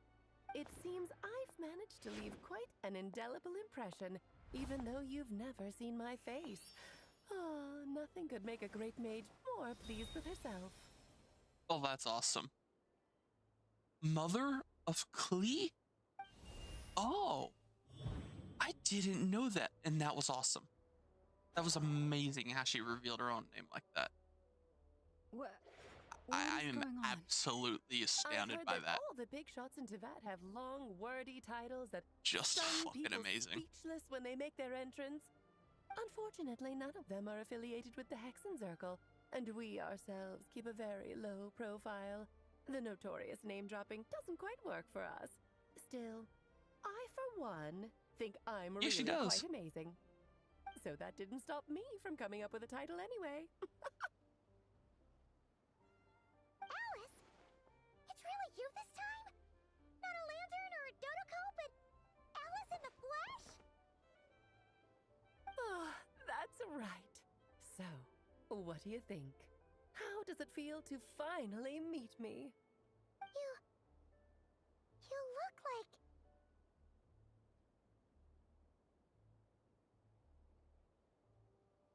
Oh my god. You look just like Klee. That's the first thing you thought. A little surprising, but that actually makes Yeah. me very happy. Because that means that when Klee grows up, she'll be just as stunningly beautiful as her mother. So she's a friend of yours? Kind of. This is actually the first time we've seen her in person. I see. Madam Mage, that was, quite a powerful entrance. I certainly won't be forgetting it anytime soon. It's okay, Lauma, don't force it. Paimon will do the honors. This is Alice from the Hexen Circle. She's a friend of ours. And of Arcus, too. Dear Klee is very much a disaster.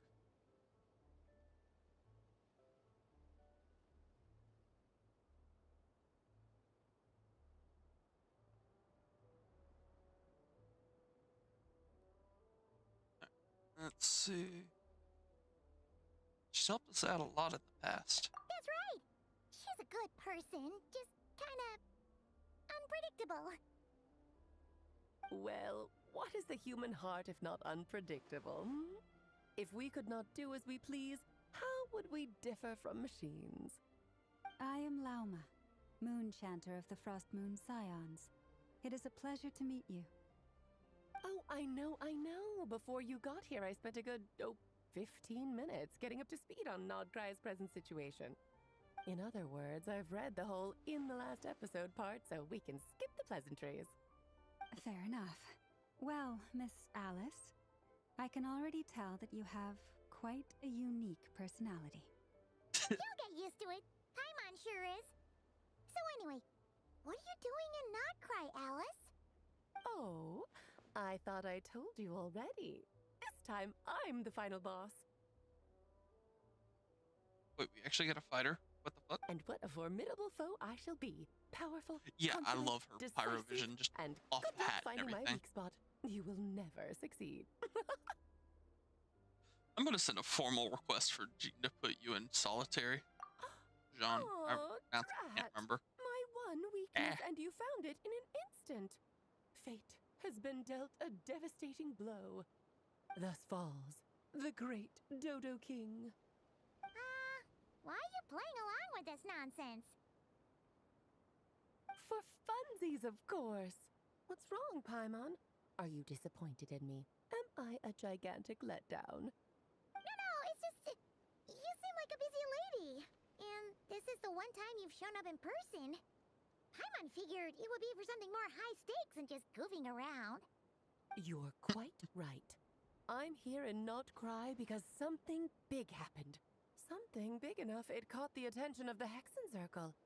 It concerns the 3 moons, Tevat's borders, and of course, the moon goddess you are currently searching for. Wait, you know where Columbina is? Kind of. Why don't we discuss this over a pot of tea? My main reason for coming on this trip to Tevat was, of course, to have some fun.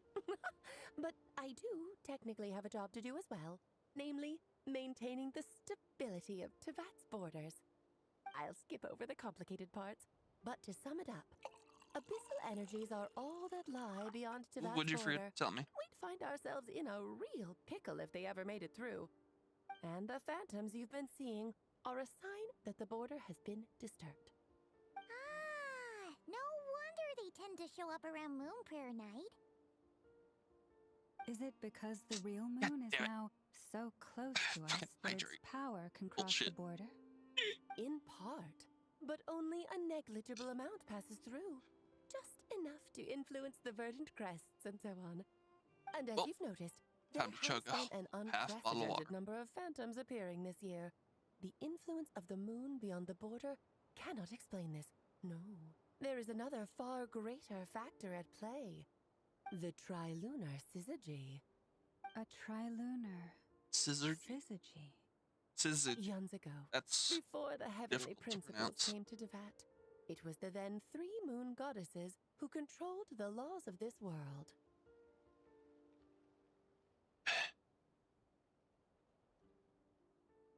You're talking about life, death, and such, aren't you? Oh, that's exactly it. The 3 goddesses split these powers amongst themselves, promising never to consolidate them into one singular body. This was meant to keep the world stable.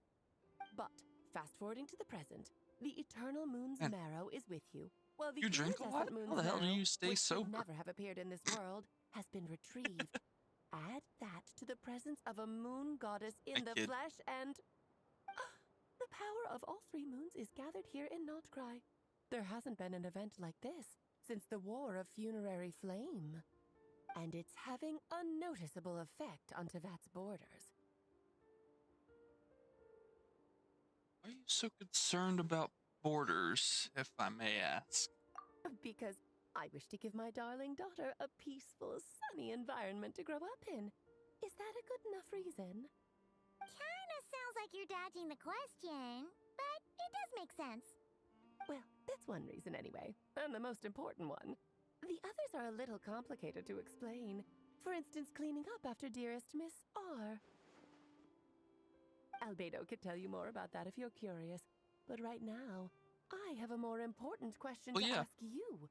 Paimon isn't a Why woman. Are you collecting the moon marrows? Paimon is emergency food.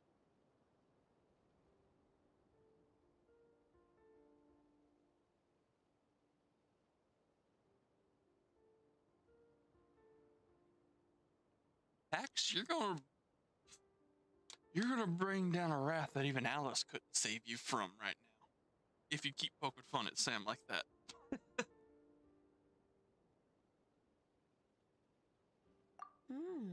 I see. Nicole told me about that legend once. Nicole? You mean Mage Anne? Oh, so you remember. We heard her voice in Fontaine. Yes, of course. That was a story about fate, her area of expertise. But back to the story of our dear moon goddess. I'm afraid her intended method of returning to the moon is unlikely to work anymore. What does that mean?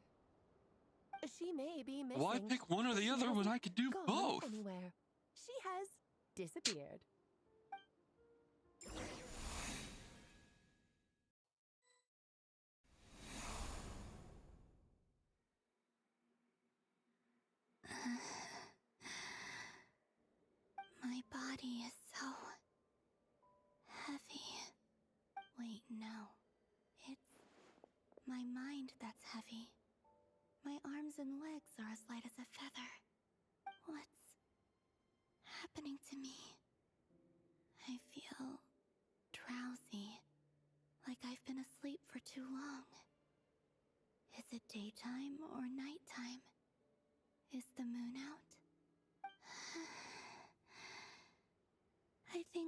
for a walk. God damn it, Columbina.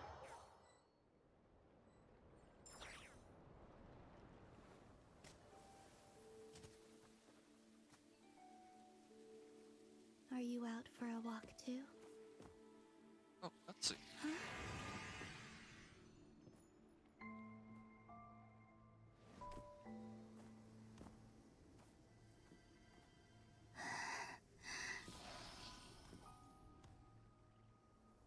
Oh, no. The day has come at last.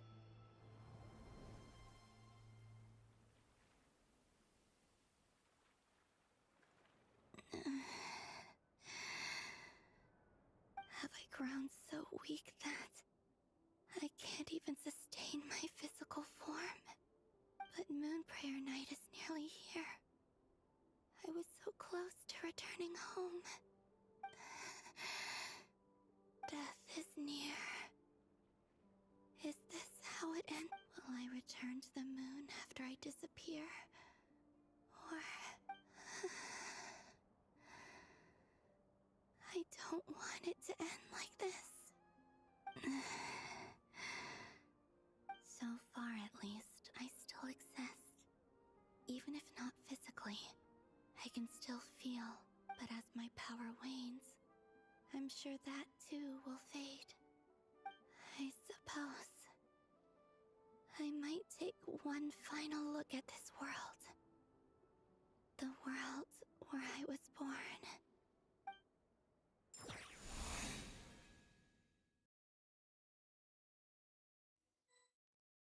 Oh.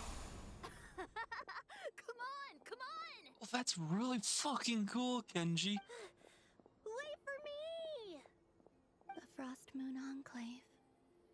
How much it has changed since I was born. These decorations, they're so heavy. It's times like this when you kind of wish men could be priestesses and acolytes. How fascinating. I've never had the chance to be privy to people's private lives in this way. In the past, people would get so solemn and serious the moment I showed my face. Like they were frozen stiff. Karina, Lametti, it's time to eat. Coming! I want to watch them a little longer.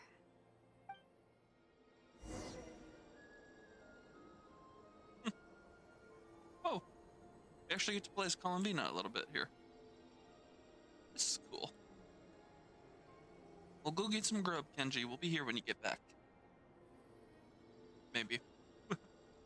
So just fill these balloons with air, right? Yep. Try a couple now to test things out. The rest can wait till Moon Prayer Night. Think fast. Yeah. Rada! Teasing an acolyte of the Frost Moon Scions? Surely that's a punishable offense. Take this!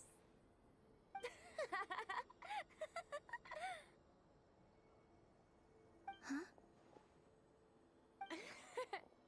Alright, enough horsing around. Lady Lauma gave us a task. We should get back to it. The task is just to check that the balloons don't leak, right? Doesn't matter if we fill them with air or water. Okay, you got me there. And you got me there. But still, we can't use all the balloons before the festival even starts. We won't use all of them. And as long as Lady Lauma's trusted acolyte doesn't snitch, this can stay as a little secret between friends. A couple more can't do any harm, right? Oh, you menace. Then, think fast! Good to know. I'll make sure to look for Columbina. Is pumping a balloon full of water really so much fun?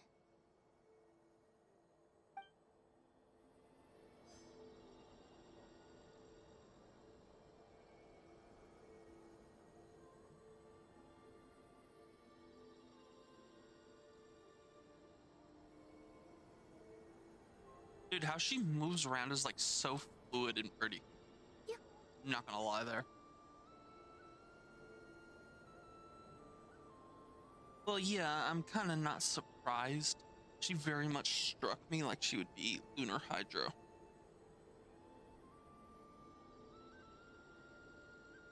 To me, it feels like she won't be the reason. Oh, yeah.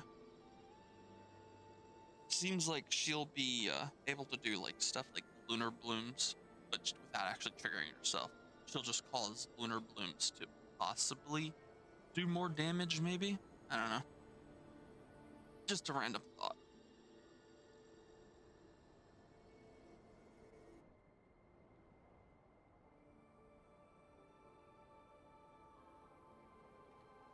I'm sure you're both tired from playing all day. Come on, eat up. A plain, humble meal. That has always been the way of the Frostmoon Scions. Huh? How come Lamatti got a midsummer berry dessert? I always get Lockaberry. I don't mind sharing. You can have a bite of mine if I get to have a bite of yours. They're sharing food? I've never shared food with anyone Hey! before. I just recently started streaming again. Tea parties. Like Everyone this, just ate off their own plate. within like the past And month. when I couldn't finish my food offerings from the Frostmoon Scions, they'd leave the leftovers out under the moonlight for the animals to claim. Hey! It's been a long time. Oh, then you can have another bite of mine. Oh, you too. Oh, don't fret now. Here, have some of Granny's too. So this is what it means to be family.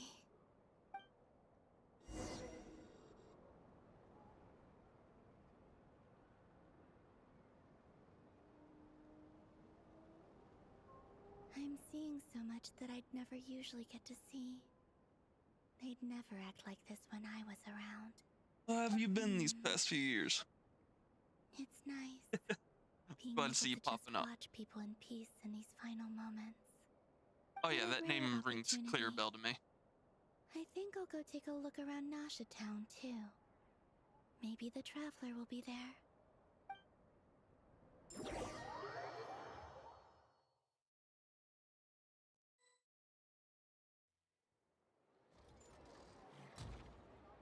After the War of Funerary Flame, the Moon Goddesses were no longer recognized by Tevat. They lost the whole foundation for their existence. That's why the Moon Goddess's strength is fading. She cannot withstand the world's rejection of her. So how have you been, Destroyer? It's great to hear from you. Ah.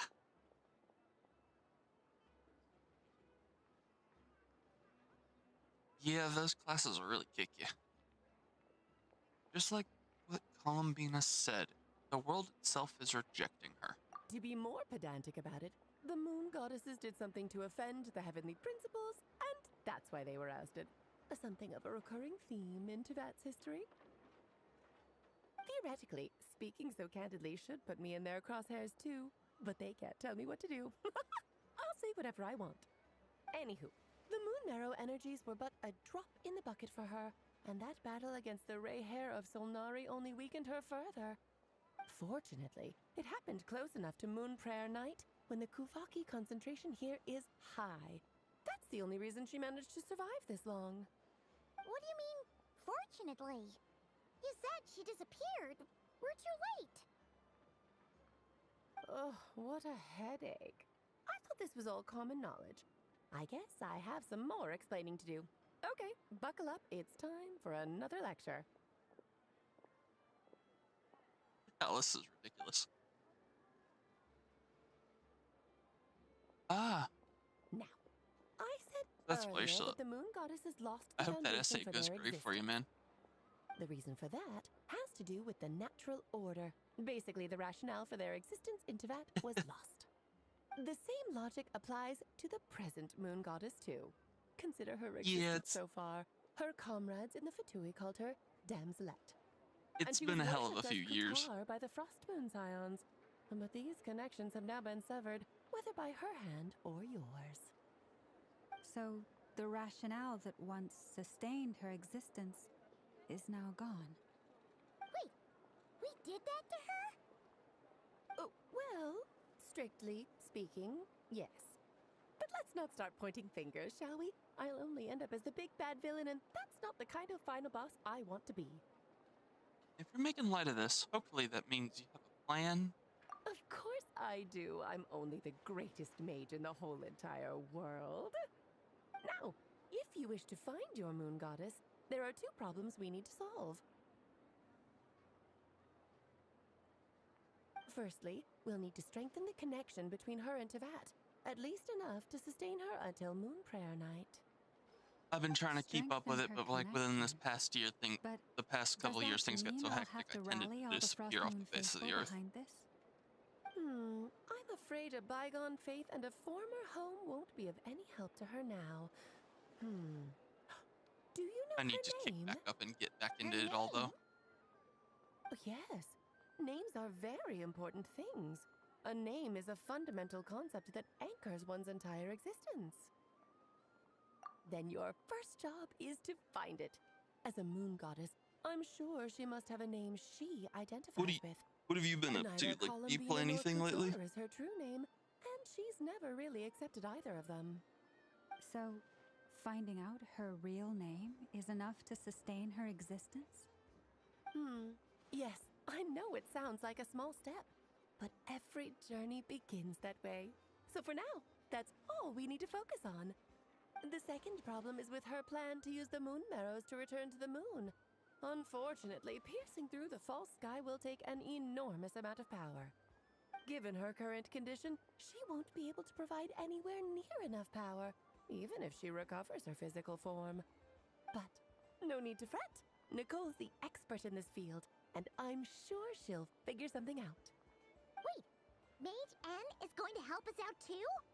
That means we've got 2 Hexacircle mages on the case. This is turning into a pretty big deal. Actually, this is more of a side quest for me.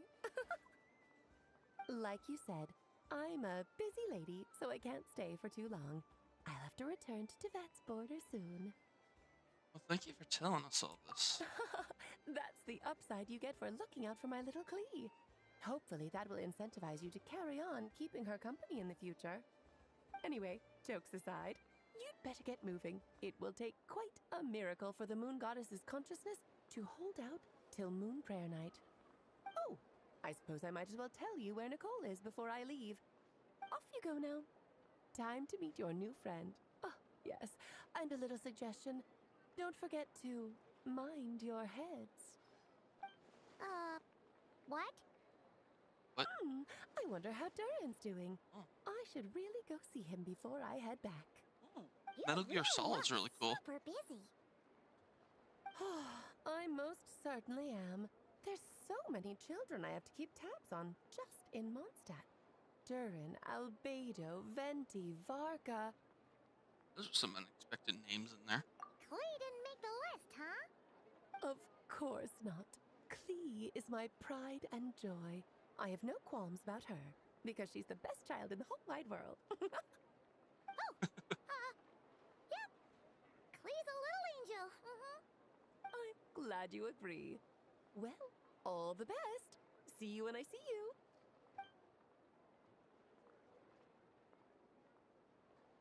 She left in a hurry. Yeah. She didn't pack up her stall. Should we handle it for her? Yeah. It's the reason why I've kind of also dropped off the face of the earth with everybody. On top of having a just a break of talking to people because I was with Sam for a bit. Or, well, still am, but get Sam settled in. I ended up stopped playing Roblox, and by the time I started coming back, it was so crud. I wouldn't touch it with a 10-foot pole. And everybody else has seemed to have gone on with their own little lives here. So I have not been able to have a chance to talk, tune back in with everybody. I really need to, though. Try again lately.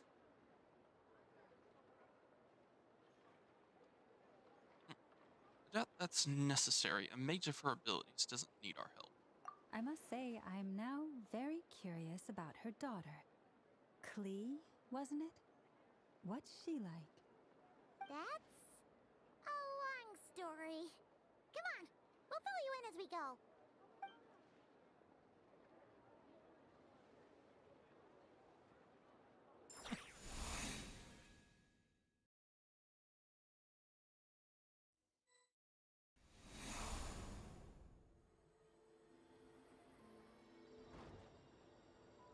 What a lively place. I've never experienced Nasha Town like this before. Hey, you old geezer! Your hammer's rusted through! Who are you calling old geezer? Are they quarreling? I'm looking right at him! You've really gone downhill since giving your daughter free rein in the workshop. Can you even swing a hammer anymore? It shouldn't take you days just to fix a single chair! You might as well use that hammer to massage my back for all the good it's doing. If your Discord's the same, Destroyer, I'll hit you up within the next couple days and catch up with you some more. Look, the materials haven't arrived yet, all right? You know how busy it gets in the days before Moon Prayer Night. I'll bet you send all the materials to your little princess. Blood's always thicker than water, huh? All right, you've made your point, Uncle Koski. As soon as the materials arrive, fixing your chair will be the #1 priority. And Dad, if you've got time to chat, why don't you lend me a hand, See? Lolka knows what the score is. I guess they're friends. But the way they spoke to each other was so ugly. Then again, And you can feel free to stay and hang around and chit-chat through the stream if you like. Just a little background noise while you do your essay. Sing outside my door in the middle of the night one more time, and I'll unscrew your vocal cords. You hear me? oh, Zandrone. So that was her way of trying to be friends with me. What a pity. I won't get the chance to say any ugly things in reply. Don't think you're supposed to give ugly replies like that. Oh, right. Special story mode. Hey, have you decided what to give her for Moon Prayer Night? I sure have. She's gonna get the surprise of her life when she's least expecting it.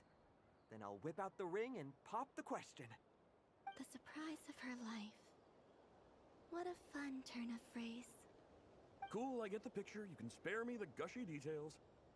Ooh, looks like we have a customer.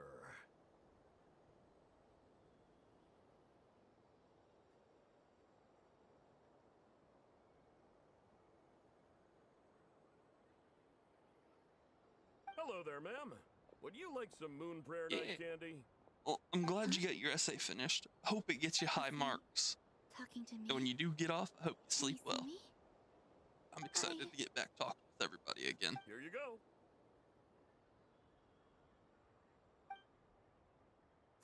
Oh.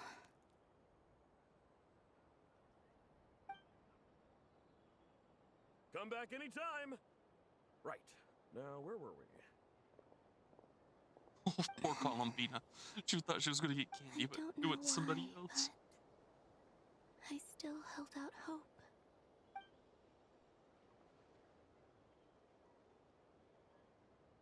The most important thing right now is to find that mage. This name thing seems super important too. Oh, you never did? Never did. That's really cool. I'd better go pay the Fatui a visit. I used to do the same thing back when I was younger.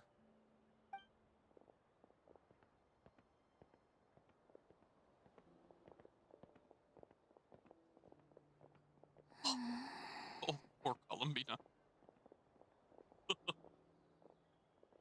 That had to hurt. Hey, nice. Columbina?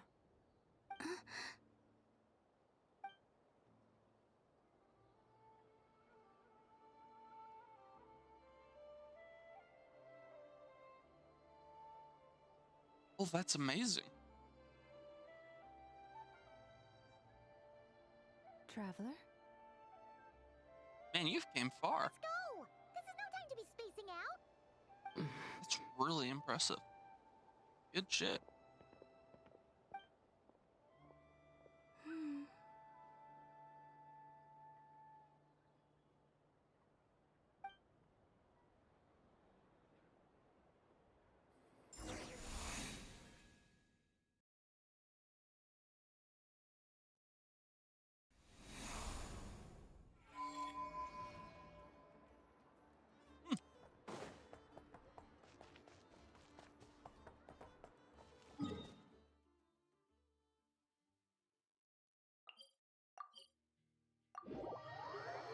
Like, volunteering is a good thing. Where are they going? They mentioned a mage and a name? So, Mr. Varka, are you acquainted with this Nicole? Or should I call her Mage N? Ah, not really.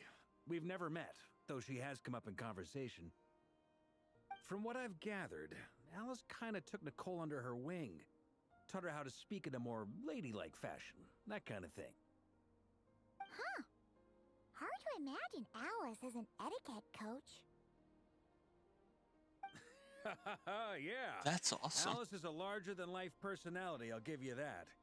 But then again, that's why she's able to draw such an eclectic mix of people into her inner circle. If I remember correctly, being an interesting person is actually one of her main entry requirements.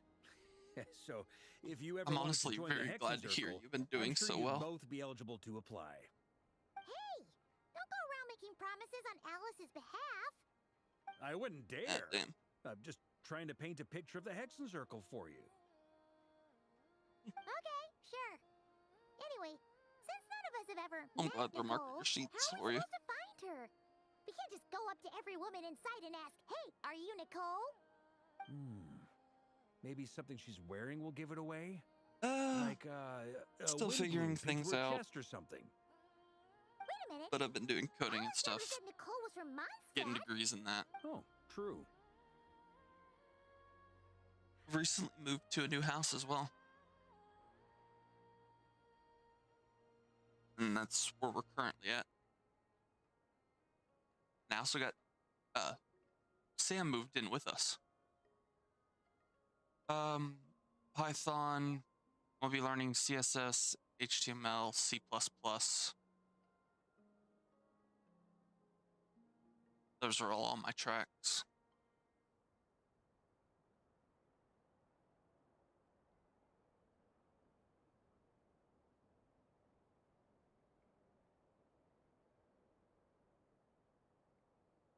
Alright. What about a tea set? I recall that each mage has their own cup. That would be this young lady, then? Yeah. I can understand that. Hey there. Sorry to disturb you, but are you Miss Nicole? Varka, Knight of Boreas of the Knights of Java's Favonius. things I'm avoiding Alice for might that have reason. mentioned me before. Mm-mm. If we got the wrong person? Sorry. Well, this is awkward. When I shook my head, I meant, no, Alice hasn't mentioned you before. Oh, that's cool. Huh? Where is this voice coming from? My apologies. For certain reasons, I am unable to speak. This is the only way I can communicate with you. It might take some getting used to, but I hope you can understand. Hey, it's fine. I'm more shocked by the fact that Alice never speaks about me.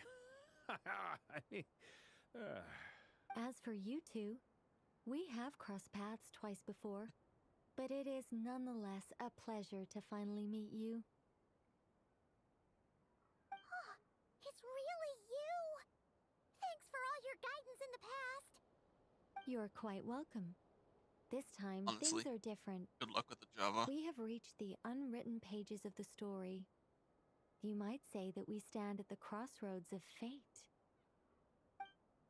Now then, allow me to formally introduce myself. My name is... No, no, no! Stop! Alice! I can't believe it! I had a whole speech prepared. I'd agonized over every single word. She always picks the worst moments to ruin other people's plans. I'm so sorry about that. Alice took the liberty of devising some bespoke self-introduction magic for each member of the Hexen Circle. But I could have sworn I deleted all of the triggering conditions for it. How did it bypass everything? Oh gosh, this is so embarrassing. This is a very different side of Nicole than what we're used to. Is she not used to face-to-face interactions? Don't worry about it. We've seen that introduction magic once already, so it wasn't too much of a shock. Please go on, Miss Nicole. We'd love to hear what you have to say, or, well, communicate. Someone else is just a little awkward. Are they talking to this lady? But... will you all promise to forget that horrendously embarrassing introduction? Sorry? Embarrassing? When? Oh, believe me, I understand. I have a Steam library of about 1,000 games with about at least a good 600 I haven't touched, at a minimum.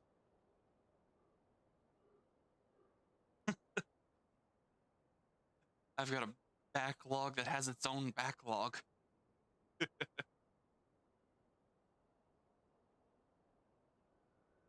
Yes, my name is Nicole, and I am one of a very few angels who have retained both their preferred form and their power. Hey, congratulations! The Traveler and Paimon should be no strangers to this concept. There is another of our kind in Natlan. My mind is they blown. call her the Lord of the Night. Alright! Paimon remembers her! But we've never seen her in person. Yes. Well, I have retained more of my power than she. It's because I don't have a long-term duty to fulfill. To be more specific... no. We'll be here all day if I get into the specifics. Moving on. If I'm not mistaken, you are here because you wish to learn how one might reach the moon beyond the sky. Kenji?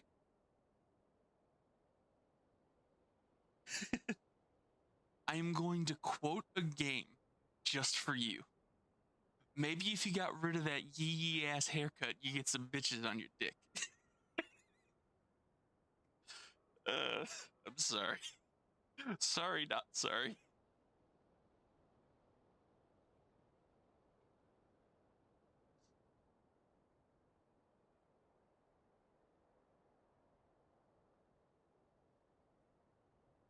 That's right. Terrible. Is that something you can give us any guidance on? Yes, I do know a way. It began with the Hyperboreans, who lived after the War of Funerary Flame. Blank Alright. looks. Take care. Maybe You I should sleep start well. with the background of the war. Or maybe I mean, not. It's It almost shouldn't be an 3 issue. a.m. for us. You're only an I'll hour fill in the behind. gaps for you when we have more time. Anyway, We'll be awake for a after couple that more war hours, so ended, if you got the insomnia, three we'll be moons here. retreated to Sleep beyond well. the false sky. The Hyperboreans were humans I once aided. They accepted the civilization and creations bestowed upon them by the angels. But despite accepting many blessings of the angels, Yeah, great talking to many you. among them still held on to their faith in the moons. They were reluctant to accept the new order, even after the War of Funerary Flame. They sought to contact the moon goddesses beyond the sky and receive their guidance. But all three had passed away by that point.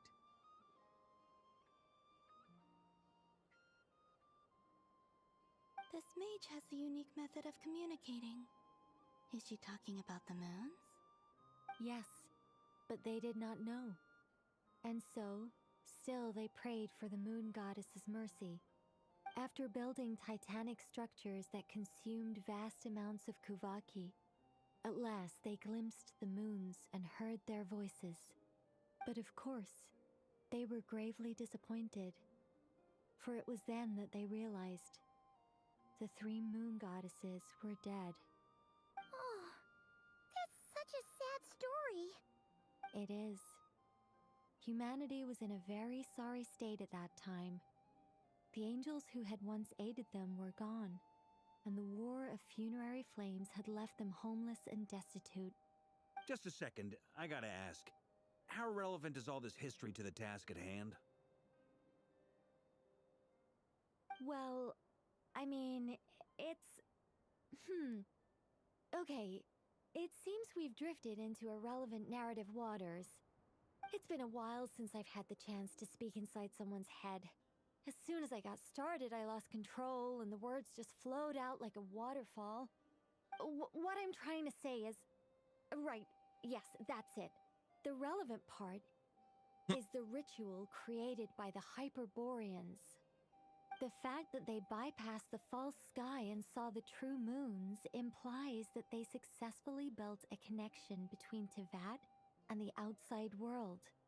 Which means, with enough Kuvaki and a sufficiently stable connection, it should be feasible to send one person over the border. Okay, so they built some kind of portal? Oh, yes. A portal. Yes. Is something wrong?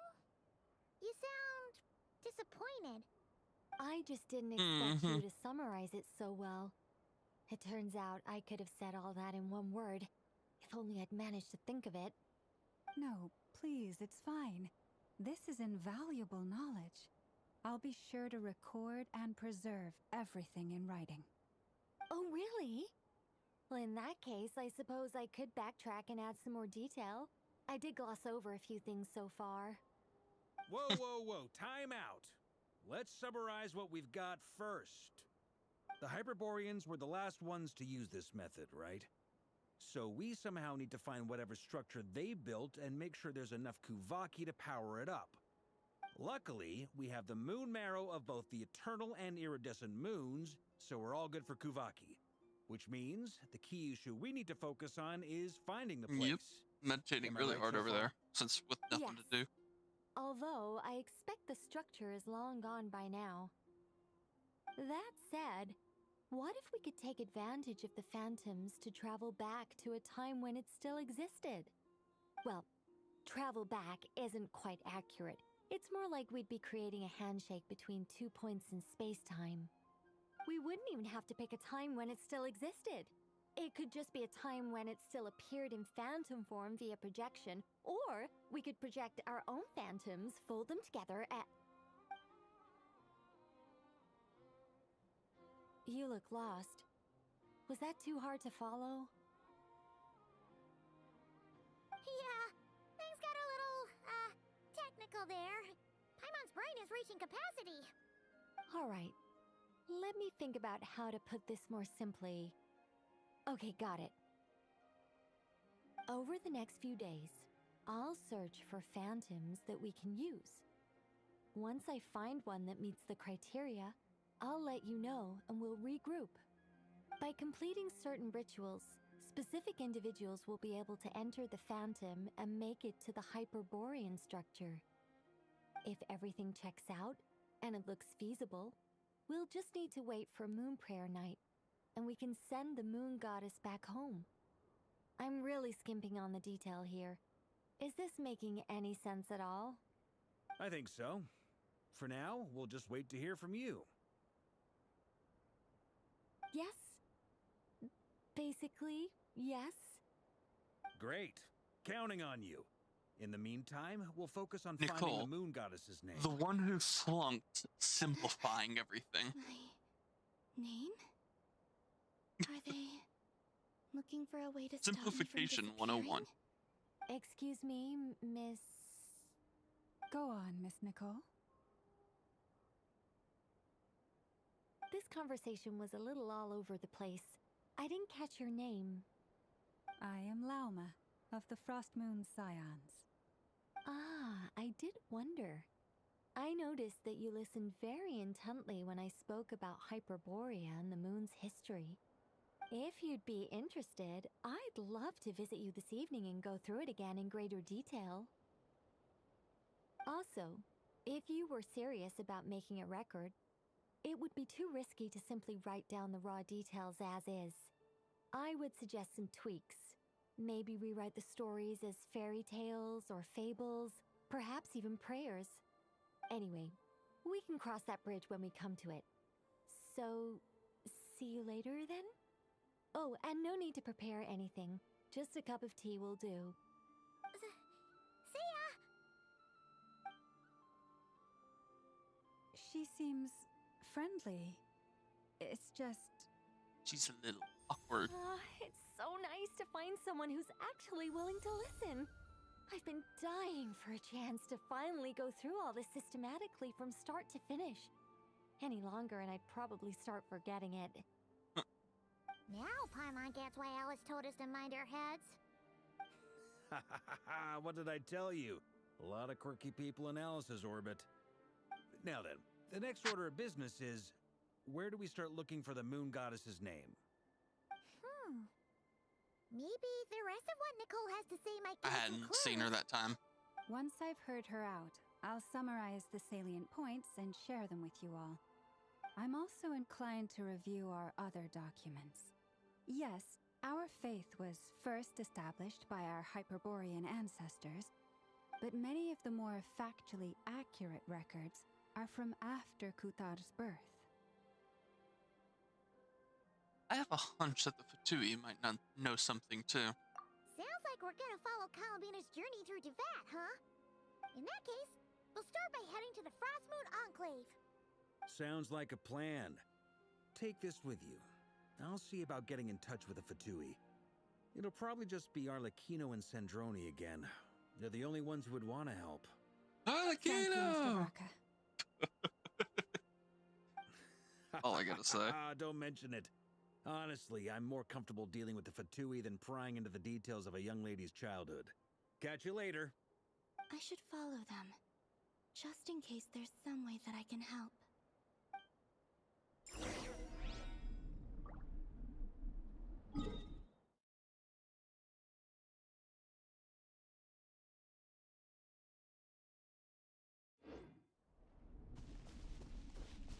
Yeah, I've been trying to. I just keep my focus keeps blipping every time the camera changes.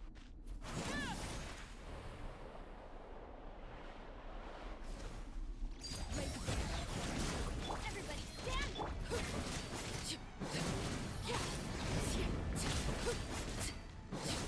This is where There we go. something with which to commemorate this occasion. Ooh, perfect. Oh, wrong weapon.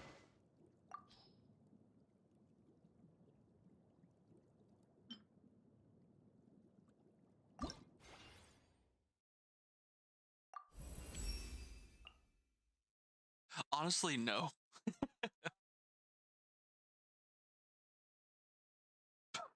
Quit crashing Genshin.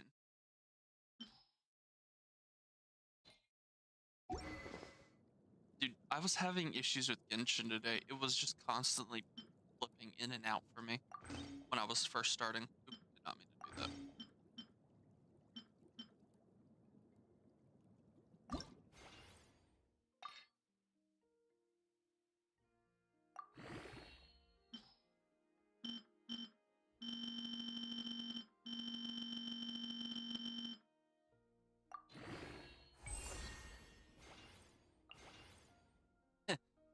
Yeah, and their PC ain't the best. It's good. It can definitely run Genshin. It just Genshin's been buggy lately. By the way, do you have any idea what characters can use this? 'Cause I have no idea who can use the spindle loot.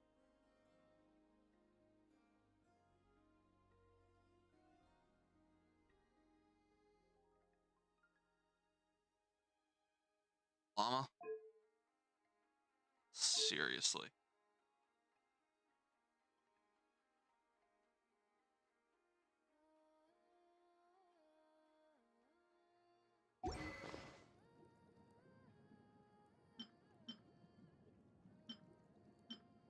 Ah, EM. Got it.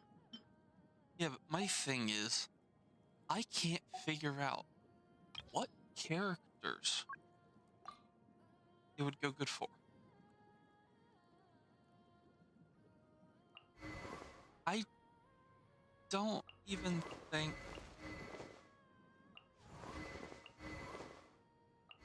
I have anybody good.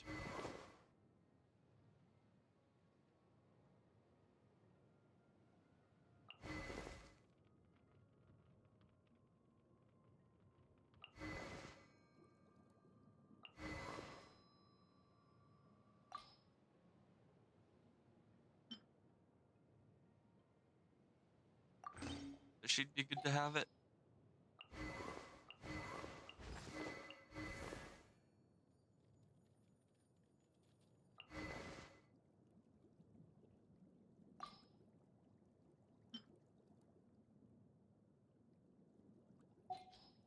Hmm.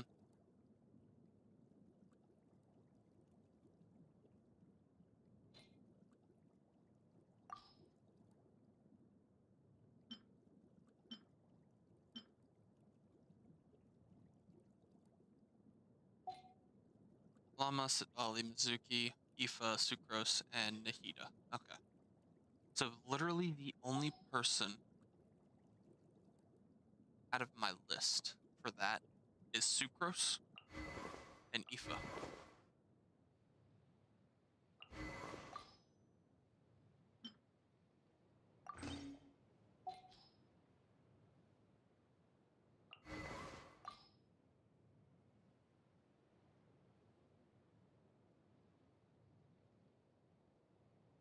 Yeah, but still useless to me because I don't do Hyper Bloom. Let me filter. Let me look at my Dendros. Yeah. Bow, sword, way more. I don't really think I have anybody to do Hyper Bloom with.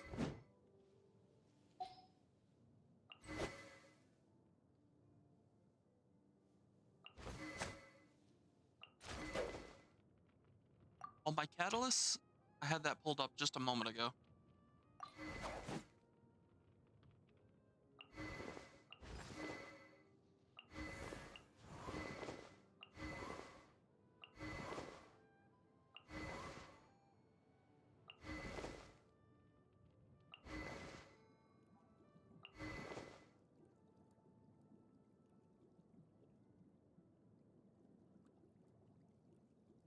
Forever's worth to build.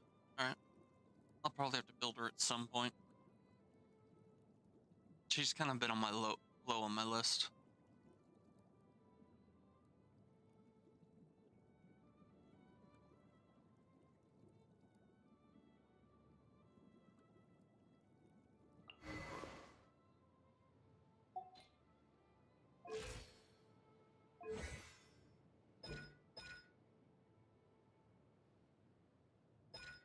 I mean, Lanyon's just an elemental, or is a shielder.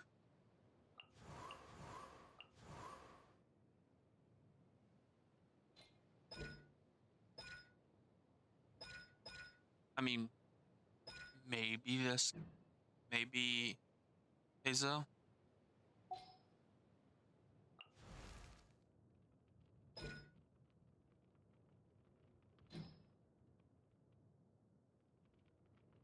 HP percent only for Kurara. Alright.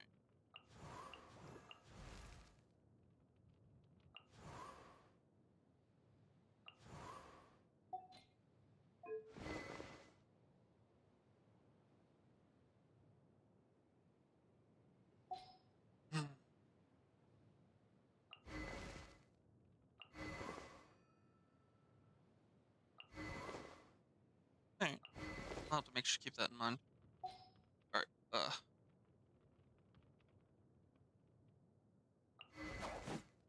think I'm gonna go AFK for a minute. Gotta use the bathroom.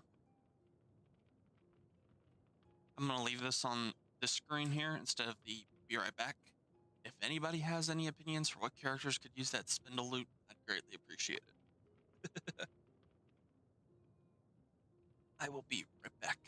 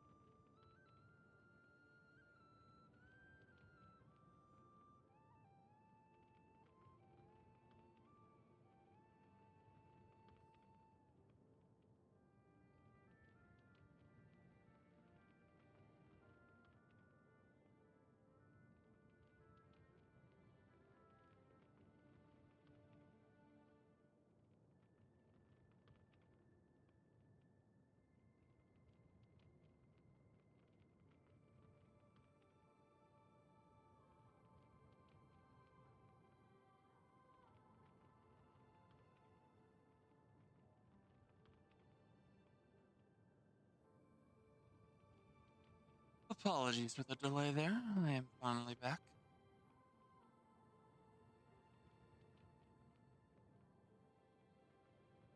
Favonius Sacrificial Sword. Or the Sapwood Blade for R5. So that's for Carrara, I'm guessing.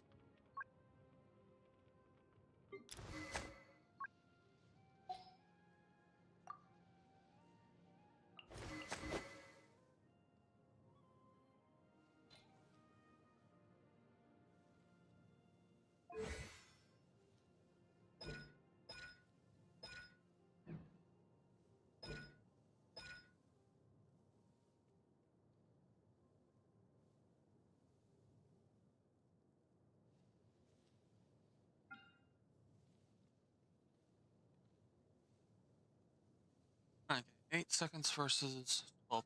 So you can have constant uptime on that shield. That's interesting.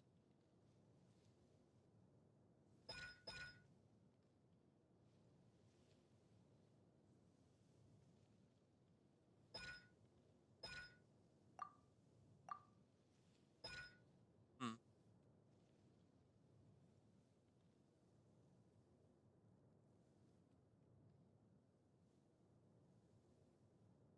That's cool.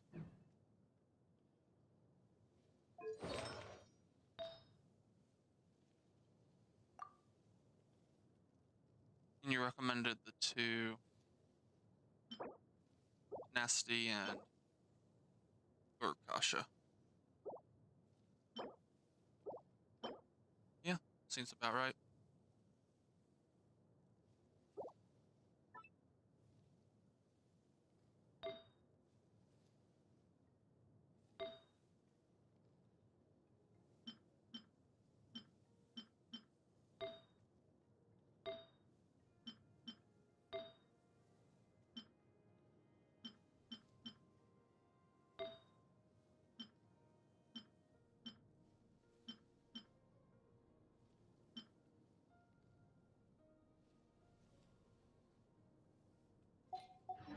I'll work on her later.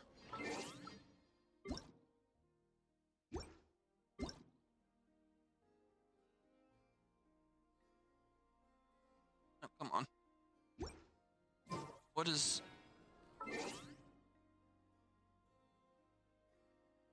Okay. I was wondering what the hell. Can I wish yet? Cool. Here's a wish. Pull! Pull! Pull! Damn, still only 3 stars.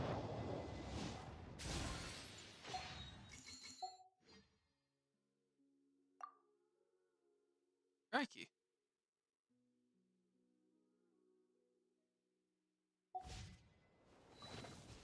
At this point, I'm only going to get my 4-star on pity.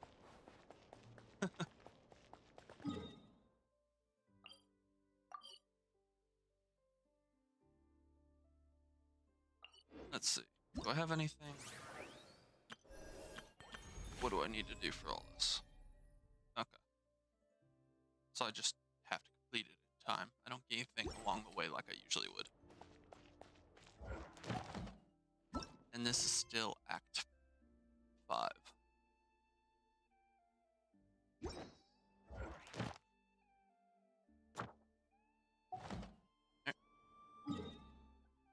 Back up we go.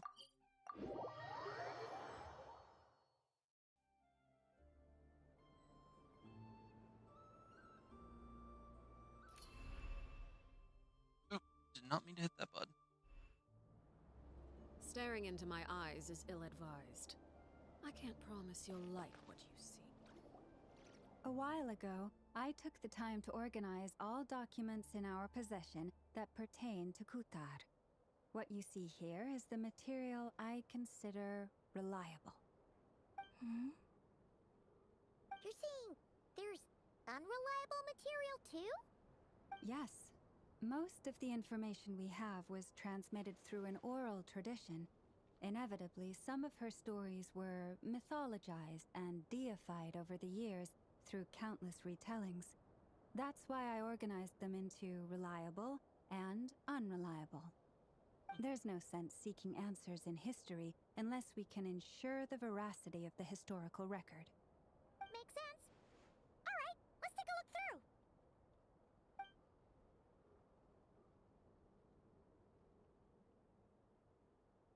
Terse and dry.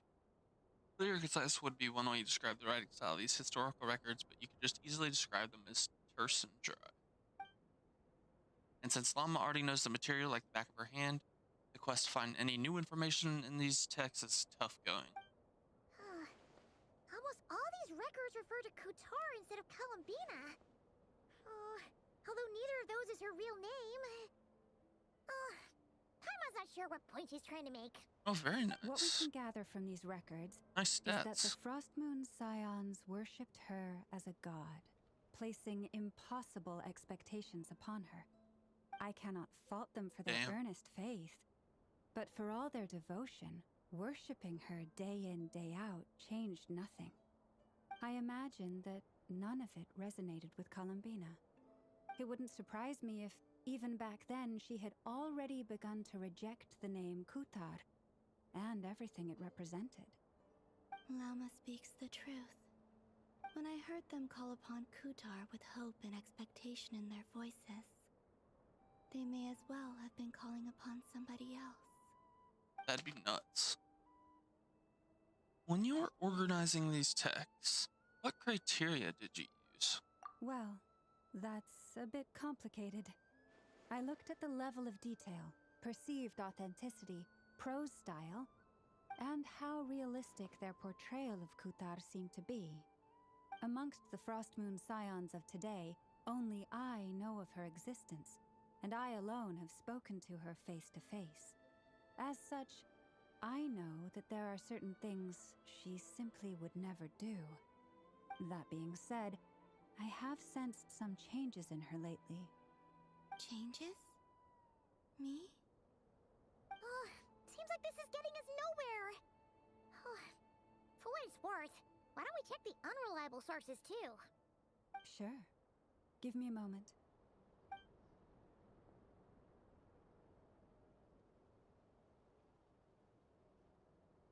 Exerting but a fraction of her divine might, Kutar sheared a great mass from the snow-capped mountain and cast it into the sea, upon whose surface shone the mirror image of the moon. Thus was formed the island of Hisi. Yeah, right.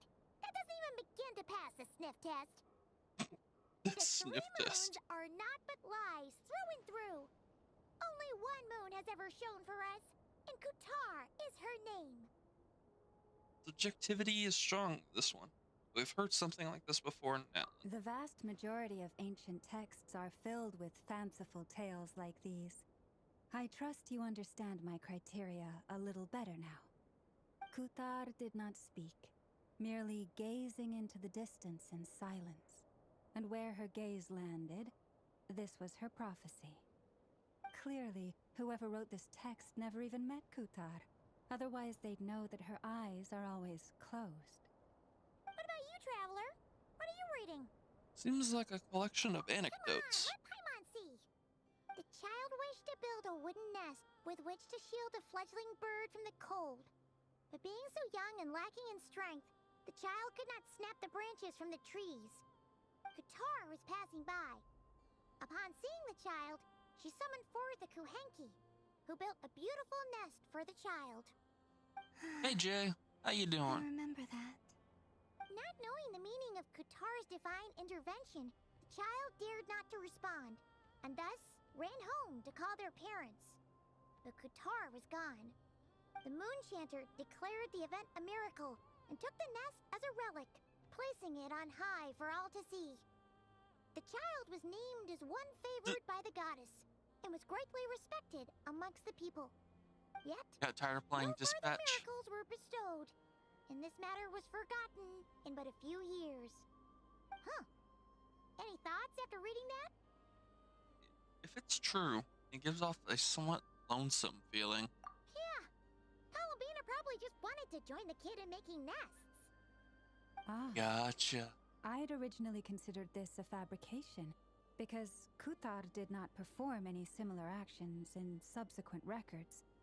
But now that I think Want to work about with it, Ghostbusters, huh? it does seem like something Columbina would do. It's just that... She didn't know how other people would interpret her actions. She was probably worried about making things difficult for people. So, she gradually stopped joining in. Yes. Just remember, don't cross the beams. It's so sad.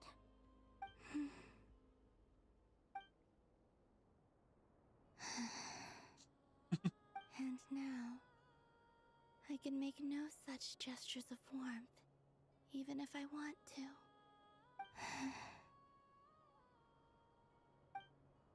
Still no name. That's a bit of a shame.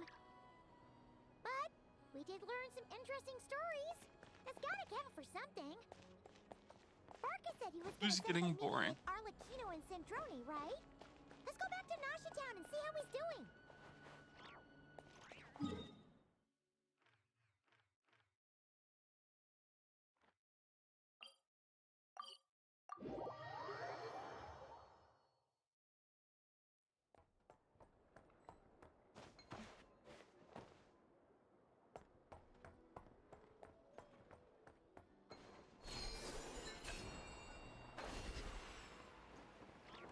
No, go that way. Oh, fine. Pain in the ass.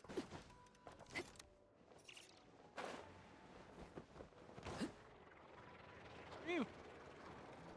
Oh, that sucks. I hate that. There's Barca. Hate not being able to plunge as a cutscenes. Talk about coincidences. We meet again. Yeah, this is pretty much the same place we bumped into each other last time. I convinced them to stick around a little longer. We were all waiting on people, so I figured having a little company would help pass the time. Ah, so you've been waiting for us? Does this mean that you've already arranged things with the Fatui? Sure does. Now you're back, we can go meet up with them together. How'd your investigation of the Frost Moon Enclave go? Well, we didn't find out Columbina's true name. But apart from that, it went pretty well. Yeah, we learned some stories from our early days. Aha, just as well that I didn't tag along then. I'm sure our moon goddess wouldn't want every man and his dog knowing all about her private life. Still, desperate times, desperate measures, I guess. Someone had to do it. So, Barca was waiting on us, but what about you two? Are you waiting for Alice? Oh, no. We already met with her. We discussed that experiment I mentioned to you last time. Oh, and she also handed me this communication device. Looks familiar. That's right. I understand she informed you about the relationship between the Phantom phenomena and Tevat's borders, yes? She wants me to help her with some more experiments on that front. Honestly, it just looks like one of Clee's bombs in a way. This device with more information. Ah, I see. Following instructions and making observations.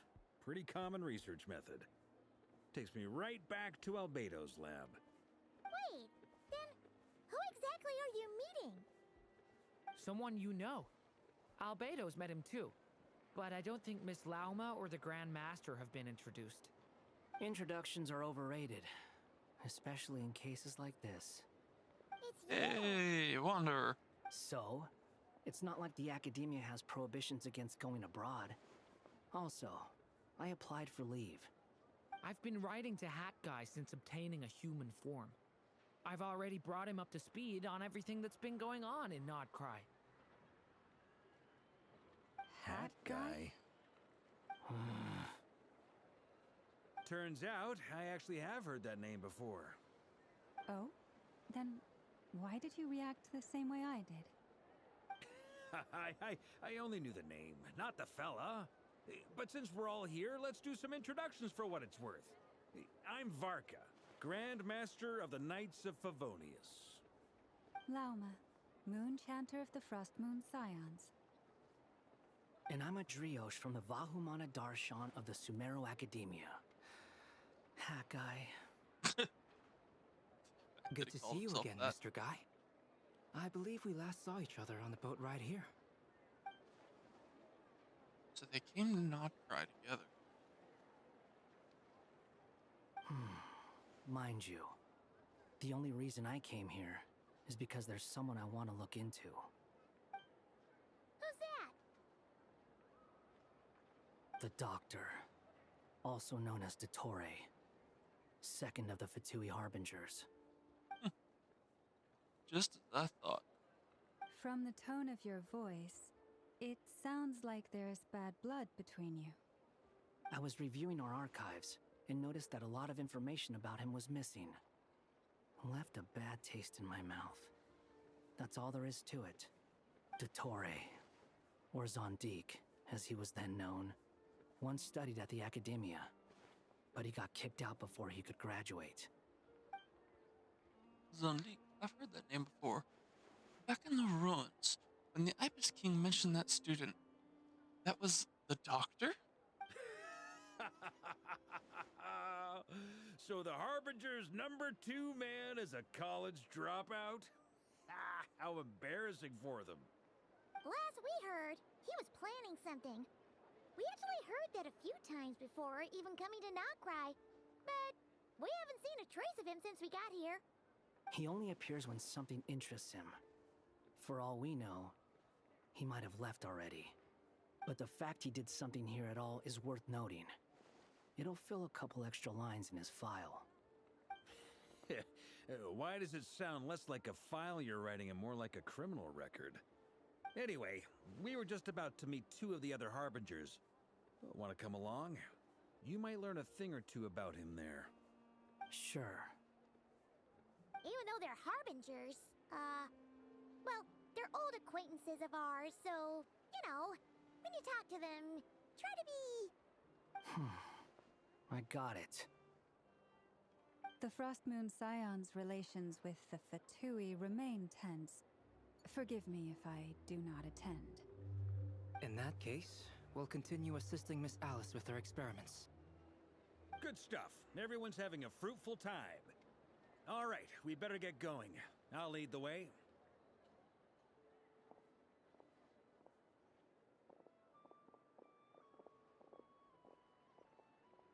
Hey, Wanderer. Hmm? You here for revenge? Well, yeah. That's obviously part of it. But I'm not the only one who has a score to settle with him. Neither you, nor Lesser Lord Kusanali, nor I want to see him meddling with things again. Fair enough. One other thing. When we return, let's talk about Columbina. What's the hurry? Don't worry. Pigeons always know which way home is.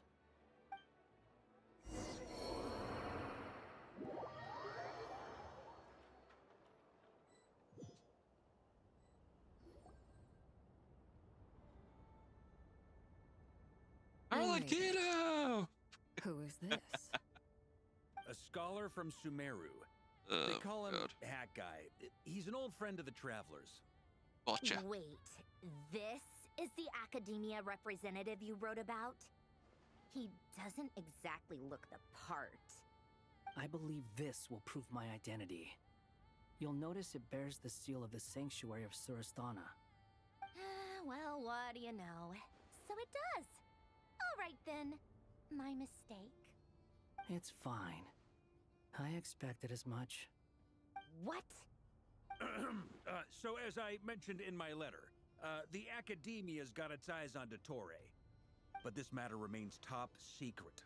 Apart from those assisting in the investigation, the fewer people who know, the better. If anyone asks, I'm here in Notcry to pursue my personal academic interests. Gotta say, Varka, you did pretty well to keep all this under wraps for so long. Sounds like you got in touch with the Academia about this way back. You flatter me. You're all harbingers. What reason do you have to disclose information about Dottore? Where do I even start? Remember that time we fought Rerir at Star Sand Shoal? He sure let me have it then, didn't he? I'll bet Dottore had that all sketched out, with me as his convenient little pawn. He could not care less about us if he tried, but hey! The feeling's mutual. Does Dottore really strike you as the sort who values his relationships with his colleagues? Fair point. Definitely not. Which is why I always keep my guard up whenever he starts making suspicious moves. To that extent, our motivations align. On top of which, I consider you trustworthy people. Now, back on topic. In the wake of the Reikir of Solnari episode, Sandrone and I grew suspicious about Dottore's complete inaction during the entire affair. So we tried to find out what he'd been up to. I love that you see her like unfortunately, to misty no glow avail. through Barca there for a He second. never lets anyone in on his plans. The more he cares about something, the more secretive he gets. Indeed. Perhaps he believes that by keeping a low profile, he can avoid trouble. But that trick isn't going to work on his colleagues. Yeah, I mean, he's been researching the ancient moon's remnants. And he's been trying to get his paws on the moon marrows. Only an idiot would believe he doesn't have something more planned. With this in mind, I returned to Snezhnaya and relayed my thoughts to Her Majesty the Tsaritsa, entreating her to have him recalled. That's pretty direct. Did the Tsaritsa agree? Yes. I made it abundantly clear that the Fatui's business in Nodcry is almost concluded, and we do not need 3 harbingers in this territory. Her Majesty concurred. Accordingly, Dottore has returned at her orders. I imagine he is continuing with experiments, which no one besides he would ever have any interest in. Common sense might mean nothing to him, but he's not stupid. He knows that no good can come from opposing the Tsaritsa. Smarts alone won't get him I've been trying to keep an eye out, but have I missed anything from Columbina yet? Resources and Regrador's Mora, both of which the Tsaritsa can strip from him by waggling a finger. But doesn't he have a track record of publicly following orders while going against them in private? He probably has it down to a fine art by now. Wouldn't put it past him. We worked together on a research project once. Only briefly, but it was enough to show me that we're fundamentally different people. He has no interest in doing things methodically, stage by stage. His thoughts jump all over the place, and the moment She's his sitting so curiosity is precariously on that satisfied, railing. or he gets the results he wants, he disappears. The only similarity we share is that once we set our minds on doing something, we will see it done, whatever it takes. Oh, we definitely saw some of that in your battle with Rerir. You got so competitive. Ugh, do not remind me. Then I believe we all concur. Dottore will not simply give up. Yeah, must have. Fantastic. Now this is turning into a whole day of unpleasant memories. Ugh. Are you talking about the moon marrow stuff? He also strikes me as the kind of person to disregard experimental regulations, ruin all the equipment, and go way over budget. Then leave the first person he can find to deal with the fallout. Exactly. This one time, he was running some high-temperature experiment and the substance exploded. But does he care? No. He orders his subordinates to open the device so he can observe the results, which causes the gas inside to leak out. That gas was poisonous. If I hadn't been there, who knows how many people might have died. And after all that, he she's face to face with her. cleaning up after his mess. What a waste of time, he said. Waste of time? The nerve! He wasted my time! You've been bottling that up for a while, huh? Hat guy, I must say, you seem awfully familiar with internal Fatui affairs. Dude, the way she was when it comes to poking, Dottore. the way she was Thank you, poking Lady Columbina Harbingers, was for hilarious. providing such valuable information. I have no other questions for now, so I'll be on my way. Wait, what? You're just gonna leave? You're welcome to join if you want. Ugh. Just when Paimon thought he'd finally mellowed out. Between watching the subtitles to make sure You I'm make hearing quite everything the right and impression. watching the chat, I'll not say. getting I've too met much time to tons watch of the headstrong backgrounds. people, but not many of them would join me in bad-mouthing Dottore. Anyway, back to the main agenda. Barca, you said that Columbina has gone missing? Or rather, disappeared. Yeah. We're working on building a connection between her and this world.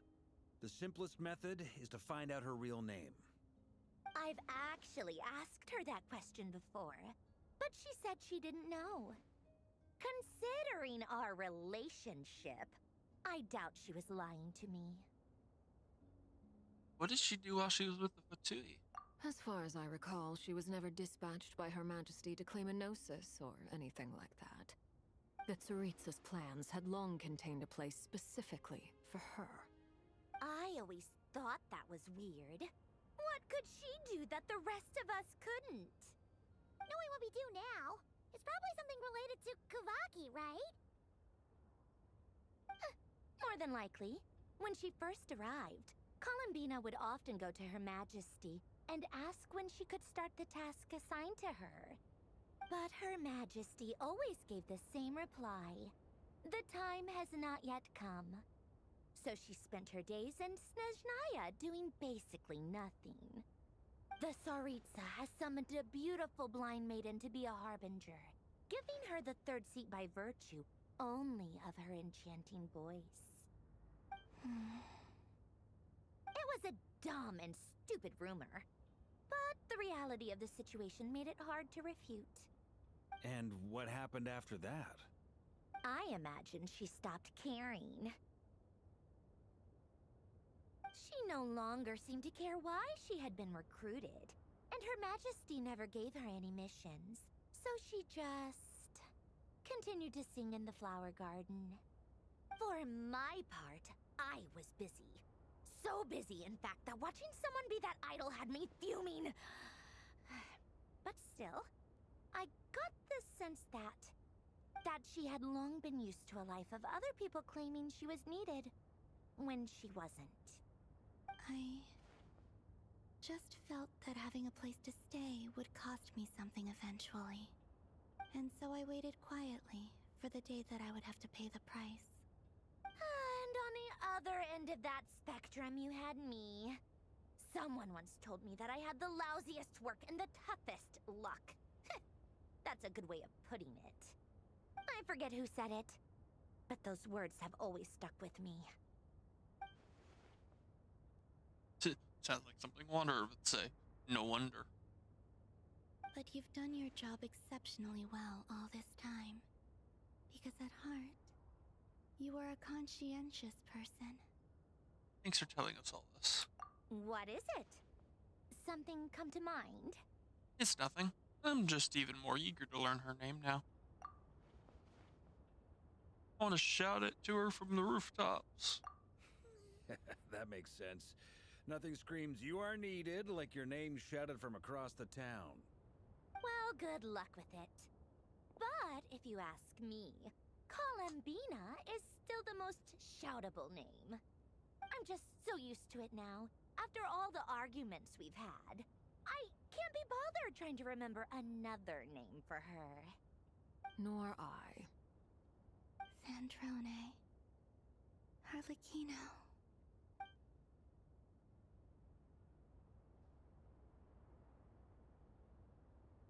Huh! It's a Sealy! Does that mean Nicole has news for us? Ladies, I thank you for your hospitality. If the chance ever comes up, I definitely owe you both a drink sometime. I'm sure it will. You can make your own way out. Heck, you've been here enough times, you probably know your way around better than I do. Take care, everyone. We'll be in touch. We'll be in touch if the situation changes. Okay, time to do what adventurers do best. Follow that Sealy!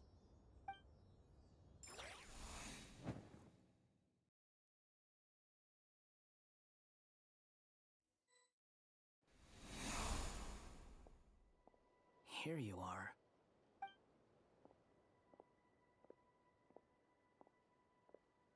Oh, hat guy. How come you're back so soon? Did things go all right with the Fatui? What's up, Fine. X? Dotori's been summoned home by the Tsaritsa.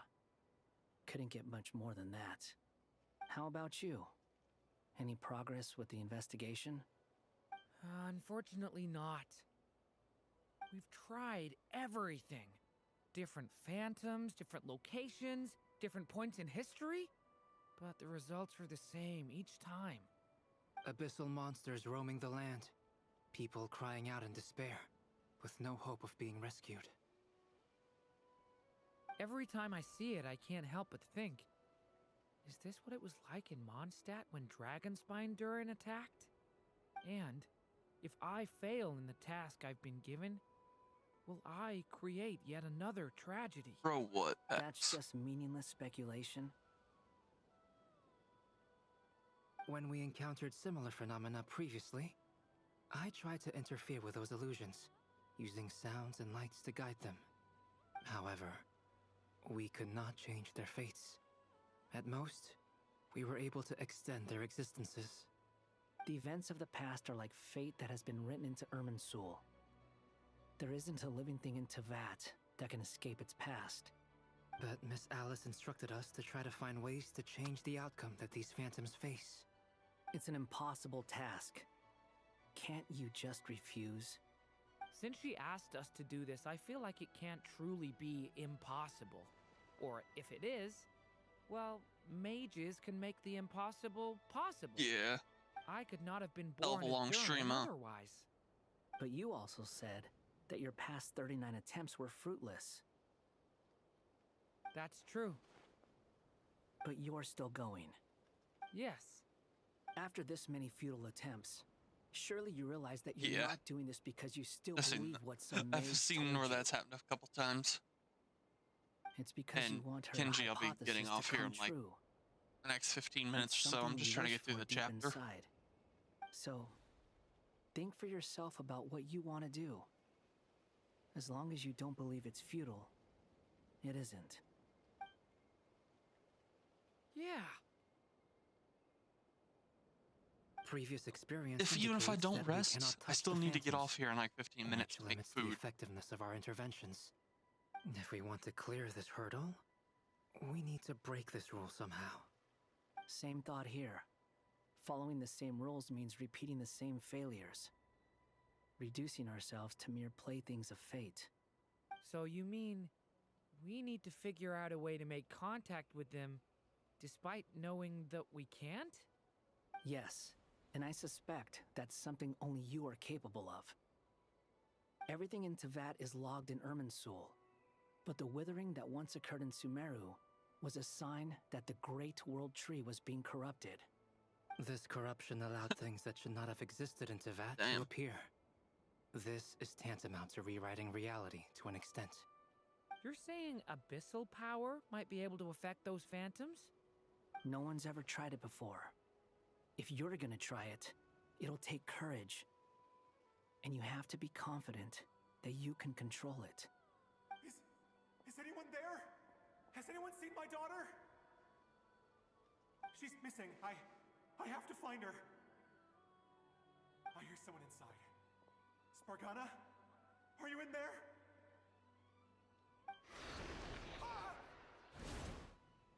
If I can use my abyssal powers to warn him that there is danger here, maybe it'll change his decision. Maybe he'll stay away. Yes. The important thing is not the nature of the power, but rather how you use it. To intimidate and obstruct. Sounds about right for the Abyss. Let me try. I should be able to influence that thing. Have you seen a little girl? What? This isn't the time for that! Just run!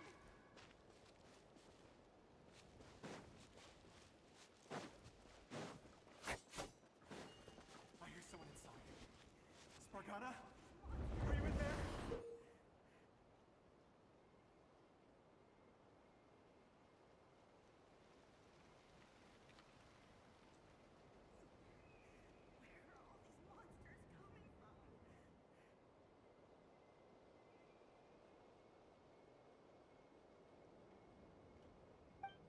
That's cool. What is this? Looks dangerous. I should get out of here.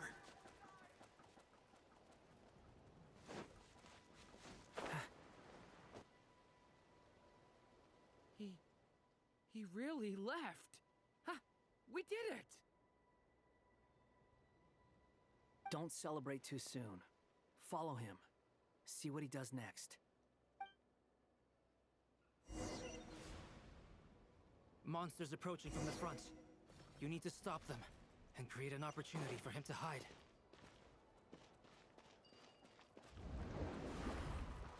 No, there's monsters ahead.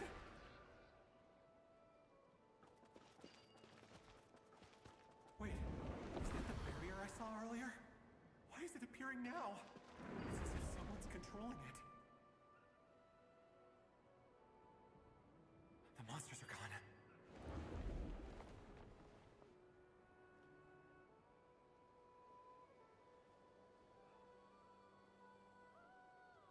The barrier's gone too. How odd. Anyway, I guess I'll keep going. Oh yes, how odd, but let's ignore Quickly, the random let's ass keep up. phenomena.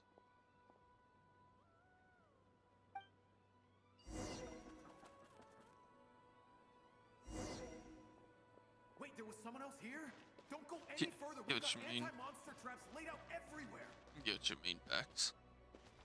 But my daughter must just be up ahead. I have to go. This way's blocked.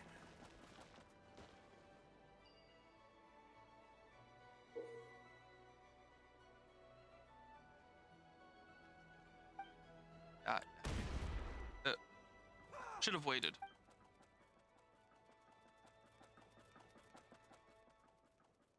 Congrats.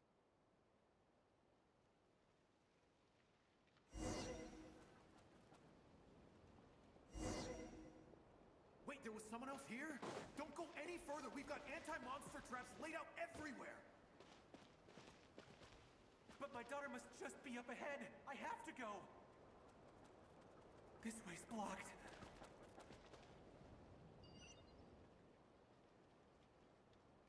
We might be able to use the explosives over there, but we need to take care not to hurt him.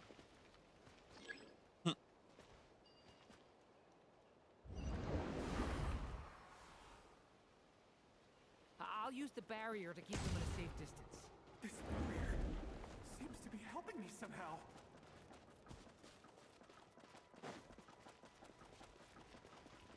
Hey, hey, wake up! Oh, no good. Gotta keep moving ahead.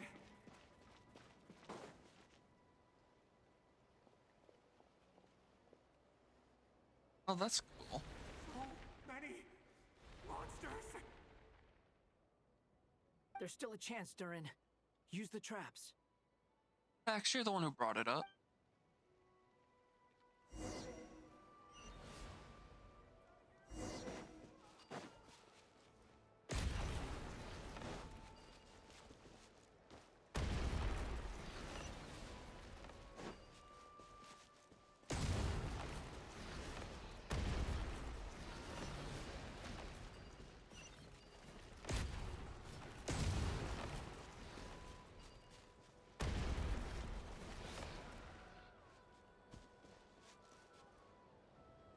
This is a new development. I've never seen this happen before.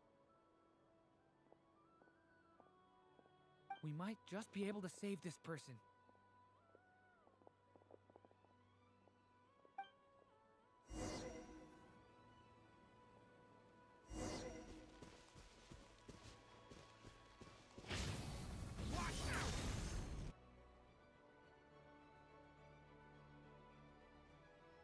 Hello there. Have you seen my daughter? Spargana's her name. She's carrying a large backpack. Get out while you still can, you fool. You won't find any survivors here.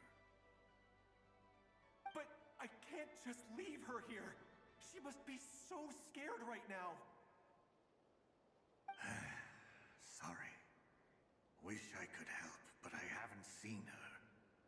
You'll just have to keep looking. Okay, thank you. If I do find her, I'll get her to shelter and come back for you.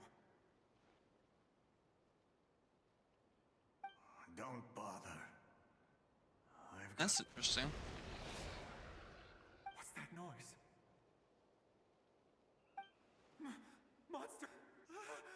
No, if he goes inside, he'll be walking into a trap. Let's try this once more. This time, we have to stop him.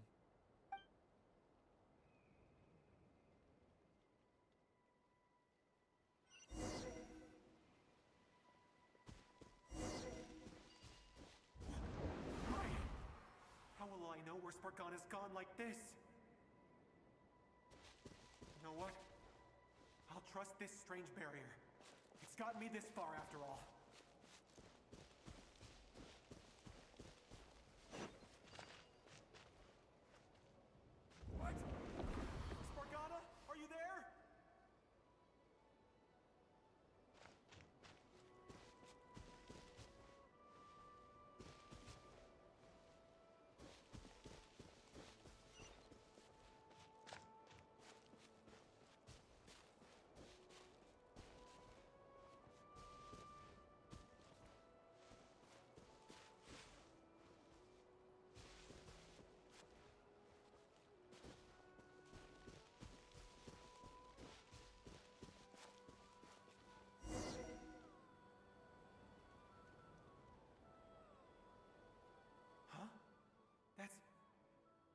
one of my daughter's books. Thank you. All right, Thank take you. it a little easy with that one. Yes. With it's that one kind of of hers topic, for sure. it It's her starts name to on get it to a right little there. weird She territory. left her backpack here.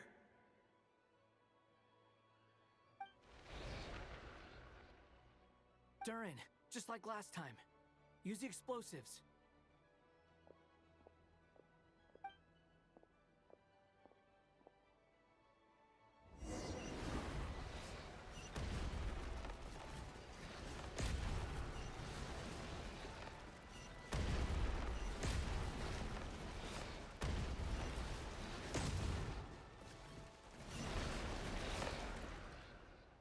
Shy.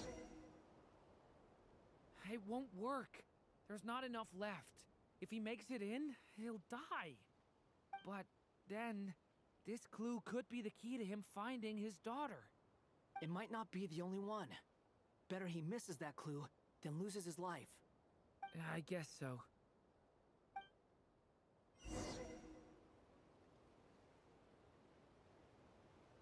Stop him, Durin. We can't let him get any further in. That's my daughter's book. She's passed this way. Why? Why won't you let me go in? I've searched and searched and searched just for this. But how will I find her without any clues? I no longer have anywhere else to go.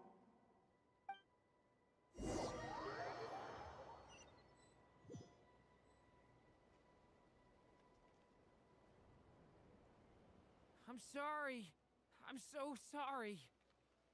He refuses to go anywhere else. Whether he opens this door or not, all that awaits him now is death. We couldn't change his fate. Albedo? Hat guy? Let's try one more time. I don't know how we're gonna do this, but I don't want to give up either.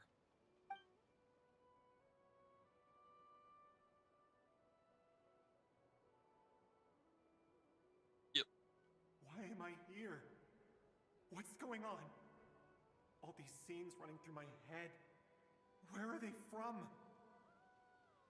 Huh? What's going on? His reactions have changed. How many times have I... What's happening to me? Huh? Wait. Who are you? Oh. You can see us now? I feel like I always could, but that I only just realized you were there. I'm sorry, I don't know how to describe what I'm feeling. But you were the ones guiding me using that marked barrier, right? I haven't done anything yet, but those monsters, those deaths, they feel like memories. Like things I really did experience. I won't find my daughter. In fact, I'll ultimately die trying to find her. Isn't that right? Well, no, it isn't. Yes, it is. Even so, we're trying to find a way out of this. You've not seen my daughter either, have you? It seems she really isn't here.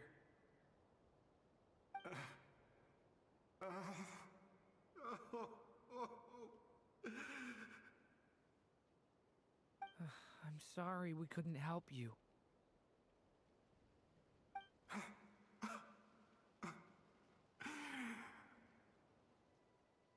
just tired. Maybe this is destiny. Maybe it doesn't matter how hard I search. How long do I have left? Experience says 15 to 20 minutes. 15 to 20. Thank you for all your help. Let's rest a while. You look exhausted too.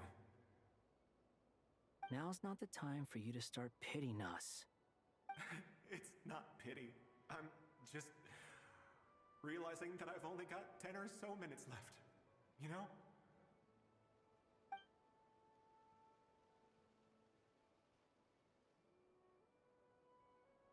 say you're from Mondstadt, yes? A place with windmills, where people enjoy limitless freedom? And you're from Sumeru, where they've built an academy into a giant tree? Yes. It seems you've never heard of either place. Those names are unknown to me, I'm afraid, yes. Have you heard of Hyperborea? I have, but I heard that it was destroyed in the distant past. I see. That guy is my favorite That was where my exploration ancestors character, to once be lived. honest, Specs. What about Delphi Pytho? Was it later rebuilt? I've never heard that name. Then what about Sal Vindagnir?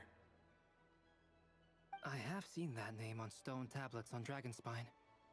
But I'm afraid the only things left of that place are its ruins. I see.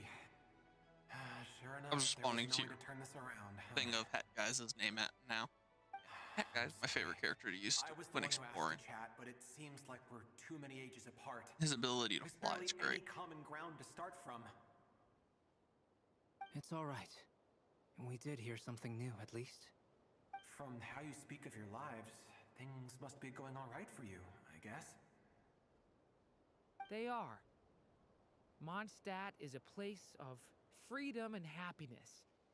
There's a lot of good people in the church and the Knights of Favonius, and even outsiders find that it's an easy place to feel at home. We have festivals a few times a year. Everyone gets together to drink, sing, and be merry. Sumeru is a lot more uptight. Not really the kind of place where you can relax. It's a nation fraught with problems wherever you look. But if all you want in life is to seek knowledge, I guess it's pretty much paradise. That's wonderful. In other words, after this all-devouring black tide passed, humanity did not merely avoid extinction, but rose to build prosperous civilizations anew. I mean, All-devouring I can black see you all tide. right now. That must mean the future isn't a total mess, right? That's true. Well, time's almost up. Let's part ways, Must I be think. just how the Might abyss be was. best if you don't waste too much time on me. The chances are slim, I know, but I'd like to spend these last few minutes looking for Spargana. If things work out, I'd love to tell her about what I've heard. May we meet again. Well, or not, most probably. In that case, may your wishes come true.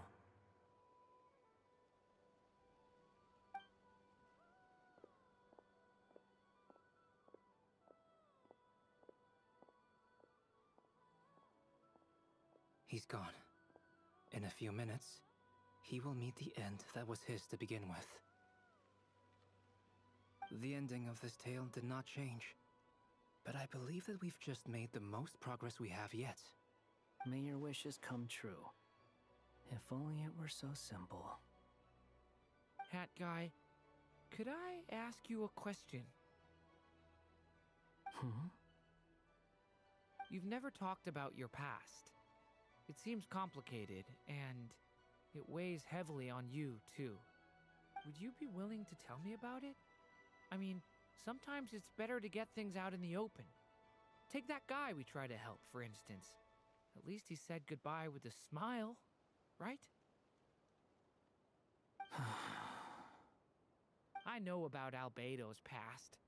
Our experiences are very similar, and he created me. As for you, you're my first friend, and you've witnessed every step I've taken.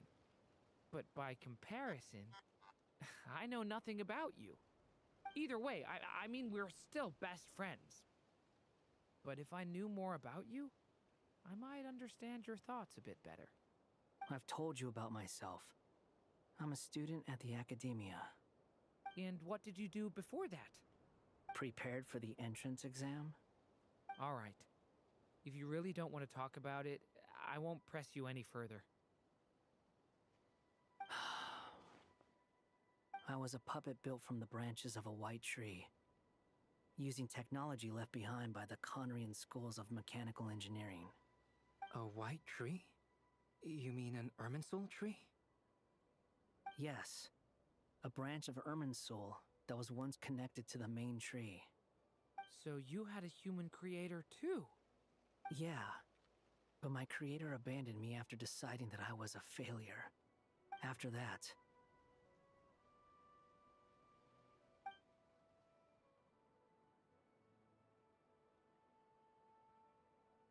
Durin.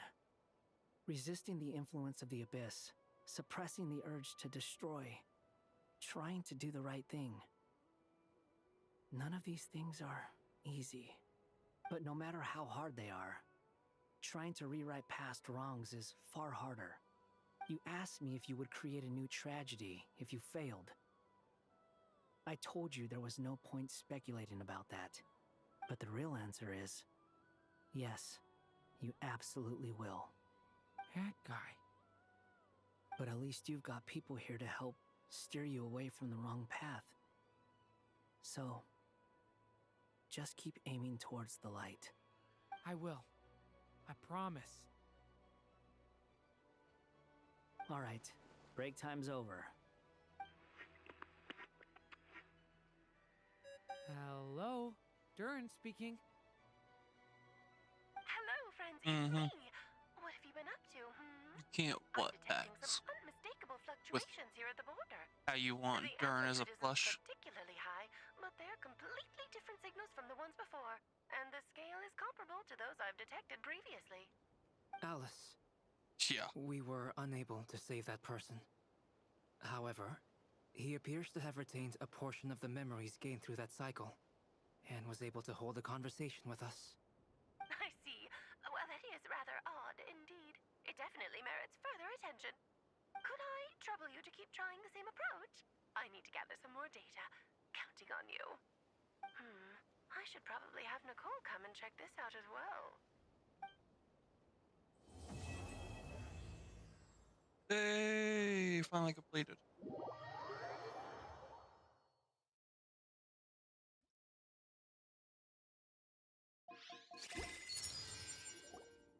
There you are. I was worried you might stop to collect treasure chests opened by the Seelie along the way. It would have taken you so much longer to get here. Another conversation I cannot hear. I am delighted to see that you understand what takes priority, and that your adventurer's instinct has not swayed your resolve.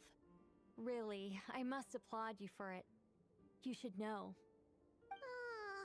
Paimon's head. Okay, I'll try and keep it short. My senses are telling me that this is where we shall find the entrance to the ruins. Oh, cool! Well, what are we waiting for? Let's open it up and see! Patience. This was a sanctuary of great importance to the Hyperboreans. A special process is required to open the gate. Oh! Like the place that housed the Eternal Moon's marrow? Seems like the ancient puzzles were seems like the ancients were very fond of making tricky gate puzzles. Okay, so what's the plan? Need us to do anything? And just the short version, if you can. Alright then. I was planning to start with some background on the invention of these techniques. Are you sure you don't want to hear it? It's quite informative. Remember what you were saying about priorities? Fine.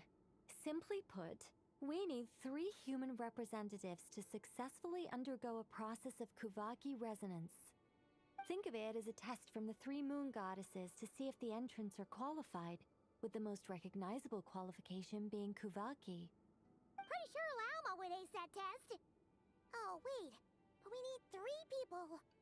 I also have no doubt that the Moon Chanter would be qualified. But we would need 2 other people with the same constitution. Therefore, the most feasible method is not so much to follow the rules, but to figure out how the test functions and find a workaround. I've done some research, and it turns out the mechanism is rather crude. We'll simply need humans to stand before it who have sufficient Kuvaki energy within them. I'm with you so far. How do we get the Kuvaki in them? The easiest way would be transfusion. Take some Kuvaki from Nodcry's soil, put it into the bloodstream, and get it circulating in the body. So we're going to cheat on the test? Precisely. There are other methods, but this is the simplest one. Cheating the system is much easier than trying to hide from it. Huh? Ah! Sorry? Does the idea of cheating upset you, Miss Lauma? No, that's not it. I suddenly had an idea. Oh, what is it? It's about Moon Prayer Night. I figured out a way for Kutar to join in the festivities. Huh? But as Paimon said, we need to have our priorities straight. Let's get back to the test. I'll follow up with Nefer on the festival arrangements. Oh, okay. Anyway, is this really the best method we have? A Kuvaki transfusion sounds dangerous, no matter how you slice it. If you think that's dangerous, wait till you hear the other methods. I'd be more than happy to go through them if you'd like. There are several. No need, we're good. Let's go with this one. Very well. Kuvaki transfusion it is. Now, I should mention that the risks can be greater or lower depending on individual compatibility. It would be rash to simply infuse the Kuvaki and hope for the best. If the body rejects it, the reaction can be quite severe. The symptoms are similar to another condition that some people living here suffer from, known as congenital Kuvaki sensitivity. So, before we execute our plan, I will perform a simple test of my own to see who is compatible and who is not. Once that is done, we will have to complete the resonance process as rapidly as possible. The participants must remain stationary while the Kuvaki circulates and bonds with them, and they mustn't eat or drink anything. What? No eating or drinking?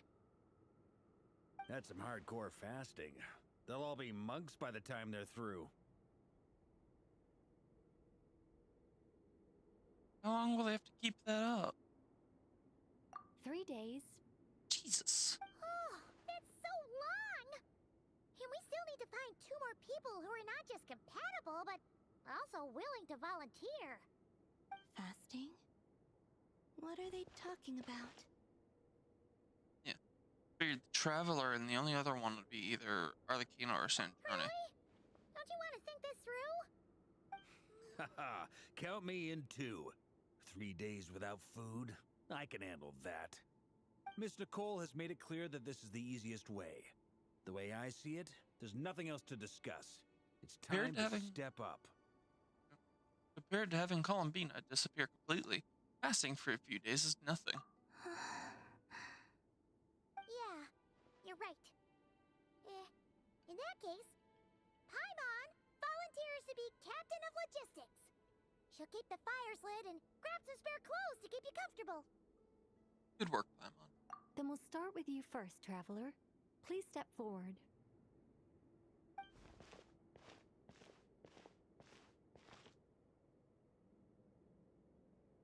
Yeah, it did, Pax. At some point, they switched her voice actor. How's it going? Do you feel anything?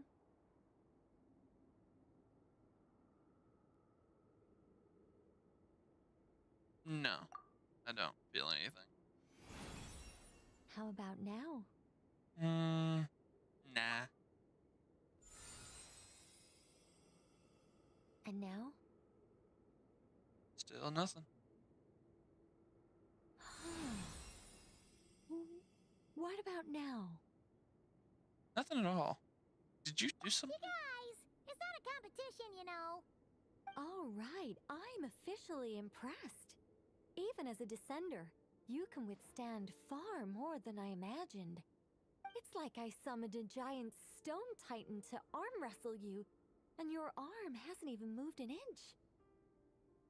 In my last attempt, I infused 5 times the amount of Kuvaki required. That much? Yes. Safe to say, compatibility won't be an issue for you. You're eligible to join. You're next, Mr. Varka. Sure, here goes nothing. All right. I'll start where we left off. 5 times the required Kuvaki dose. Whoa, whoa, whoa. Hey, wait a minute. God, that look on his face. How's it going? Ooh, no, not great. I kind of want to puke. Feels like I've been drinking too much. A few bottles of wine, then a big stein of Dark Horse. With some hard liquor from Liyue mixed in. You think this is funny? I just lost to a young lady in an arm wrestling contest. I'm never gonna live that down. My apologies. I'll lower the concentration and try again. Oh. How's it going now? I'm not as dizzy as last time, but I can still feel it pulsing around. In that case, you wouldn't be an ideal choice, Mr. Varka. Let's try someone else. Well, or you. Okay. Let's go ask some of our other friends then. Let's see if we can find anybody else who'd be interested in helping us out here.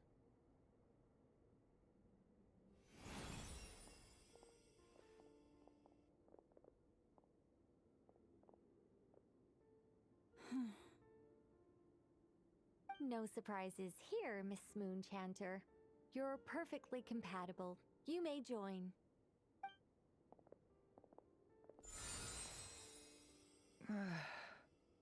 I'm getting a slight headache. That's Shame. a no on Nefer. You were so close. Oh, on Jehoda. Time itching all over. Allergic reaction. We can't have that. Huh? Well, are you gonna start or what? The Hexenzirkel is an organization that cares for and protects children. We will not have them do dangerous things. Not even tests. Damn. I'd like to see him try, I know. Is something the matter? Yeah, a robot wouldn't have any The fucking candidates ability. have to be human. Yeah. I guess that rules me out too. Huh. Everyone except the Moonchanter got beaten. Guess I don't need to feel so bad after all. I mean, Damn it, looks Varka. like this isn't gonna be as easy as we thought. Perhaps I could ask for volunteers among the Frost Moon Scions. I'll see about talking to some trusted Lightkeeper colleagues. Itlua springs to mind. In fact, I think we had some former Frost Moon Scions join our ranks recently. Can you give me the scientific explanation for how the test works? I can probably make some kind of test bot. Then we can just zip through Nasha Town, going up to people and pressing a button to check their status. Wouldn't that be way easier? No. Wow! No elaboration for once. How about I contact the Knights of Favonia's garrison in the Wave Chaser plane?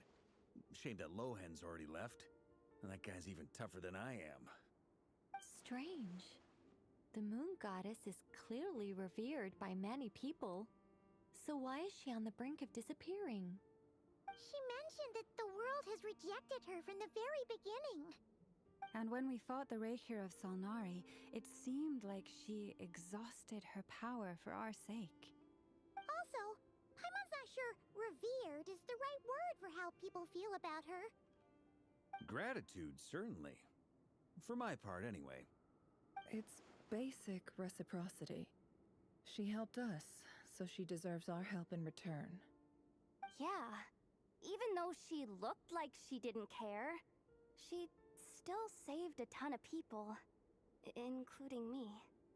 A review of the relevant data leads me to conclude that Miss Columbina is a good person. Yep, you bet! They really think so? I'm super surprised that Columbina isn't her actual name, though. I think it really suits her. It's light and graceful and... yeah, just a really pretty name. I know, right? Unfortunately, that's not our decision to make. Columbina. That was the code name the Fatui gave me. But it also came up in the song I heard when I was born. But is that really all there is to it? What do I truly think of my own name? Is there anyone left who will still call me by that name?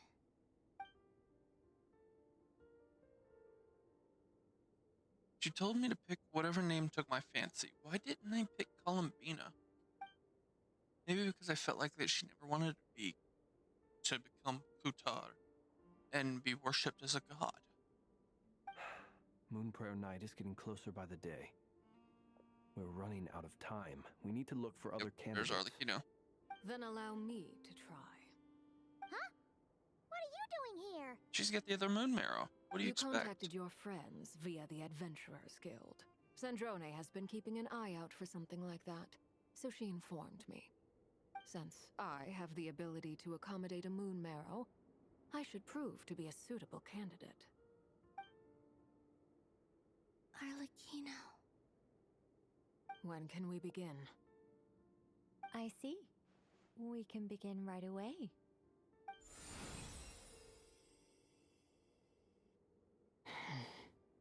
How was it? Did you feel any discomfort? Not at all.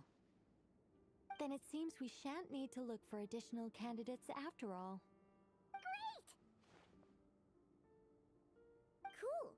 Alright, like Paimon said, the rest of us can take turns making sure the three of them stay warm and comfy. Then, my job is to take care of the caretakers.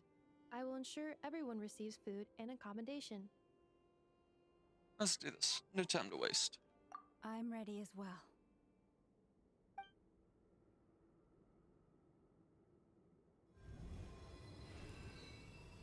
I didn't get a choice in this.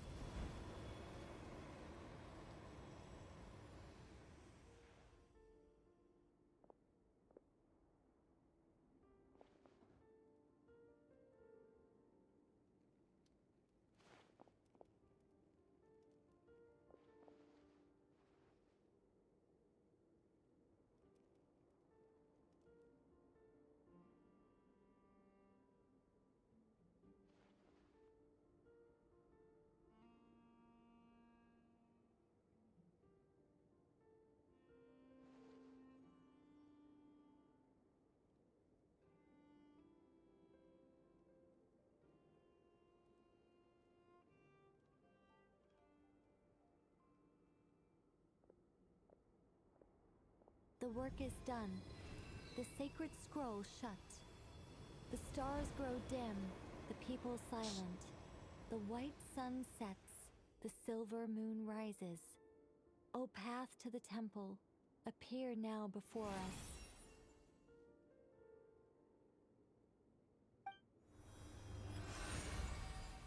Wow! It really opened! So that's what all this is about. They've been trying to open this gate. Come, let us enter. Wait. It might be best to eat something first. Take care to chew properly and swallow slowly. It will give your body time to readjust to the digestion process. They will head in soon. They will need to enter this gate.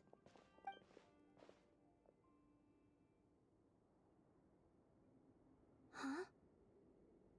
I cannot pass through. Is it because I have no physical body? It has been 3 days. My strength has all but completely faded. Can I really hold on until Moon Prayer Night?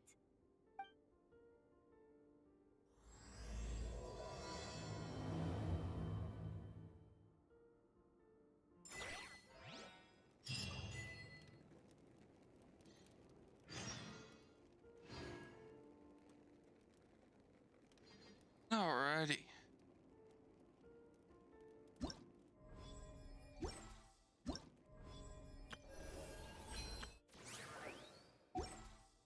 Good news. We're done with that act for now. Holy cow.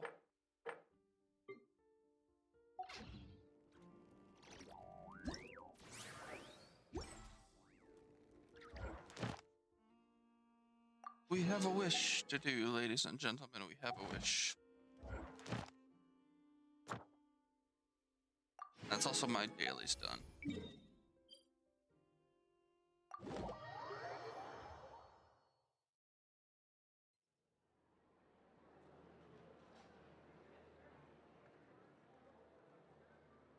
Alrighty. Adventures Guild. Daily missions turn in.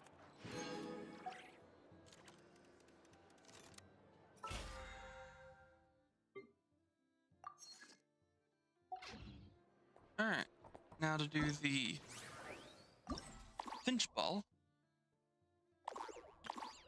And as soon as we finish Finch Ball, we'll do some wishes, the final bit of wishes.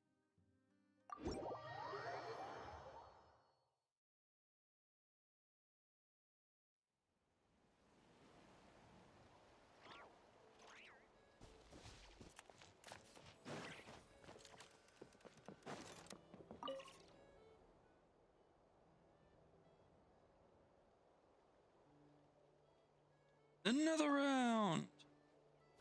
Yes, I'm enjoying the little Finch hopping around too.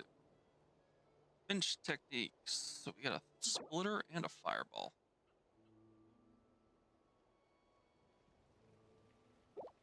Alright. Then we got the mountain weasel. Casts a technique when hit.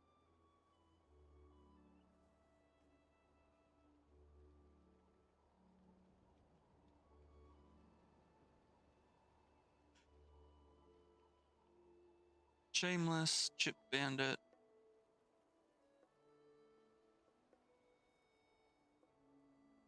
Ooh, adventure coins.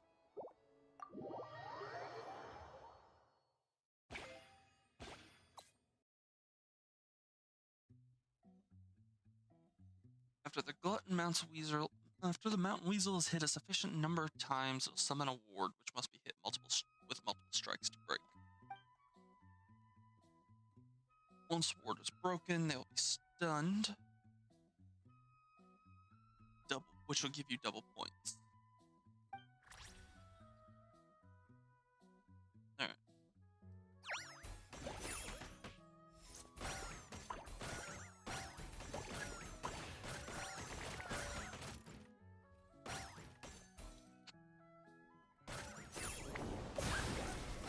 Woo! That works.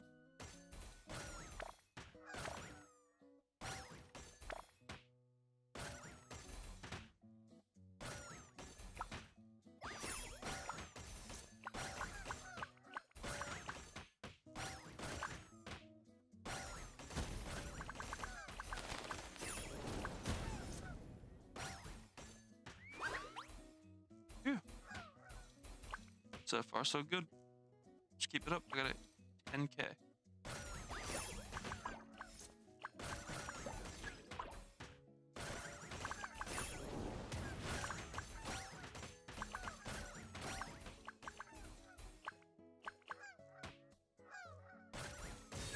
Come on, the ward is almost broken. Haha.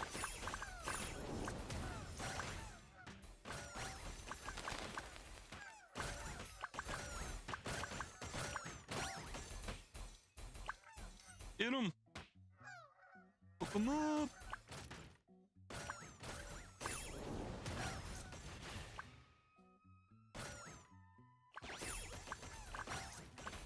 Jesus. I was hitting everything but him for a minute there.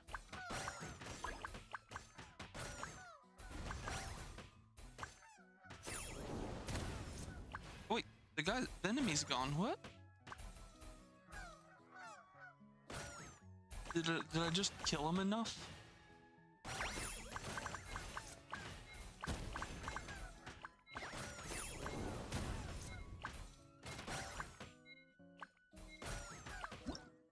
Either way, challenge complete. Nice. Next challenge.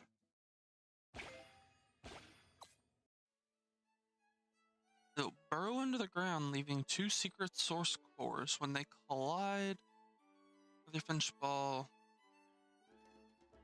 they'll hit the core so they collide with flame granites to cause damaging explosions that can destroy them. And then he'll be stunned. Alright, take care.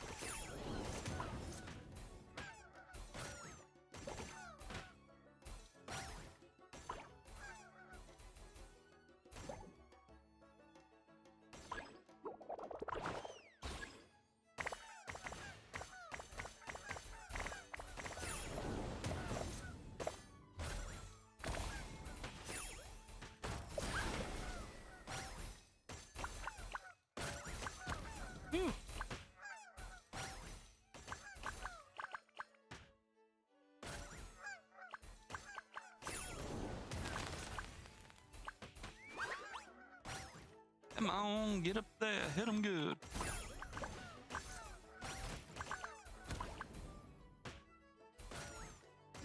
There we go, back underground you go.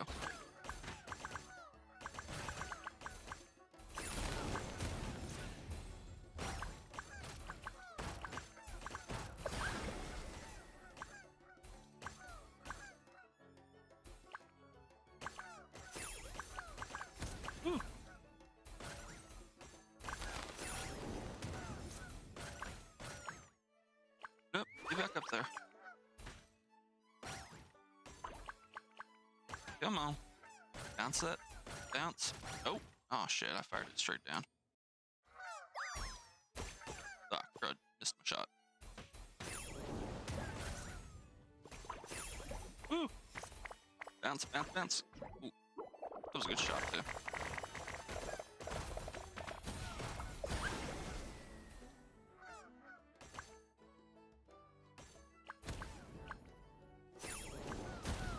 Holy cow, so many points.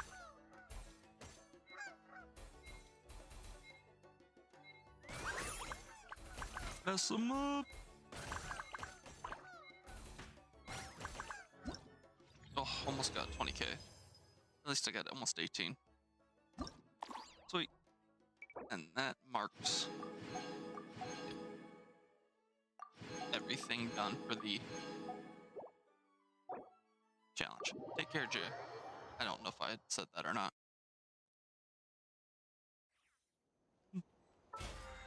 You will.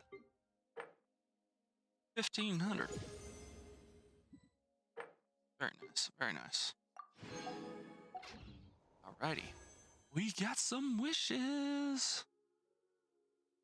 Pull, pull, pull. Hey, there's the 4-star. The flute. My first one.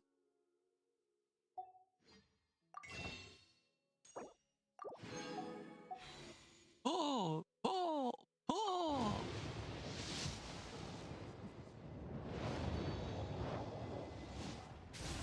Oh, Skyrider sword.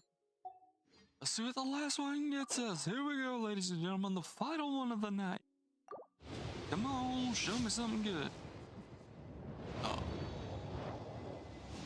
No, well. No worries. Let's see, where is my pity? 30, 35, 40, nope. A 35 pity. Well, 38. Something you wish to report? Oh, do I have enough achievements to do more? No, but I am 12 off. You have my undivided attention.